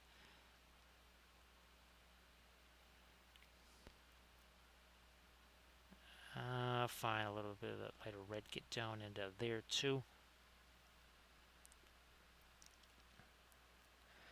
So I just did that one last night. We don't have any pictures of him, but, well, we have plenty of Gandalfs here. We have infinite numbers of Gandalfs. We have, oh, so many Gandalfs. There are, again, virtually unlimited supply of Gandalfs in all forms and shapes and sizes. Oh, wait, we don't just have one Gandalfax, we also have a Shandorf. There we go. 2 more Gandalfs for you, but wait, that's not all. There's even more Gandalf.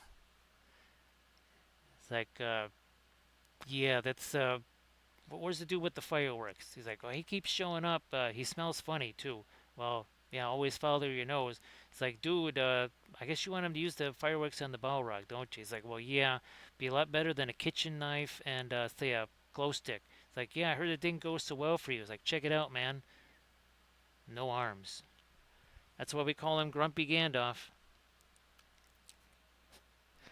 That is why he is called Grumpy Gandalf, the grumpiest of all Gandalfs.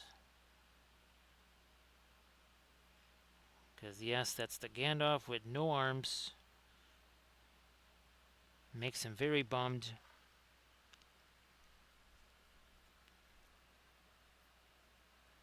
I mean, who would have thought?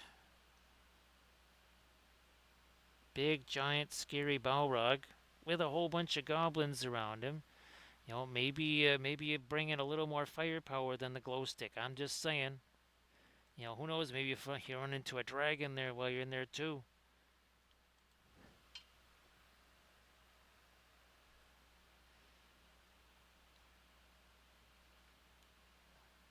And of course, he's extra grumpy because people keep saying that Sam is the real hero of the story. And of course,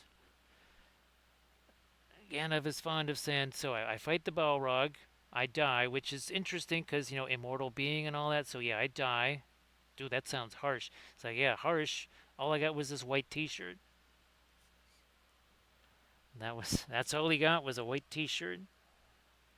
Oh, and a new glow stick. That's right, a white T-shirt and a new glow stick. Meanwhile, the gardener gets all the accolades.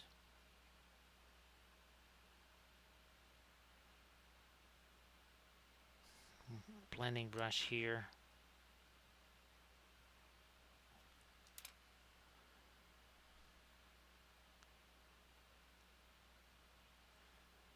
Yeah, because I only get a new sword, right, Rico? He had the same sword, just got a different glow stick.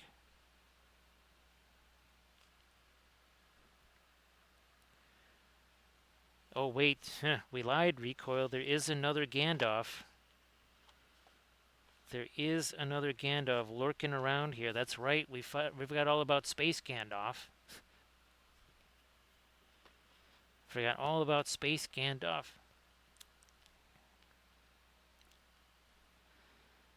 So Living Meme says that, well, once he falls into the water there, that's why he wasn't really Gandalf the Grey. He was just very dirty.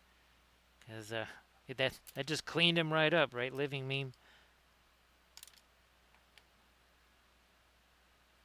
You drop him into the bottom of Khazad-dûm with a little bit of detergent or something like that, and he comes out lickety spanking clean, and he's Gandalf the White.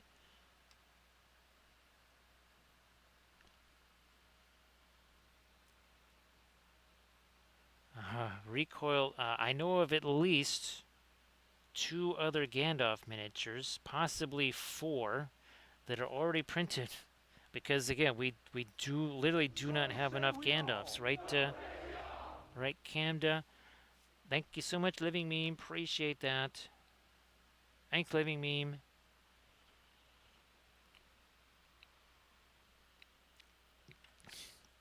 So again, we have plenty of Gandalf. Now we have Gandalf the Grump and we have Gandalf the Grubby. We have Gandalf the Grubby. Oh, by the way, I did print up another Galadriel figure because again, like we have infinite Gandalf, we also have infinite Galadriels. It's like how many more Galadriels do we have? We have plenty of Galadriels. Where's Schmaladriel here? She's around somewheres.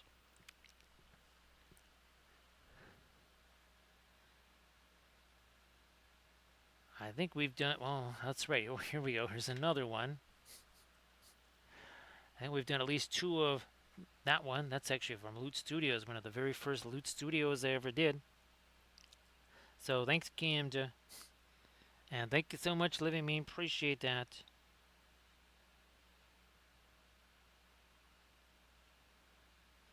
Oh, and by the way, this is just a tiny portion of our Easterling army here that we are adding to.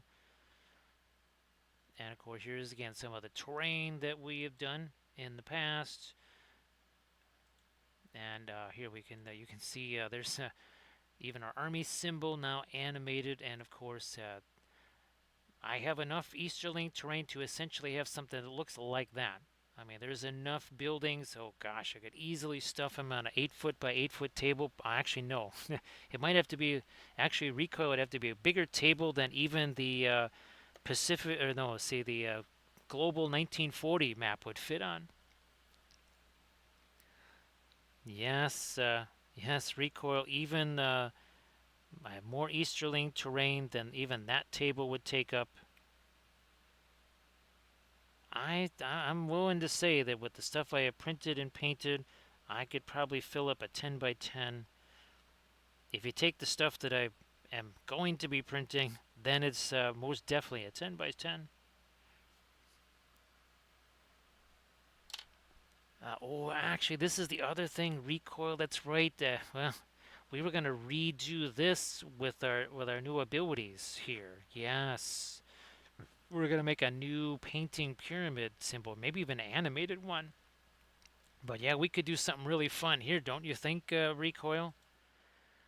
So this was well, originally started back in acrylic days there, which is, well, that's why we have shaded base coat, which eventually became things like the pre-glaze, right? So think of our pre-glaze as kind of a shaded base coat. But you notice over in the corner, object source lighting, right? Freehand.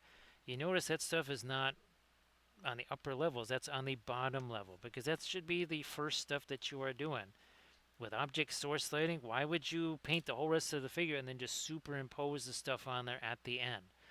Now you can see things like color theory. That's where you're kind of getting up towards the upper parts of your pyramid there. Now this goes back to what, 2013? Yeah, I'll have to find this Greek oil. I don't even know where it is. Well, probably because it was on the machine that kind of died, and then I had to recover that. But yeah, Rico, I want to do a whole different thing with this. And of course, you got the happy painter at the top, right? But you see, you got your color theory, your skin tones, glazing, all those kind of things. While those are important, we're going to show you some object sourcelet stuff, and that's why. Here, we can grab something like this even. So why would we take all the extra time to paint that first and then repaint it with orange? Or we start with the orange. We literally start with all the orange there because we know this is not going to get hit by the light, right? So we have plenty of chances to paint our blues and golds and everything else. But over here, where we know the source light's going to be, right, that's where we want to be doing our orange. Also here, okay, we got the green. Where's our? Oh, look at this. We have 4 light sources there. There's basically no ambient light except for that little bit of red over there. That's it. So why not start with the source lighting and then, well, work from there? Yeah. That's one of our tutorials on the Patreon page. That's our latest painting Shatterpoint episode.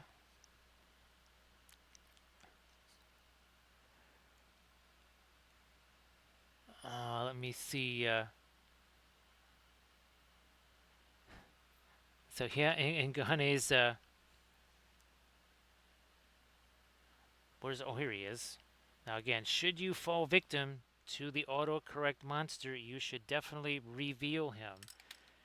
Because again, evil wants to lurk in the darkness and shadows and the dark corners and all that good stuff. But here you can reveal him and bring him to the light of day. So yeah, Rico, I'll try to find that for you. Cam, the other thing that, remember we were talking about trying to like a Book of Wapple type thing, but try to make it like basically a 3D printable book that actually has a hollow interior that I could put stuff like either paints or brushes in, almost kind of like well, it was something I had when I was doing Deadlands, the RPG thing. And my character had a Bible, which was, of course, hollow on the inside, and he had a pistol inside of it. So if Sector X is out there listening or something like that, there's a sculpting challenge for Sector X, is to make something looks like an old tattered Book of Wapple, kind of again like this, except it basically has like a mechanism where I can open that up and inside is either paints or brushes or something like that. Just because if you're going to use the oils, you have to place your hand on the great book, and then you have to answer the following questions. Do you reject acrylics and all of its lies and empty promises? Do you embrace linseed as your redeemer and savior? Do you also embrace the synthetics? Because, of course, the filberts and the liner brushes are the way, the truth, and the light.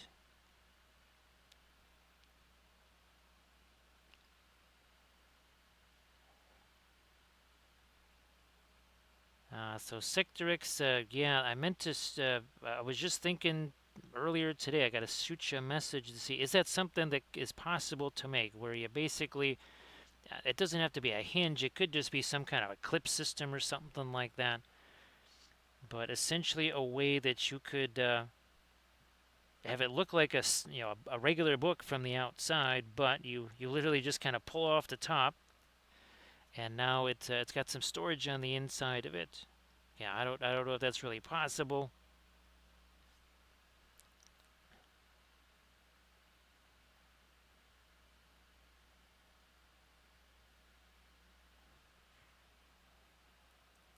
So yeah, we've oh,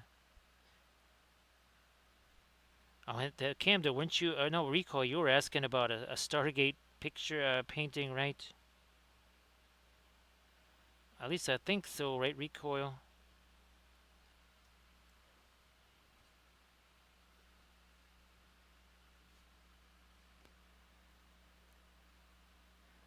So yes, you must place your hand on the book and forsake all things petroleum. Learn to embrace the linseed, even the walnut oil, even the walnut. We'll even accept the walnut oil too. Now we were talking about our freehand type stuff on the shield. Well, let's do this stuff here. So that's what we're gonna try and hit next here. So it was I couldn't remember. I couldn't remember which Aussie was it. Which Aussie was responsible for that?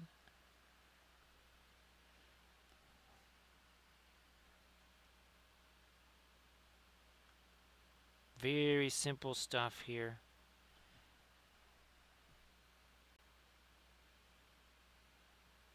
Keeping it very simple.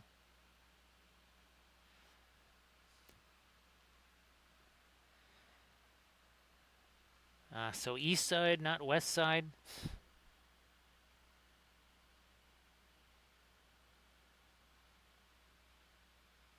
Actually, I'm not sure what Hue Forge is there in Ganes. I have not heard of that before. You will have to enlighten me as to what that is.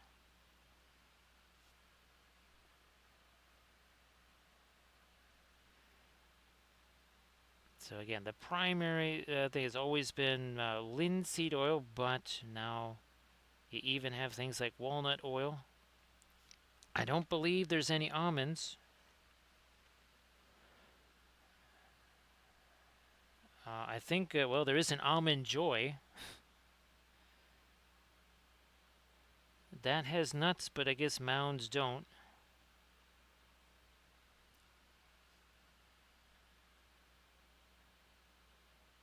Now there could be some other type of thing like that, but I think probably walnut oil is about as unusual as it gets. I would think.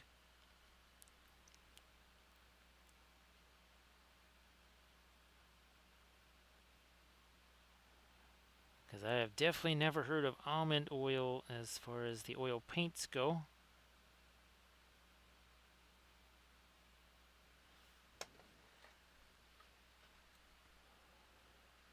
So yeah, and guys, you'll have to fill me in on the, what is that called? Hue Forge. I'm not sure what that is.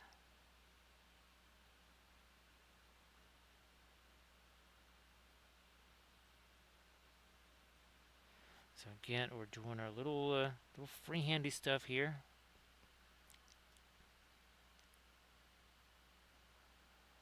So it converts images to a bas relief using filament.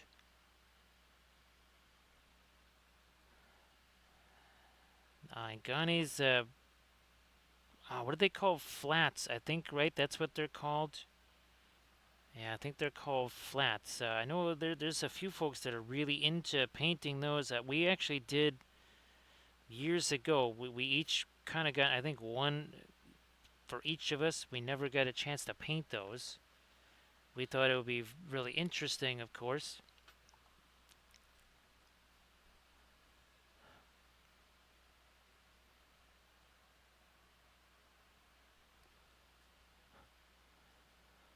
So Recoil says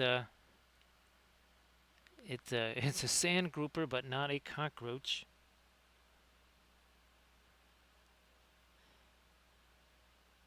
So it was the eagle and not the roo, right? Right, Recoil. Oh no, it was the magpie. That's right. Camda is the world's biggest magpies fan.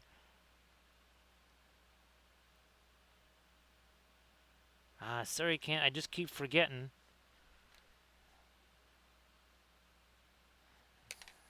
It's like, yeah, you lead the Perth faction or the Perth whatever of the Magpies fan club there.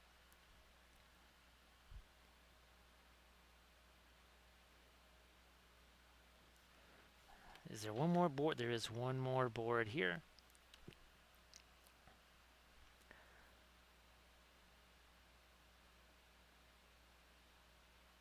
I guess. Well, let's see it. I know they won and they won again. It's kind of funny because nobody really is talking about. Everybody's talking about everybody else except Collingwood. I believe they are 14-2 and at the top of the ladder.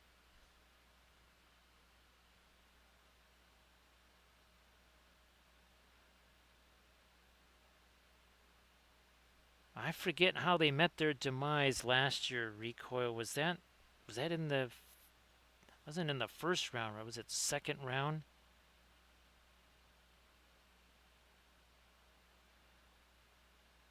I forget who it was they lost to.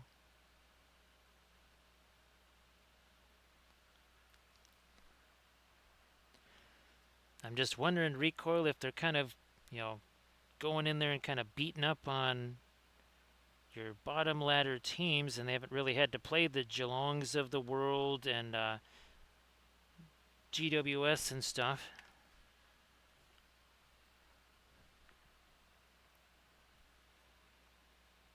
And again, Rico, sorry that we missed the game this week of all things.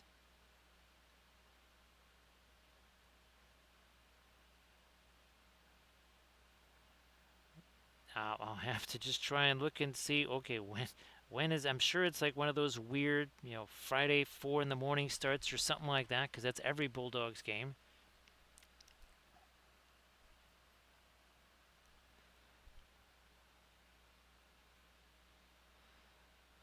Actually, Rico, I think when we first started watching footy, the Roos, I mean, they weren't exactly going to be a top 4 team, but I think they did. They at least competed for the 8 back in the day. I think it's kind of been a little while now.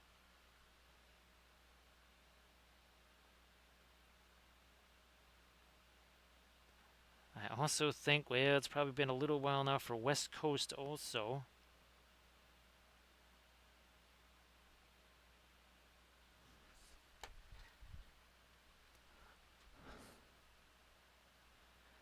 Did we? Oh, yeah, we gotta get that over here now.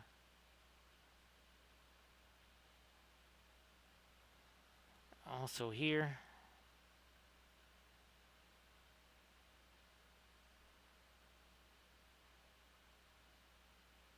Yeah, I guess we have to determine once and for all.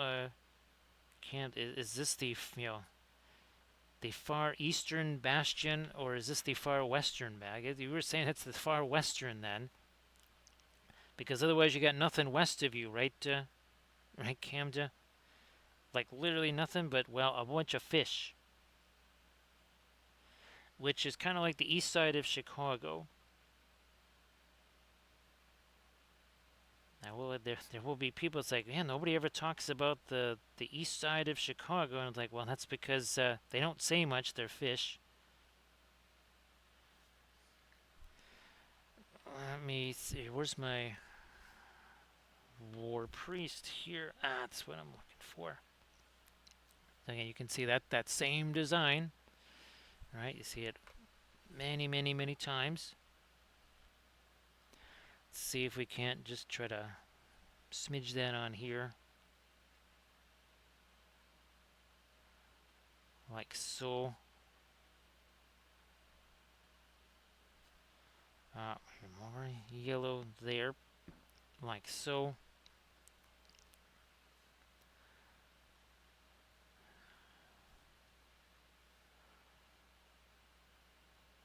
Start drawing a line here.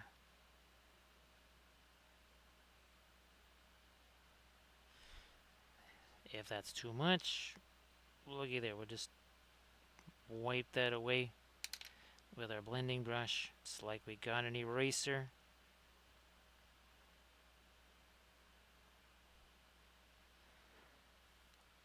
Now, actual OGs and Ganes, were you going to be streaming it all this weekend? Forgot to ask you there.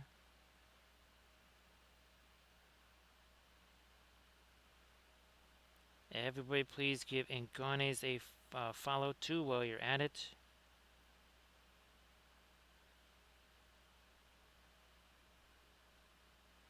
Well, as in today. Again, the whole 4th of July thing has me a bit confused there.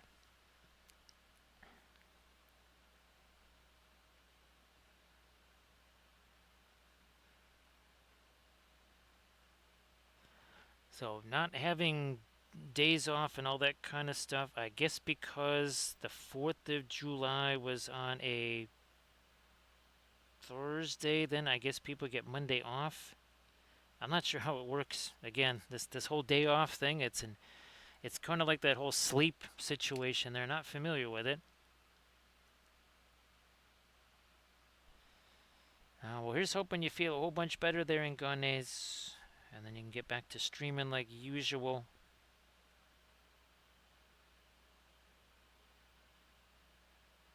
All right. So we did that. Let's do this here. It may have been a while since my last day off. I believe that was 1989. Now, can we extend this over a little further this way? Yeah. That's got to come down a bit. There we go.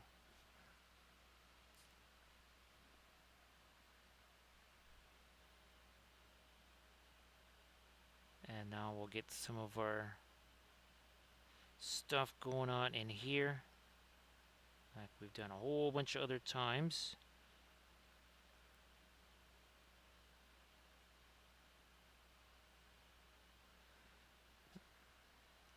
Where's me red here? Reddish orange.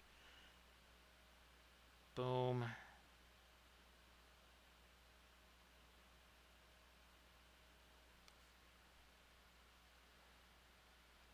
Now, boy, and gun. Oh, geez, and gun is that's yeah, it's gonna be. Should be interesting getting back into it. Sometimes that can be tricksy. All right, where's my? Let's use this for this bit right here.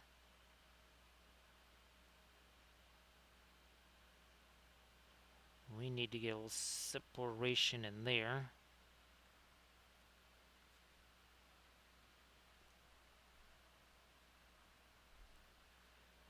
Also, some of our dark over there.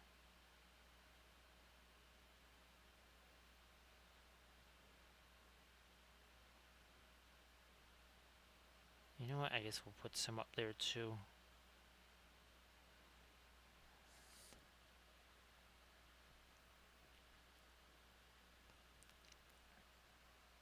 Get all that darker stuff out of there. Now, is this, are we going to have to reconstitute this? Probably, yeah, a little bit.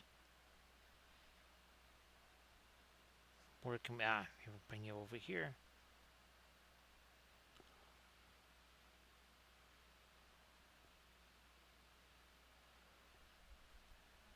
Well, here's again, hoping, and guys, you can get back into that and get a good run going. Yeah, I know that's really frustrating, getting kind of interrupted and knocked off course there.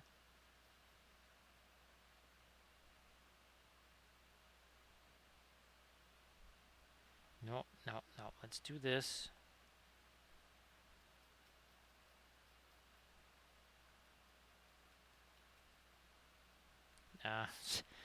Just trying to get rid of that. There we go. Finally get rid of that stuff that was hanging off the end of the brush there.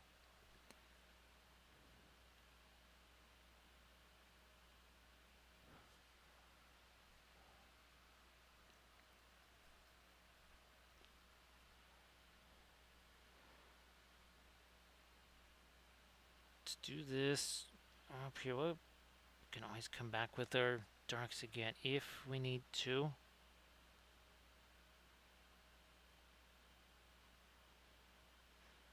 Let me just get rid of some of that junk that's on the end of the brush there. Much easier to work with now.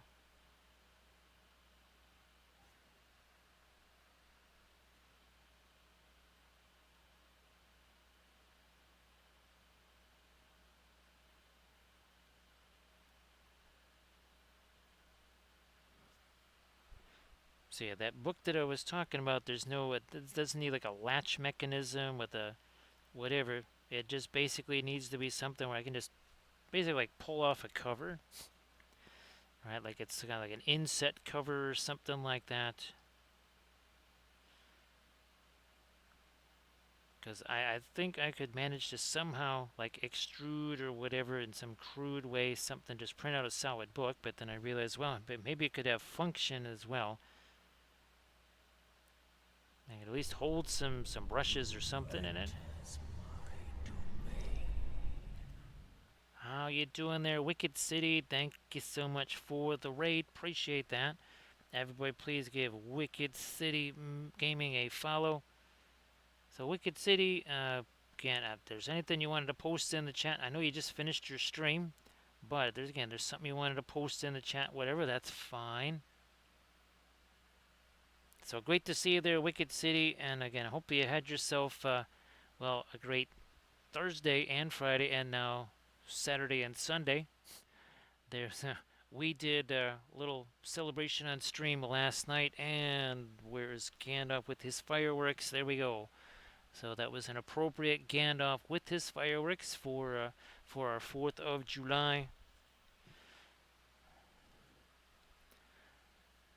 So yeah, living meme out here. You can see again. There's that same pattern, and I literally took the picture of the base here and we turned it into this, which was super fun.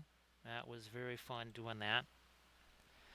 Thanks, Wicked City. We are painting. It's what, 8 different figures here. Here, let's try and get these out here for you. So there's all these guys. More. And 4 hours, 13 minutes ago, that's what they looked like. They all look just like that. They look a little bit different now. We were just adding a bit more of our freehand onto Amdur here. We also have been adding some of that to the shields as well. We've got some of these with their marble on them. So yeah, we've got, oh, here, this guy needs some gold down on the base there. So yeah, Wicked City, if you wanted to share anything in the chat, please go ahead. Discord link, work in progress, Instas, whatever. Please feel like you can go ahead and do that.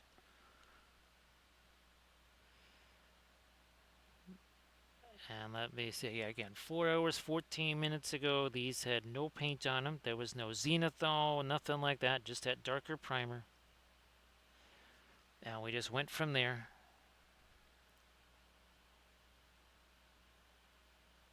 We are adding on to our, this is again a tiny portion of our Easterling army here. We are adding onto this. All this stuff was painted on stream.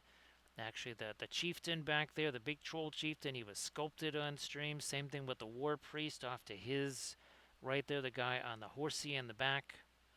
And a mix of 3D printed things and some of the Forge World stuff. Again, that is a tiny, tiny portion of our Easterling army right there. We're trying to add more to it now so that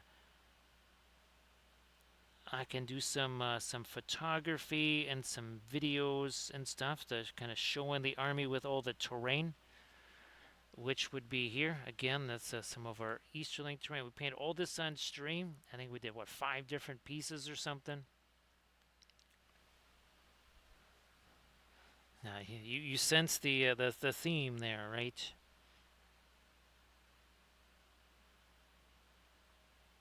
And that's been very fun.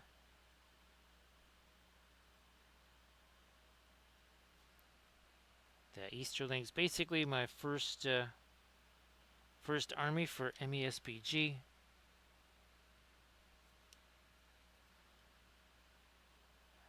Fine, I'm just going to get rid of that. We're going to try this again here. There we go. Doing this all with the oil paint, start to finish.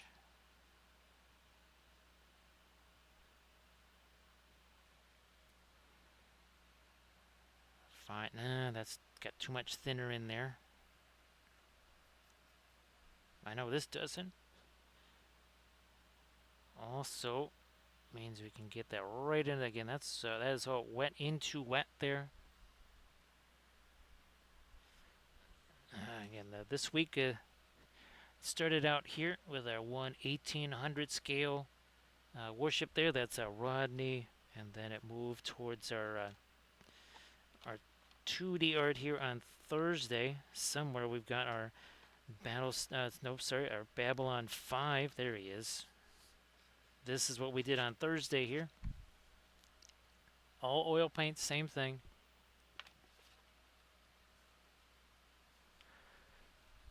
So Peace Dog, it's a prop basically. It's just for when I'm at a convention or something like that, just for giggles. And the idea is that it's basically like a carrying case.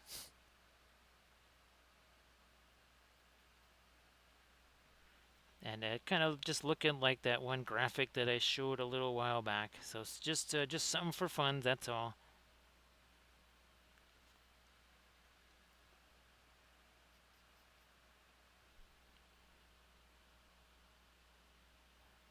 Let me lighten up a little bit of my gold over here.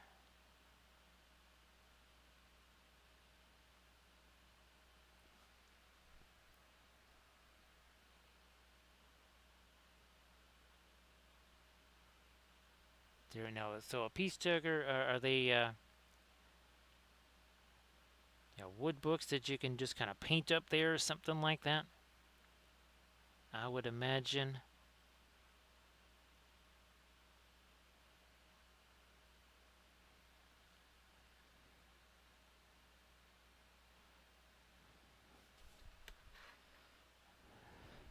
Did we?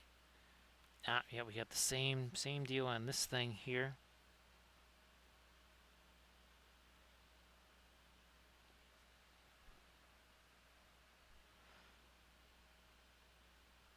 There we go. This is the Grain Stuff World Texture Roller. Now, I did actually ask them, I don't know, it was just a few days ago, if they had any new texture rollers that they were working on. I don't know, maybe they're not making any more texture rollers. There's not a whole lot more textures they can make, and I think they're maybe not super happy about, well, the 3D printable ones. I know it was a custom miniature maker or something like that. I have some of theirs.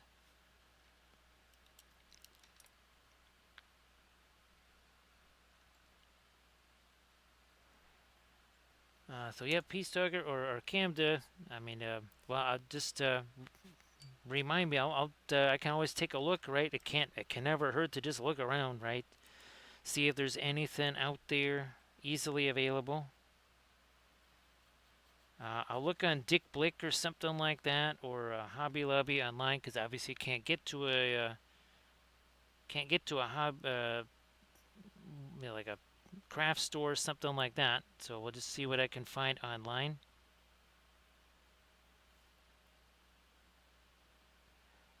Dick Blick might have something like that.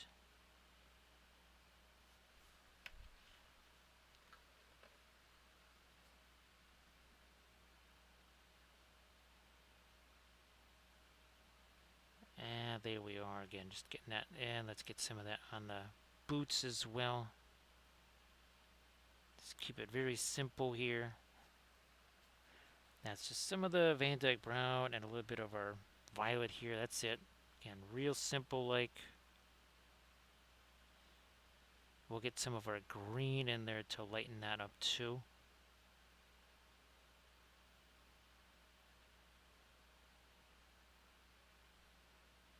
Come on, get down in there. We are.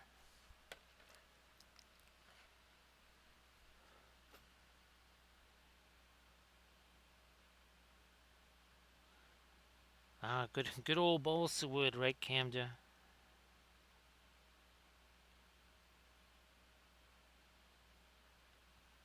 Okay, so at least that we're starting to get some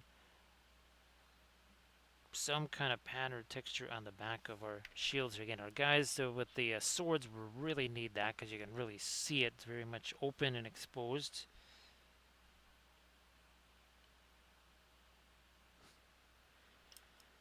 Let me just take that and again just lighten it up a little bit.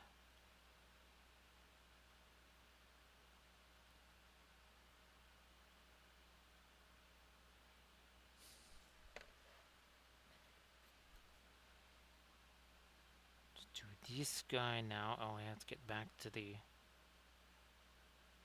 Oh, you got a little something on that side. Now, thanks, Camda.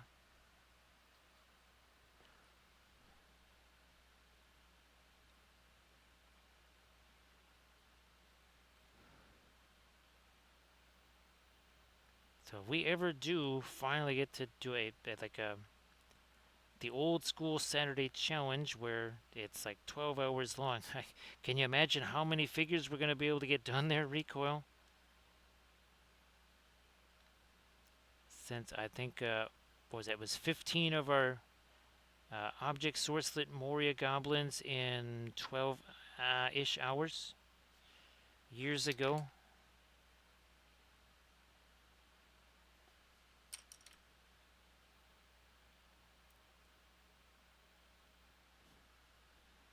Let me try this here too. Yeah, okay. Do we do this spear? We already did that one. Oh, this guy. This guy again. That's some of the Van Dyke Brown. It is mixed with some of our violet there.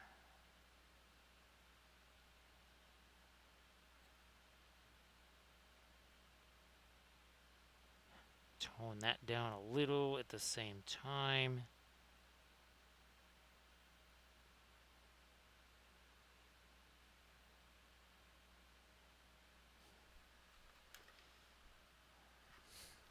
I think we'll try to get a little something on Amder's shoes, boots, whatever there too.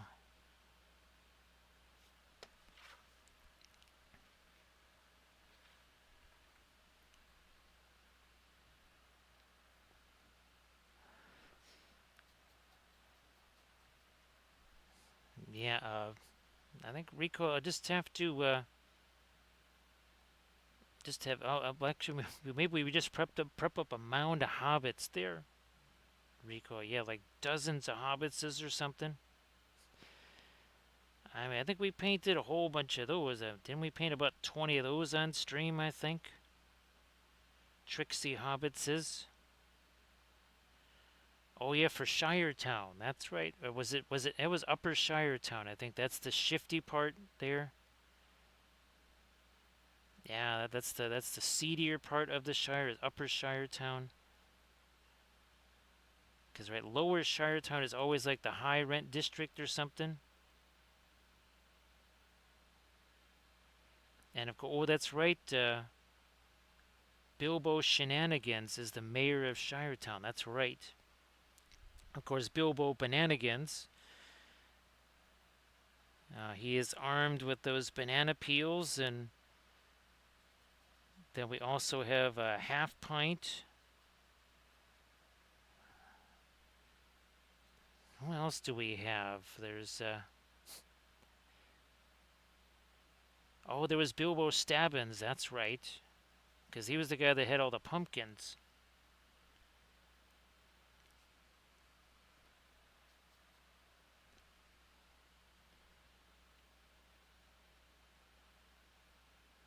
people keep sending me the if Lord of the Rings was a 1980s sitcom or something like that. And obviously they've got the different characters somewhat altered to, well, again, match a 1980s sitcom.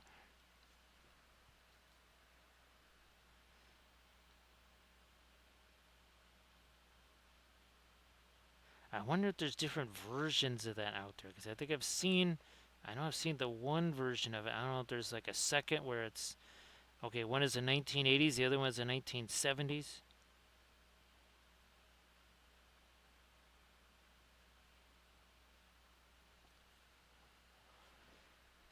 Welcome back there, Eric. Great to see you again.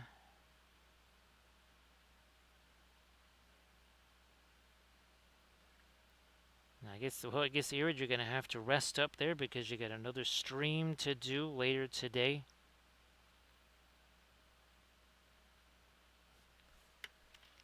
Is the Yeah, let's do his boots too a little later. Sure.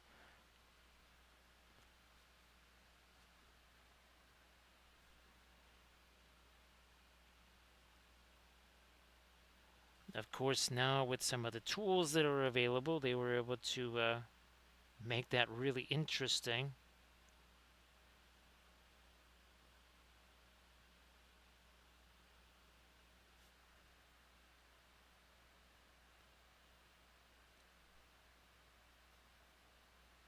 Now again, that's mostly now it's got mostly a green in it there,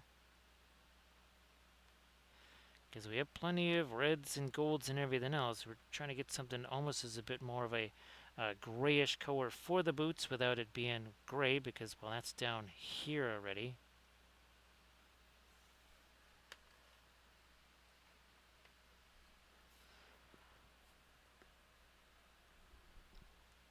Now, recoil. I've only had a chance to see about the half hour of the first episode of the Space Above and Beyond there, and there already was a bunch of stuff that I forgot.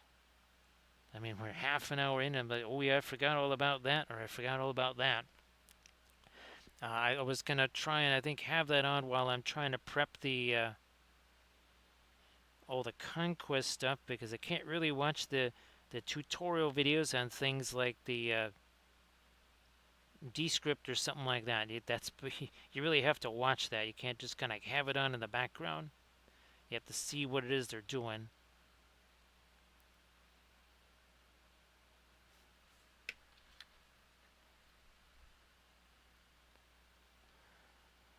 Recoil, I swear that guy has played that same role in at least 3 other movies.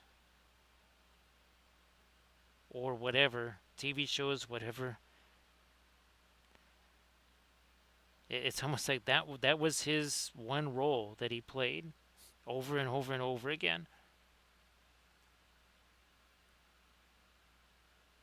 No, that's the one the link that you sent there.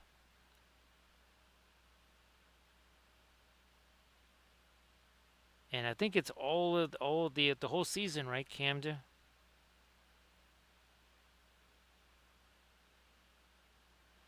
Let me get a little more light on that skilly tone there.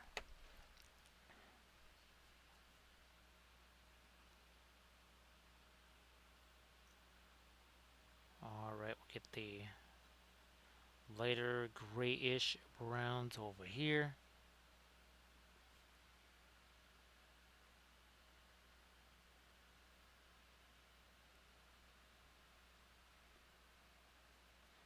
Here, let's do this. Actually, Camden, I haven't had a chance to just look for like just the DVDs. So hopefully maybe those are around somewhere out on Amazon or whatever. I have not had a chance to even look for those or anything.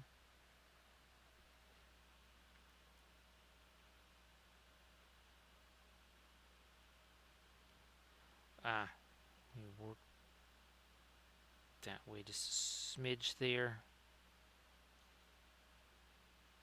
Can see it kind of almost matches some of the grayish green colors up in our shields there.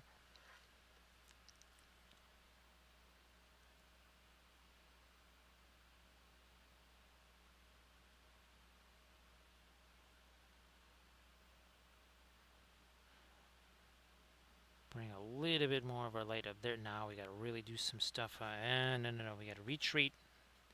Let's go back to the browns there. Because we haven't actually hit this thing yet. And you can see that, look at that. See, that paint actually is mixing on there still, and we haven't touched any of that stuff in probably 4 hours.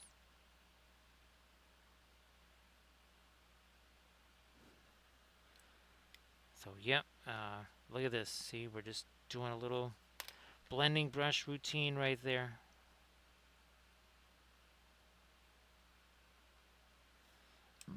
Doing it again.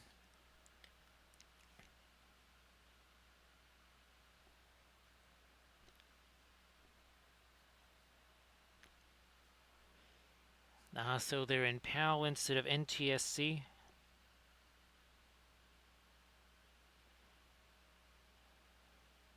I think, oh, that's right, when I was trying to find the red dwarf stuff for Kathy, that was another thing I tried to be aware of, was were they going to be PAL or NTSC? It's really weird that they would be in PAL and not NTSC, because it was a US show.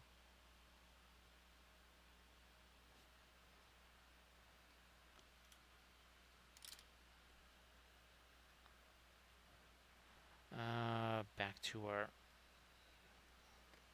somehow we got a whole bunch of our blue on there, and let's just get rid of that. Van Dyke Brown.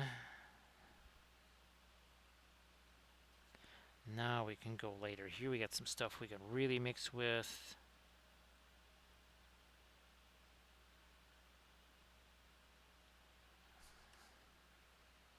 Once again with our blending brush here.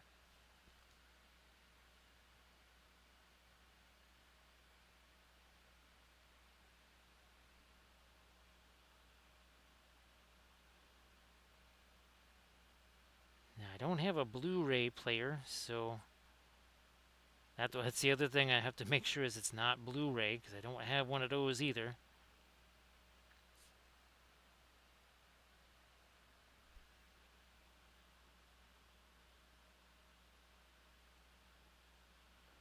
Okay, I think we've got our other boots mostly set there. I don't think I really want to get too much later on those.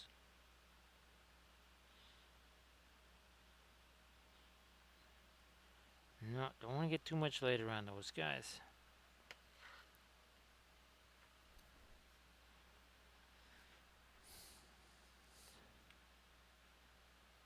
And what about...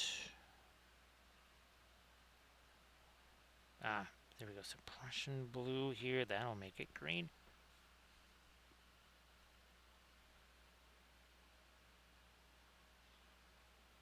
Again, to reflect some of the blue here on some of the armor bits.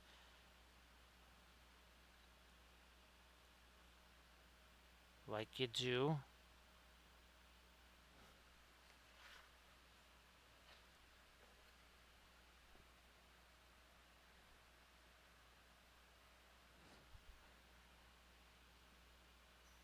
There we go. Again, that's a little bit almost like a greenish gray there.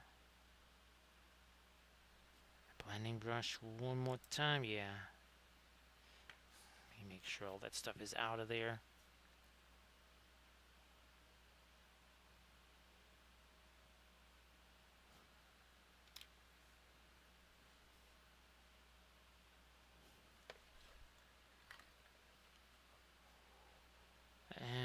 Yeah, we got that lighter stuff going already. Gonna change this up a smidge. And now up here, we gotta really do a bunch of, again, some stuff with our greens. Different colors here in our golds.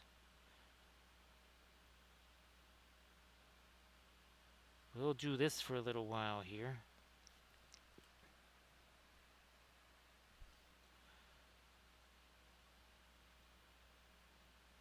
Some of that right there.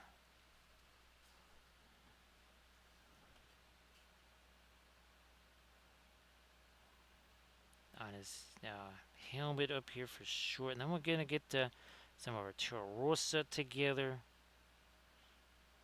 And then we kind of go in the opposite direction while we're doing a whole bunch of stuff that's got the, again, those warmer tones in it. Also might bring back maybe some darker edges in some places too.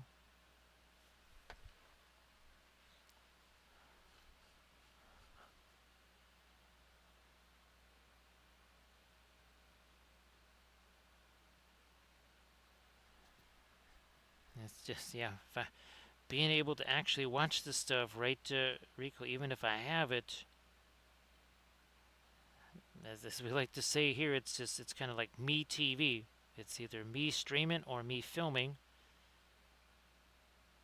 Because I'm either streaming the 4 days a week or I'm filming the other 3 days a week. Which means, yeah, we're not really seeing a whole bunch of other folks.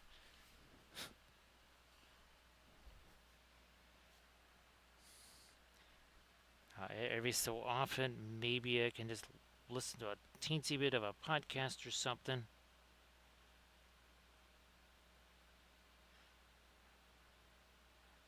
There we go. Because we're doing that on our other Easterlings too. We got to get a little bit of that on the underside there of the arm, where the armor is pointed down towards the blue marble, which means that would tint it green for sure, no doubt about it. All right, let me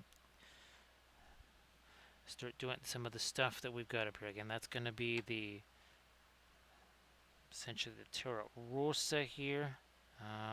Might need to get some more of my Indian yellow. Now let's see what we got here. This might just do it. Yeah, that's starting to give it a little translucency now. We just had to kind of rejuvenate it a little bit.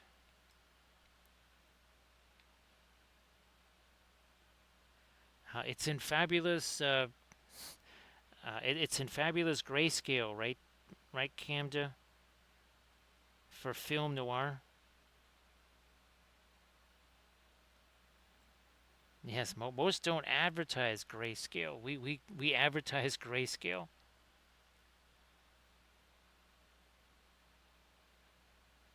Because that's how we roll here, right, Camda?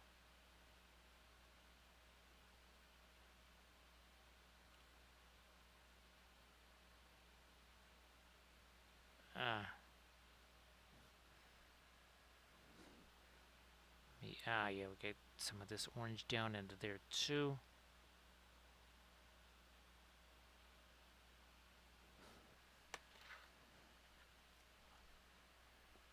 There we are.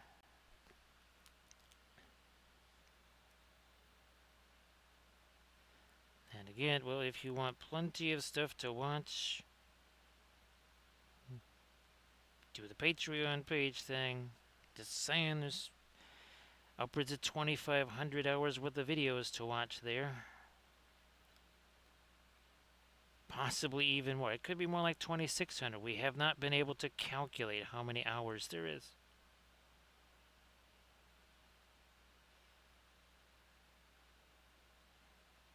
Okay, we just started Army Painting Series 47. And just the Army Painting Series alone, well, they're 5 episodes long. You do that math. Then throw in 114 episodes of On the Workbench, 100 episodes of Dark Sword, 73 basing episodes. I think we're up to like episode 50 of our color theory and oils. Actually, I don't think we did the Gandalf film noir, and we'll do another one on him too. But I don't think we actually did film noir on these guys yet, Camda. I don't think that we did. We did not. So let's do a little film noir here. Let me get one of these. So we're just starting to again add the. We got the orange here. Let me do a little bit more of the orange right here, and then. Okay, there we go. So you can see we have greens, oranges here. Let's do that here. Same thing. So you got greens there, oranges, violets, and when we take all that away, it just starts looking kind of flatter, doesn't it? Because what we're not seeing is all those different colors in here. Let's bring it back again, like you do. Now again, you can see the green kind of on his chest. There's a little bit of orangey right there. Same thing up on his helmet. Let's bring out Gandalf from last night, and what's crazy is that you would think, well, if we turn it into a grayscale, Gandalf the Grey, he's gonna really disappear. Except he doesn't. Except he becomes more prominent. Why? Because here we've got these light sources here, which make him have much more kind of shading there, whereas the horse, much less dramatic with the lights and darks. So he shows up more, even though this horse, being probably the one of the more saturated and warmer colors on here. Bring it back, and look at that. See, big difference there. Yeah, Peace Stalker, I think the only other solution is just have it, the subliminal. There you go. Yes. You figure out a way to have it kind of be subliminal or something like that, where it's you're sleeping or something, and it's like you're watching it, but you're actually sleeping or doing something else, right?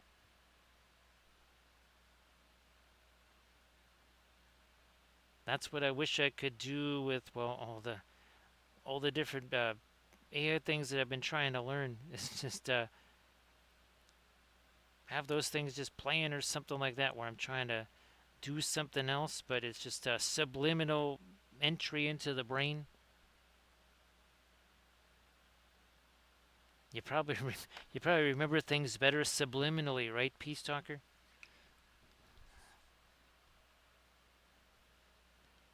That would probably be the case for me.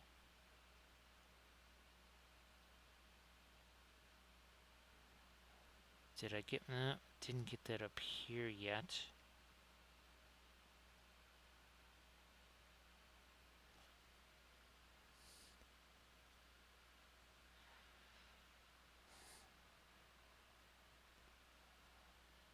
Yep, Camda. That's how we're going to recruit that army that's going to conquer the universe. Subliminally, one painter at a time. You already find yourself doing some really unusual things, right, Camda, that you never thought you'd be doing before. So that means that it's already successful. It's taken hold.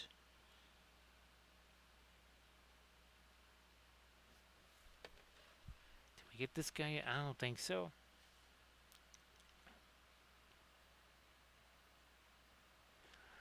Yeah, Peace Talker.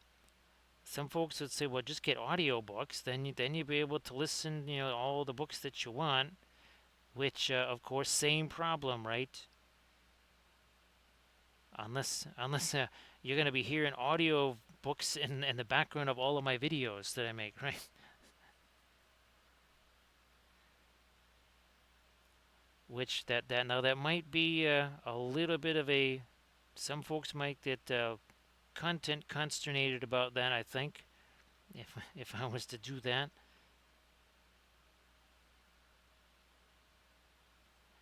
So again, some of the orange on a few of these little facets right here. Again, the ones that are facing up, those are the ones that kind of get the warmer, more orangey type treatment. The stuff that's facing down towards, I don't know, the blue marble stuff, that gets, that gets the grayish green treatment.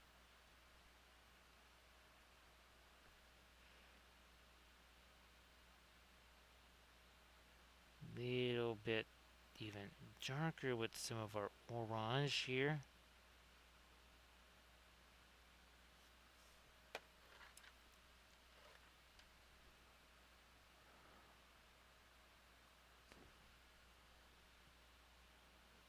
darker orange there, up here too, and then maybe some of these spots.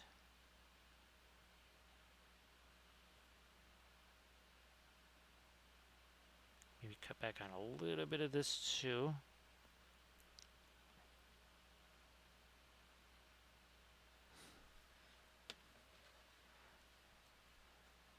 Let's get this going here. Again, more of our darker orangey stuff up there. Let that be more of a greenish on the bottom. So there we go. See, it also starts to tighten up that one edge there on our little bunny ears.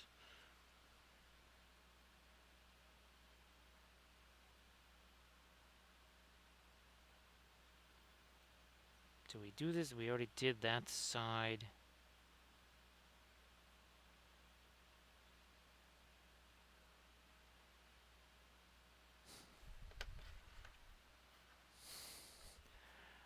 I think we kind of added a whole bunch of the darker stuff here. I'm gonna actually take a different tack on this. We're gonna try and go lighter here. I think we still do have, yes.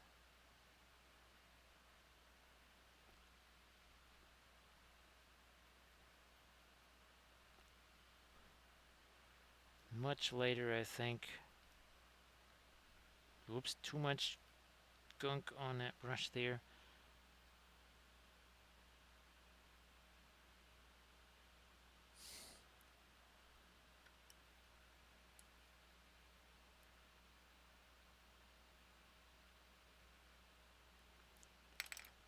A little something here on his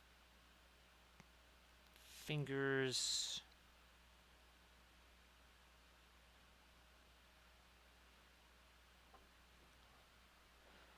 Oh, inside of the bunny ears down here again. There's that stuff that would be reflecting.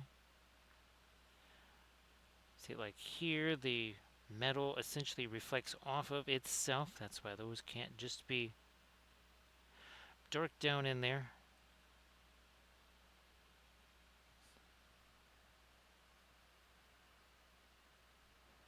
Nope, just gotta get rid of that junk on the end of the brush there. Looks like we got rid of that.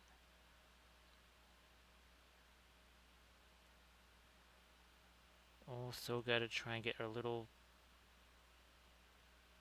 teensy lighter dots on our gemstones there.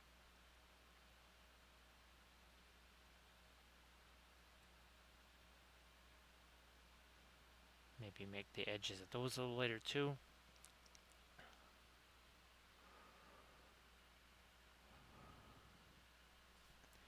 I'm glad that finally dried for their Peace Talker.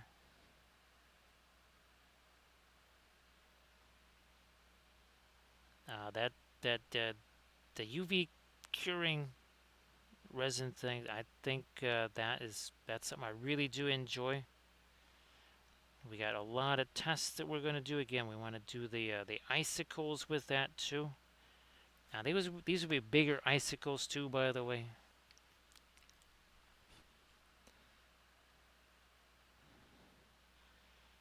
So yeah, Peace Talker, if you wanted to share that or whatever so folks could see it, please go ahead and do that.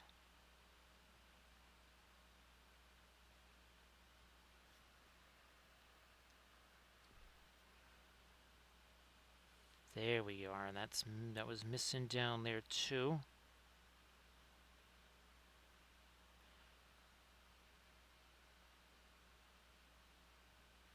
Let me try to get that little bit of the raised cloth there.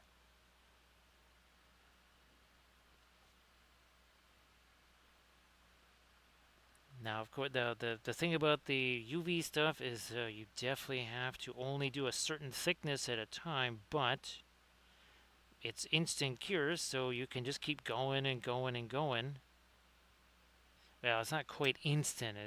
You have to wait at least, depending on the thickness of the layer, between maybe 30 to 100, a minute and a half or something like that. Yeah, 30 seconds, minute and a half, somewhere around there.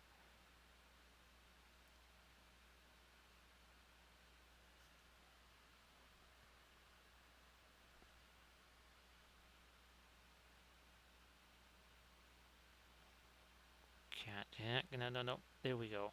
Let's orient the brush that way.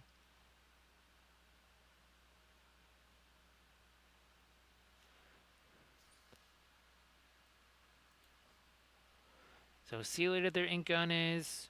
Your breakfast, my supper. My supper's coming up soon here, I think.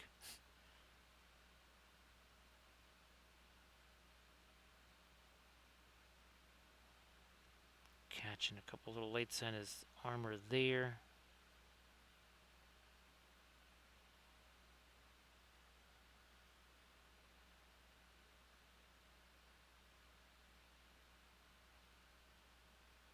I guess a little something on the sword handle over there too.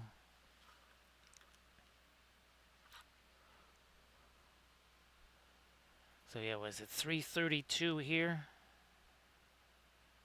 What are we at? We're almost at 5 hours on the stream now already.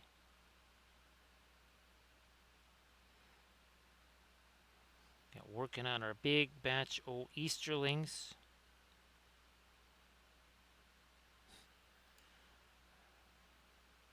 Back to that blending brush.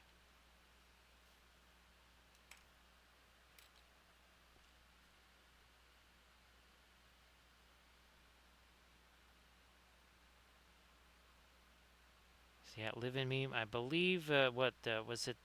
I think it was almost 6 o'clock in the morning here. Yeah, when the stream ended yesterday. Well, Saturday, I guess you could say.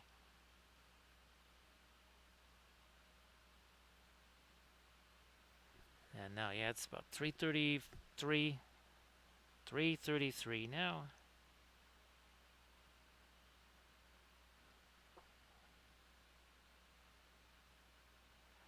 Yeah, let me catch some of my light there. Also, more of it down here again on the bottom of the shield there.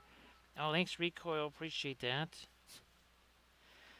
Oh, geez, look, we still have a little bit of this left. Looky there. Thank you so much, Recoil. Actually, speaking of supper there, it should be actual supper there coming up pretty soon for Mum and Squeak and such, right, Recoil?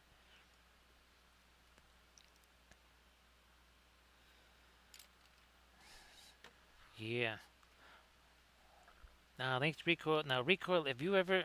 let's see. What's interesting about that Descript is that I guess a lot of folks use it for podcast stuff, again, for kind of cleaning up not just the sound, but let's say, okay, maybe you struggled for words. You had either some word salad or you just couldn't conjure up the term, and it kind of led to either awkward silence or a whole bunch of ums and whatevers. It will actually it finds those. It's scary. It'll find those, and then you can either have it do like an auto delete of all of those that it finds, or it can just you can go in individually. And I still think it's probably a little bit better idea to kind of go in individually, because you never know what it might remove. Could remove something real important. That sounds really delish there, Recoil. I did actually get to have a little bit of chicken. That was one of the things that the neighbors had included in their little feast that they brought over for me there. Was some chicken.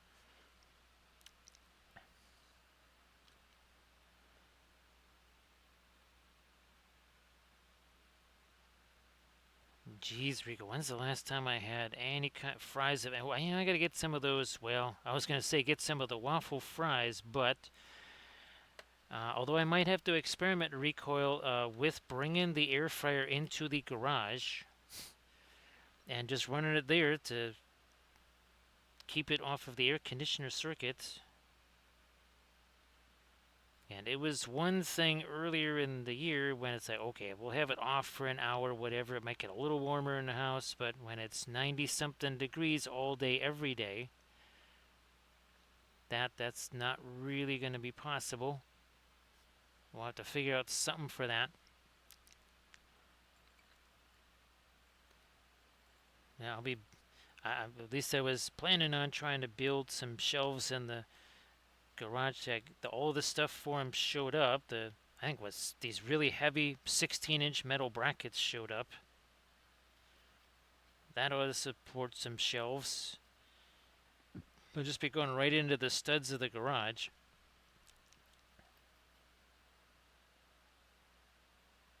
Alright, here we are, some more of our lighter blue. Possibly in a few of these guys here. Not just Amdur there.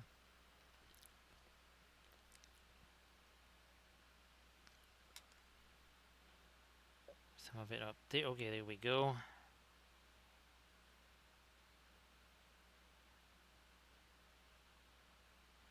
More there. Okay, so that's about it. Now let's do some of the lighter blue over here on his arms.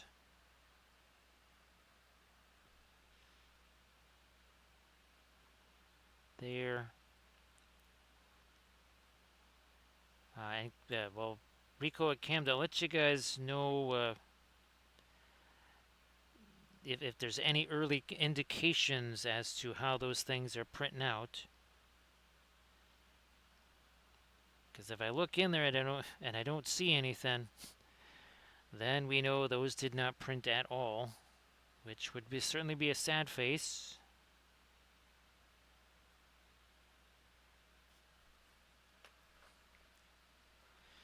We'll see again if the adjustment of like adding tons of extra supports might have done something. I mean, we'll probably break off much more of the bits and pieces there, trying to get them off of the supports, but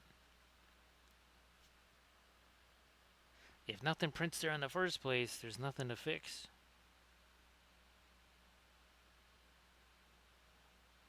Can't touch more of the lighter blue also up there.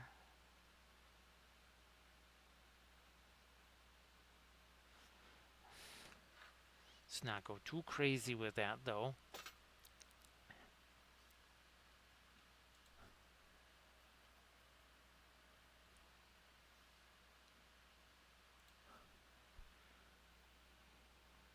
Up here around his shoulders there.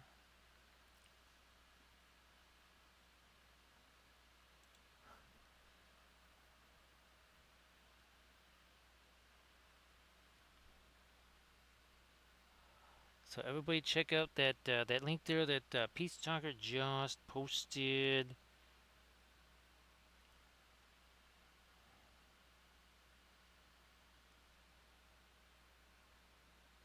So yep, go check out what Peace Talker just posted there.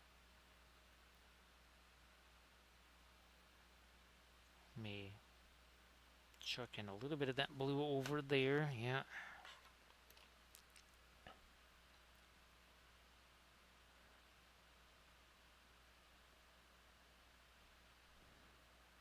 Last little bit of this here of the blue.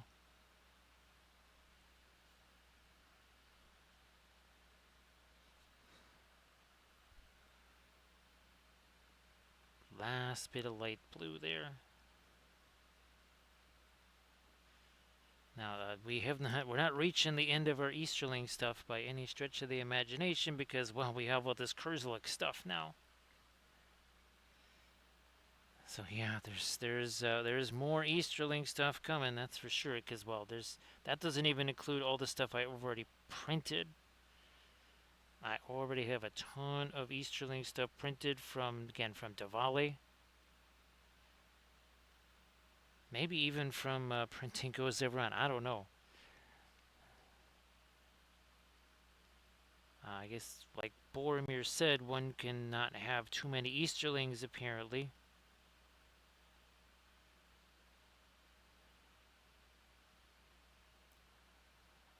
I think that's about it on that blue on the base.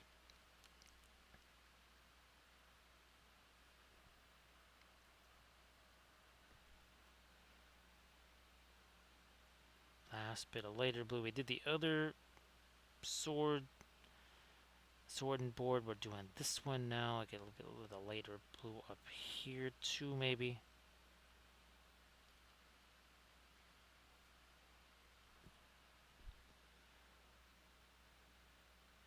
course, I want to say thanks to everyone for all the bits and the subs and the follows and the cheers. Also, there was a bunch of raids too, I believe.